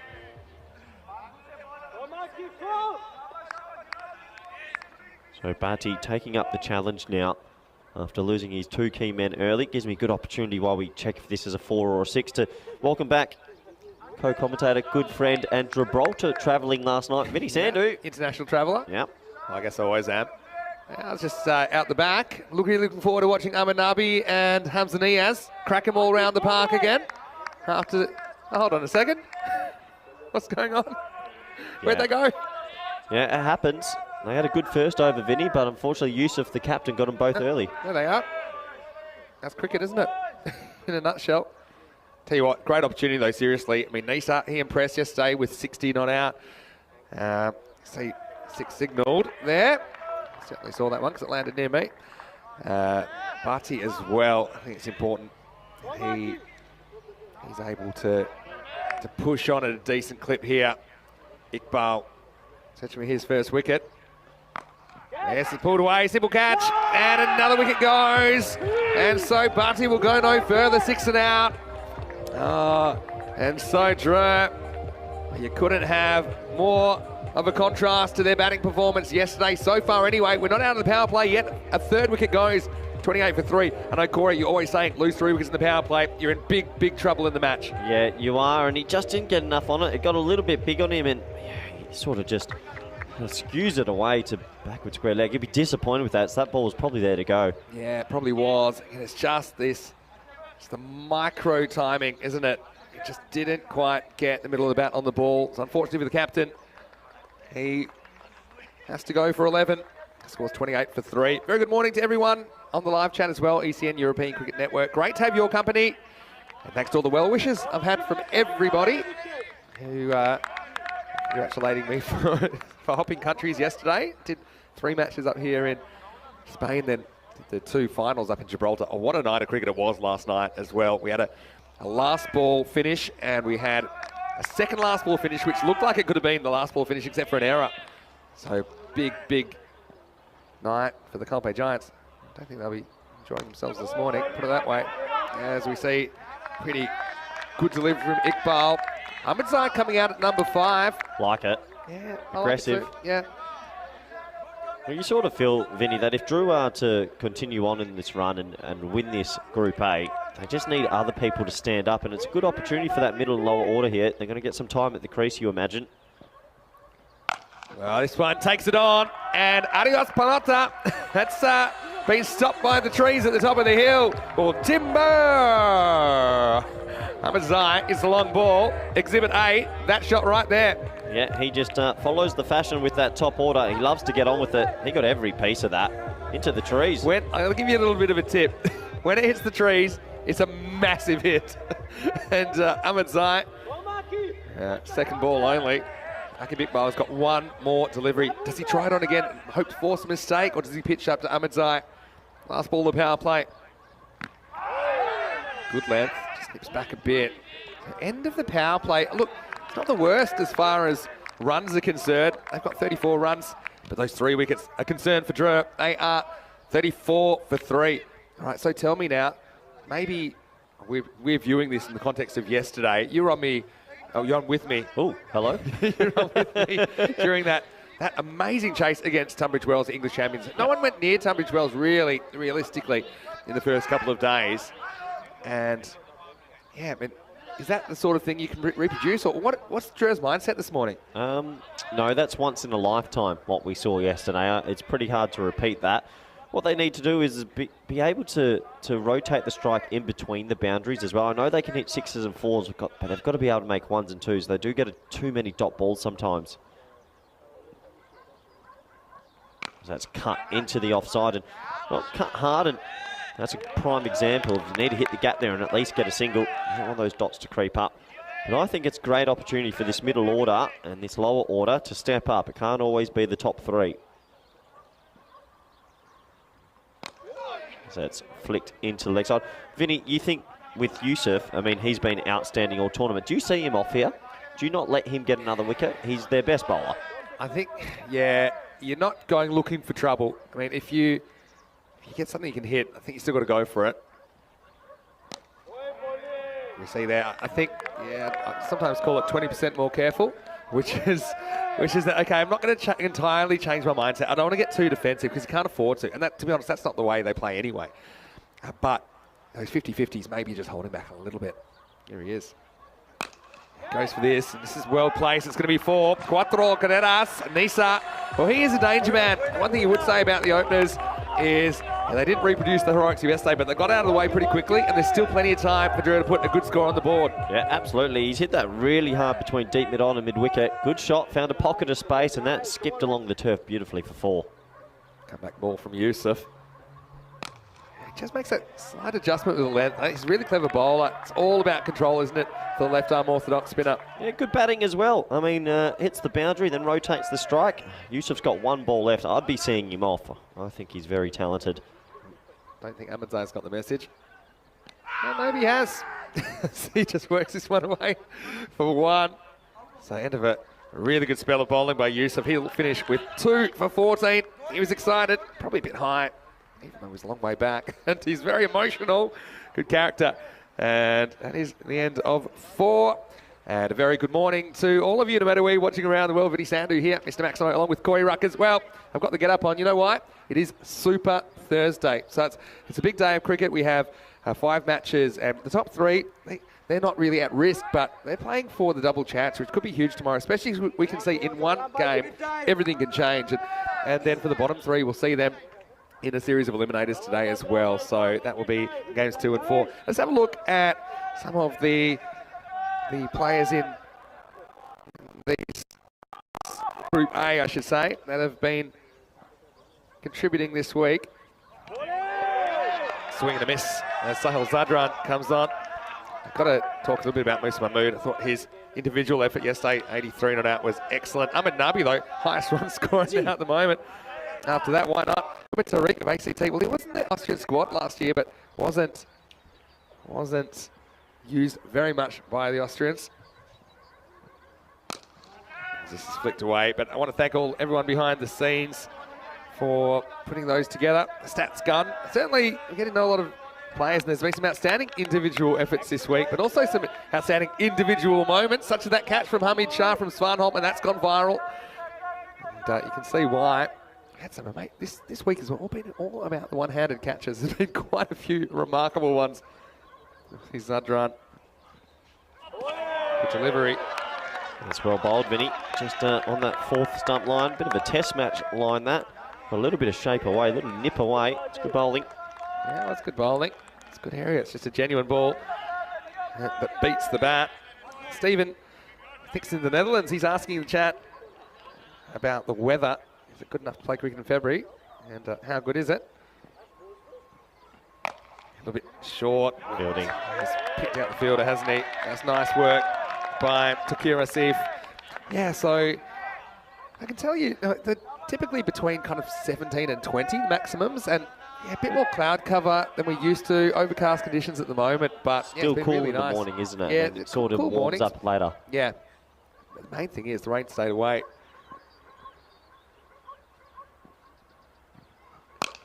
Pitches up. Hit nicely. It'll pick out Akib Iqbal. Down it long off. Yeah, but it's called the Costa del Sol for a reason. There's plenty of sunshine at most times of the year, actually, Corey. Yeah, we're very lucky and thankful to be able to play this time of year, T10 tournament. Vinny, Ahmedzai, he's 9 off 7. He likes pace on the ball. He is going to try hit this so hard. There's been a few dot balls in it, just a single. He's going to try hit this to the moon. Pretty good at predicting the future. He does, and he will. Oh, he'll find the fielder who has to throw it away. That was a great bit of fielding by Akib Iqbal. He was just out of options there. You've got to think really quick in these situations if you're on the boundary.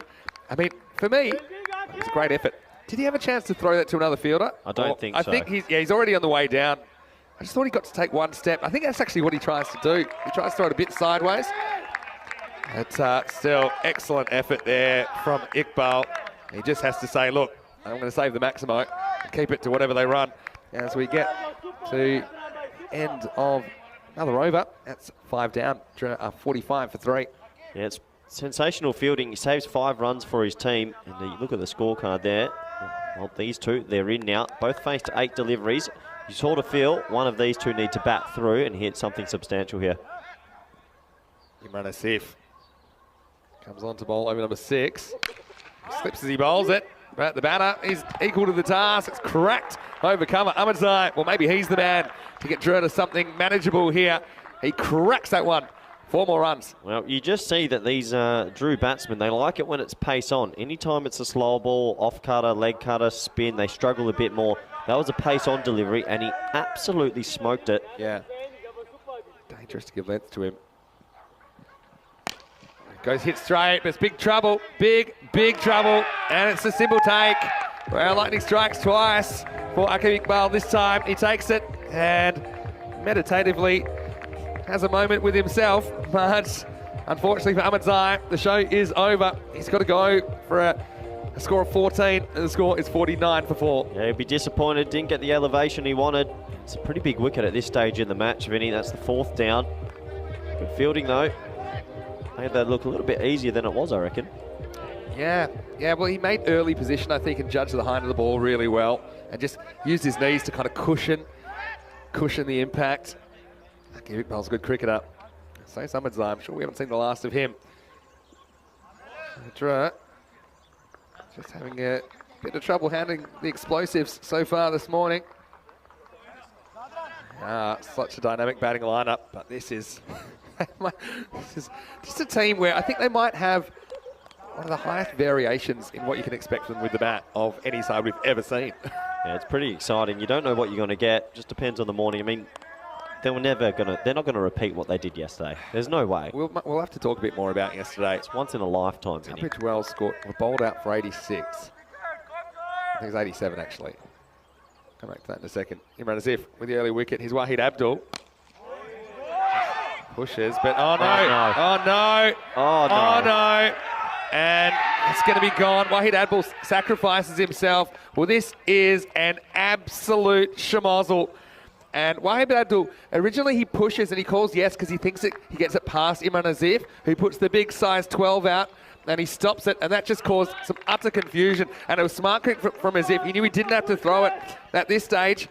He knows he can race him back, and in the end, Abdul sees what's going on, and they make the decision to cross. So, yeah, Abdul is the man that goes unselfish from him. That's just one of those things. Imran Azif creates another piece of cricket, which results in the dismissal of a Drew batter, and it's 49 for 5. Yeah, well, we call that the old barbecue, and I think at the last moment he realises his mistake and sacrificed himself, which is the right decision, but he'll be disappointed because he can play himself. These things happen in cricket. I mean, a lot of things actually they did right there. So when your partner calls, I mean, it's Wahid Abdul's call, then you respond and you run, and that's what the other batter did there, Nisa. So he did the right thing. It's just that Abdul's original call was bad, and then Abdul does the right thing to say, well, look, someone's out. I'm going to make sure it's me. I'm not going to sacrifice the number 3 at this stage. He's their last great hope to put any sort of score on the board. Faces up now. It's going to be a dot ball. It's joined out there by Mohammad Chowdhury now. Yeah, this is probably where Drew have struggled compared to the other teams. They're heavily reliant on that top 4, aren't they? And, well, they're almost got an end open now to the Austrian Cricket Tigers. He loses his footing in that delivery. You sort of feel, Drew, they have to muster themselves up to 100 mark. I mean, it is Super Thursday. There's a little bit more pressure on the team chasing. Yeah, true. Also, net run rates might come into today. Yeah, absolutely. If all these teams in the top 3 win one and lose one, it will be just the net run rate that separates them. Pitched up, worked away. So we're talking a bit about yesterday when Drew chased 88 in 3.1 overs. That's only 19 balls. The 50 partnership came up in 10 balls. That's a record for a 50 partnership. 50 in 10 balls. And what else can I tell you about that? The highest power play ever, 82. And that beat the previous record of 77, which was set in the ECS in Romania last year. The highest ever run rate for completed innings, 27.79 runs and over. Unbelievable stuff. And Viking Bay in there, he's watching from England, saying that Tunbridge Wells busy taking notes at the moment. If they're awake, that is. Anyway, it's the end of the 6th over. The score is 51 for 5. I dare say they wouldn't have been going out last night, but let's have a look at the bowling scorecard here. And, well, everyone chipping in quite a lot, and you like the economy rates there, Vinny. Ahsan Yusuf, though, he turned this game on its head in that 2nd over. Yeah, certainly did. A solid performance so far. Now, well, 6 over check-in with Nisa there, and the way they bat, I mean, can they get that 2 a ball takes them to 99, so that 100 I think it's what they'd be aspiring to. Whether they'll get there or not, I don't know. Nisa hasn't quite hit his straps yet. It's 9 off 10. But this is Chowdhury facing up as Umar Tariq comes on, and I'd like to see Tariq here. Like I said, he's a player that was in the Austrian squad for the ECC.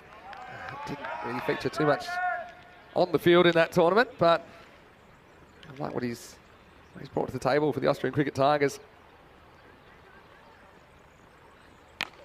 This is cracked away, and the fielder, he won't quite get there. In fact, it'll get through him. So, a bit of luck for Chowdhury. He hits it pretty well. He challenged the fielder. And this time, that boundary's a little bit further out as well today, I'd say. It looks like it's back to that regulation 50 metres. It certainly was small enough to result in 4 runs. It's got to be a difficult patch of the ground, considering the issues we've had in that area earlier this week. Yeah, unfortunate for the fielder there, Adil Tariq. He sort of went to take the catch at first, then pulled out, and well, probably should have stopped it. Oh, this one's in the air, but it's higher than it is long. It's Zadran underneath the ball, and he takes the catch. And, well, unfortunate for Chowdhury, who took it on. Was probably the kind of length to play that shot too, but just not quite getting it in the middle of the bat. So Chowdhury falls on his sword. He's the 6th wicket to fall, a 55 for 6. They're in desperate strife here, Vinny. Well, they just keep losing wickets at the awkward moment. Every time they get a little bit of momentum, they seem to lose a wicket. And this one off the toe of the bat. I mean, it's not the biggest boundaries in the world, but it just needed a couple more metres. Yeah, don't think it was a bad shot. I mean, I think it was on. It just didn't execute it, didn't hit the middle of the bat. I mean, that's the nature of the game, isn't it? So Sahil Zadran, very safe pair of hands. Chowdhury is able to get 1 boundary during his brief stay at the crease. But he's got to go as the 6th wicket, 55 for 6. And normally they love batting first in the morning, but this is what we're talking about. We're talking about high risk, high return. It's high variance is how I'd call it with Drew.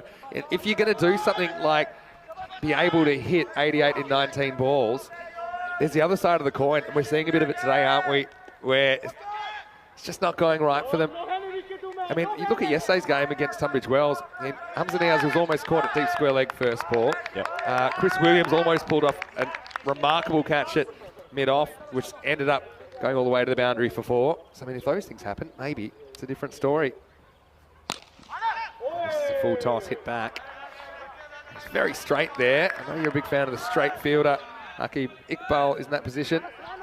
Because I think batters always are conditioned to think that straight is a safe shot, because there's never a fielder there. So if you bring that fielder really straight, or even sometimes have a fielder straight behind the bowler, it can be just a bit unsettling. Well, players these days are so good at hitting the pockets, and that's a big pocket of the ground, and their deep mid-off is very, very straight. This is in the air, it's another miss hit, and it's going to be another catch. It's Balwinder Singh, the cross-handed batted. Well, he had the hands in the right space that time. And the collapse continues as Drew lose a 7th. And this time it's the key man, Mohammad Nisa, the number 3. He has to depart for only 9, and it's 56 for 7. Well, that's a big, big wicket, because that is the last top order player dismissed. Just doesn't get enough. It's a game of margins. 2 wickets in this over have been caught maybe 2 metres inside the rope. But yeah, you sort of feel, Vinny, the net run rate might come into it today, because you're going to have 3 teams play each other in the top half. And if they go 1 and 1 each, if everyone beats each other, then you might have net run rate come into it. So they've got to be careful. Mohammad Nisa departs 9 off 11. Yeah, so you're exactly right. It's also about the margins today. Think of this as a double header, and you just got to perform as well as you can. Well, exciting moment for Alexander Hakuk, who in his 2nd ECL, he is going to be batting, I believe, for the first time. Really? So the young Frenchman, 22 years old, native European player. I'll call him a specialist fielder. He's coming out here at number 9, and he caught really well yesterday. Still haven't seen him fumble one. If I was bowling, I'd be trying to break his hands. Because that's violent. That's probably a bit violent at this time of the morning. But here's Alexander. He's going to face up first time to Umar Tariq. Oh, shot. That's all right. Well, I'll tell you what, he should have been at the top of the order. He's absolutely boned that through mid-off. What a good shot that is. And look, don't get me wrong, I think that he's in this side, typically for his fielding. He'll retain the strike with that. End of 7 overs, 57 for 7. And got to tell you about the format today. So those matches in green there, they are from teams between the top three. Okay, so ACT finished first on the table against Drua here, they're the third. And those three green matches, they're just for seeding tomorrow. So 2 of those 3 teams will take the double chance tomorrow, depending on how they go today. But then we have those red matches, the eliminators. The losers of those matches will be out. Helsinki Titans versus Star CC from Luxembourg. And then the winner of that match will take on Svanholm later in the day. They will take seed number 4 in the finals tomorrow. Alexander Hakuk, though, I know he works very hard on his batting and his bowling as well. So, you know, there will come the time where they call on him to do something. So let's see if he can play a little role here in the last 3 overs of this innings. So local-born Frenchman. He is. Yeah, brilliant. Yep. Good to see. We've seen a few around Europe, haven't we? Yeah, we have. See some good ones too. I'm going to see if doesn't quite get in line with this one. Plays and misses. Egan in the chat saying the ground looks beautiful, and hello to Desirage. And Desirage was talking about the boundaries. Yeah, that boundary at points today, now it's back I think where it should have been on Monday. So had an issue with a burst pipe, which rendered that part of the ground unplayable. So it was approximately like 36 metres on the first day, but now back to that regulation 50. Oh, Hakuk goes after him. Gets no bat on it. So at least I think gets some bat on ball. Doesn't have to get carried away. Does have Shazeb Mohammed with him. You just see Drua just lost their way in this chase, this first innings today. Yeah, they've lost wickets in clumps. Wouldn't mind seeing the French cut from the Frenchman, though. Almost pulled it off there. And once again, just an instant replay. Hakuk.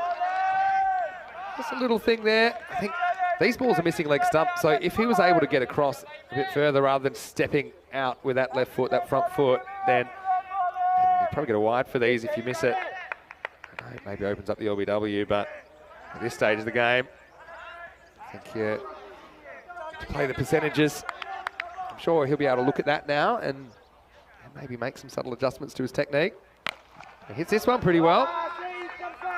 It'll just be one though, and it's all quiet on the range at the moment, isn't it, Corey? Yeah, this game's sort of in a little bit of an odd position at the moment because Drew need to get on with it a bit, but they've only got 3 wickets left. Been pretty impressed with the Austrian Cricket Tigers fielding. They've fielded really well these overs.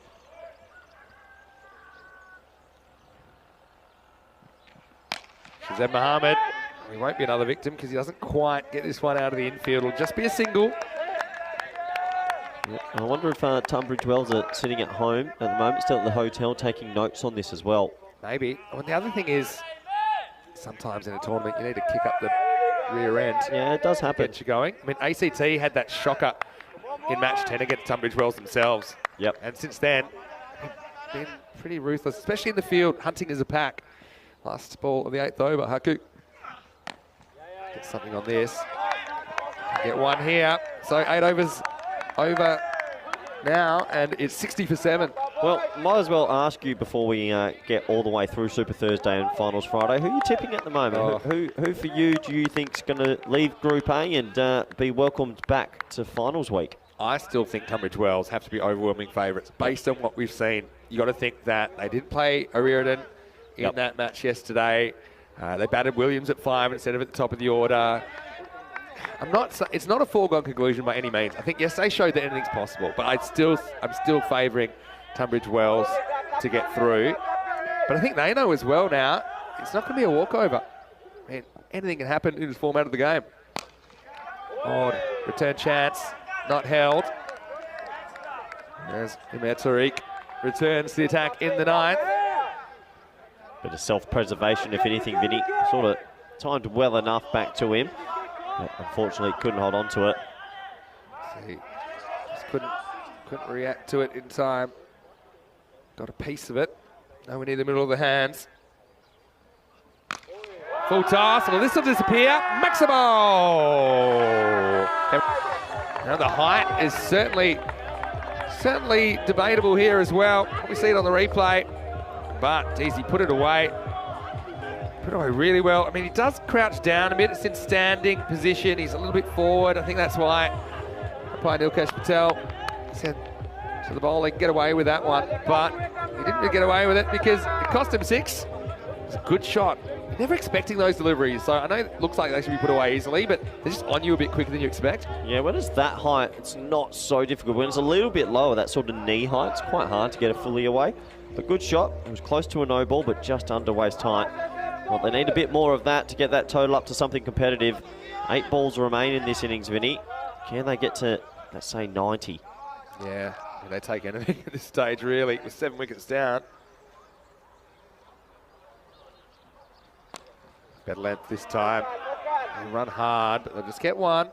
Yeah, so just ticking it over. I mean, it's good work from the lower order. They wouldn't have been expecting to bat in this match. I mean, when you're coming in at 11, 10, 9, 8, you don't expect to be involved really in a T10. Yeah, that's right. That's where I'd be hiding. I would say, though, after this ball, observation about the contest between these two teams. As this is in the air, and this one will be out. It's a good catch. Bit of mayo on it from Hassan Yusuf, but he does take the catch. He's having an outstanding start to Super Thursday.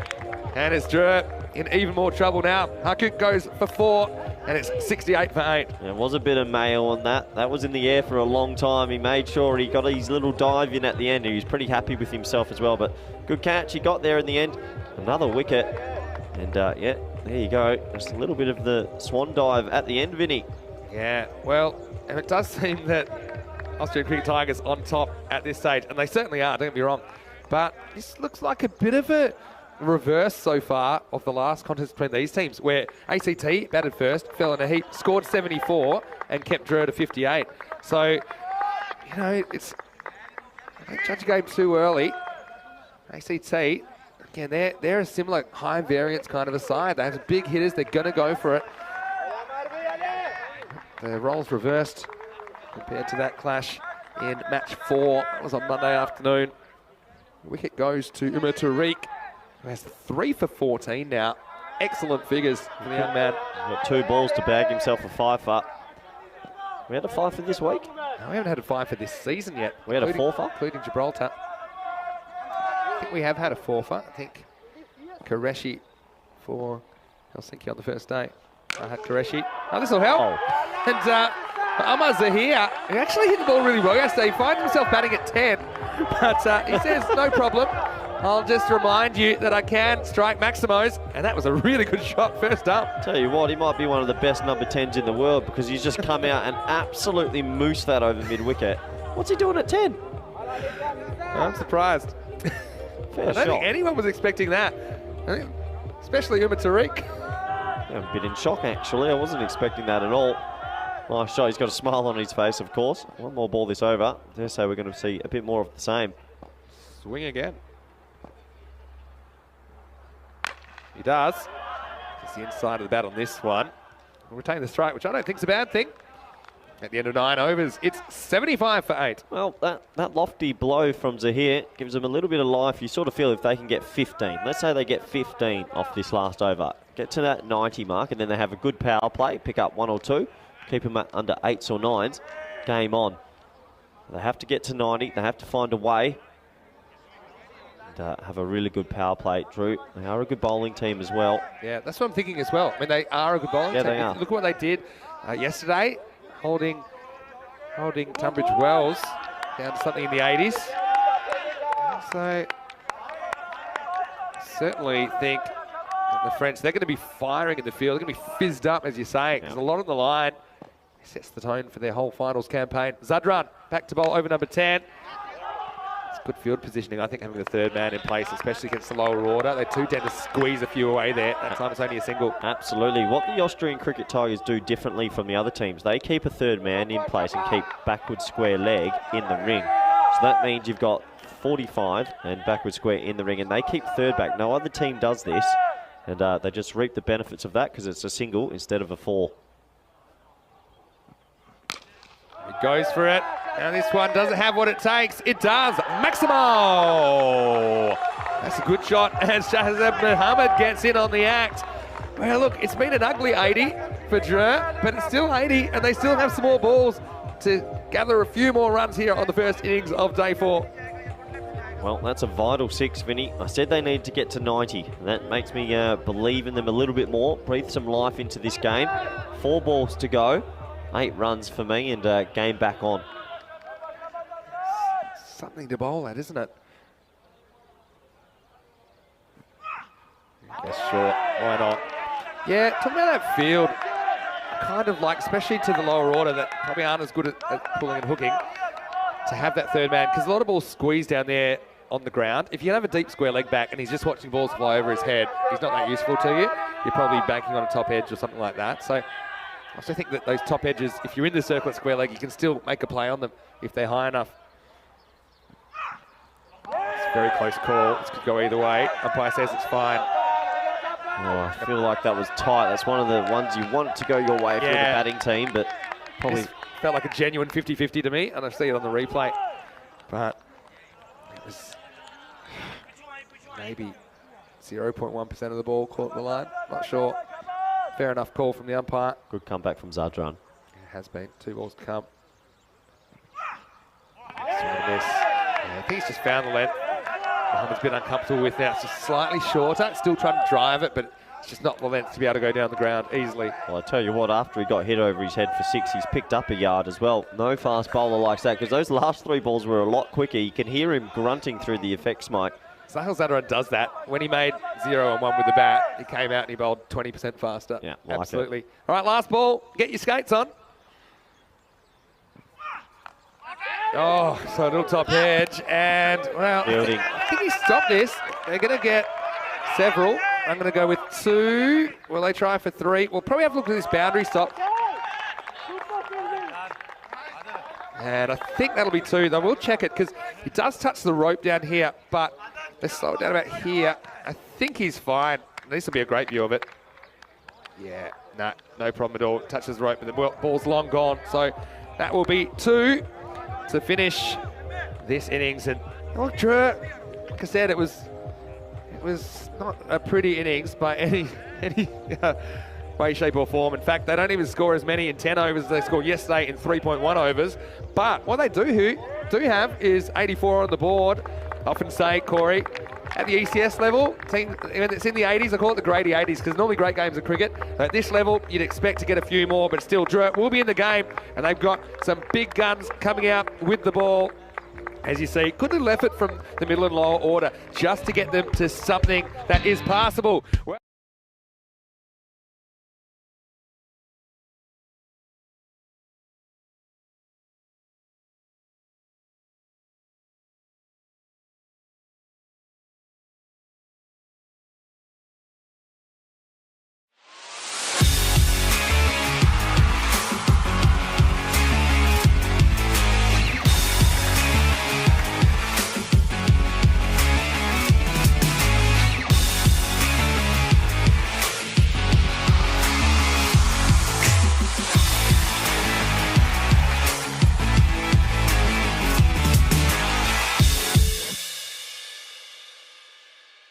The European Cricket Series is proudly brought to you by HCL Software, Fan Code, and Grizzly Bear Sports. thank you, and welcome back to Austria. And it is unfortunate, and I do rejoin you with some bad news, that match number 35 has been abandoned between Vienna CC. We're taking on Vienna Danube in the last match of the day. So as you can see there, the rain really set in. Obviously, it was a pest all day, to be honest, the rain. But in the end, after 2 overs, coincidentally, it's the same amount of time that elapsed in the second game of the day when the conditions became unplayable. So that is the result. It will be abandoned. That means that the points will be split. I think neither team wanted that result, to be honest, but it's just one of those things. Well, Big D made a good start, 10 off 7, but unfortunately he was stranded. This is what's coming up tomorrow, though. We'll start week 2, and we'll start it with a bang. Rico will be back with me. I hope he's been productive over the weekend. Hope he's had a bit of time to rest as well. As we'll start with match 36, Snassi back on deck. They desperately need a win, but they get 3 opportunities tomorrow. Indian CC Vienna, of course, involved in and a washout earlier on today, but they did finish their day with a win. They'll be on. Vienna Eagles, they'll be back. And how about Karambir Singh with his back-to-back centuries? They'll play twice. Graz Cricket Academy play twice as well. So plenty to watch out for tomorrow. Yeah, big day for the Eagles. They've got 3 games as well. It all starts at the same time, 7:30 a.m. GMT, which is 9:30 in Central Europe. It's 1 p.m. in India, day 8, and really, it's going to be a race to the finish now. Just 4 more days of round-robin matches before 7 teams get the top, and the top 4 get to play for the trophy on Friday.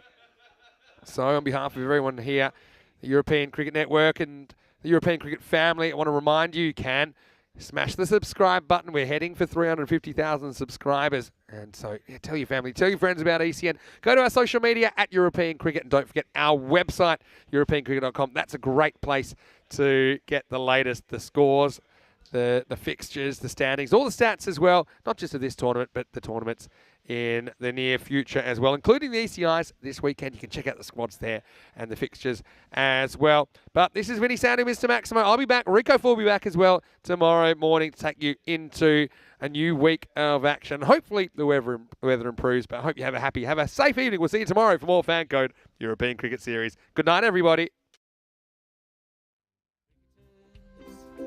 European cricketers, share your passion for riding the flag with the world.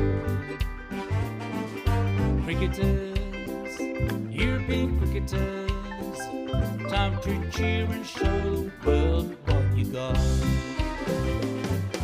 7 bits of wood and a tape ball taken to an open space. With a swing and a hit, the ball goes flying in the field and it makes his chase. A community playing on the field of dreams, no matter race, sex, color, or age. Stars of the future of European cricket are ready to take the stage. Ball's getting quicker with the kookaburra starting to swing. The keeper in your mind standing just behind, pressure is creeping in. Some give it flight and some give it rip as the ball really starts to spin. But our batsman's alert with the crack of a bat, the ball flies over for 6. Cricketers, European cricketers, share your passion for riding flag with the world. Cricketers, European cricketers, time to cheer and show the world what you got. Master blasters turn on the style. Cricket's a beautiful game. Smiling faces and celebrations as the champions enjoy their fame. European legends breaking records, making their own dreams come true. Watched by millions of European cricketers show the world what they can do. Now picture this, 10 runs needed to win off the last over of the match. Fielders are on fire, sliding and diving, want to take that world-class catch. Tension building as the ball runs in. Will it be short, a yorker, or slow? A 6 will win it, 4 to tie into the golden ball we go. Cricketers, European cricketers, share your passion for riding flag.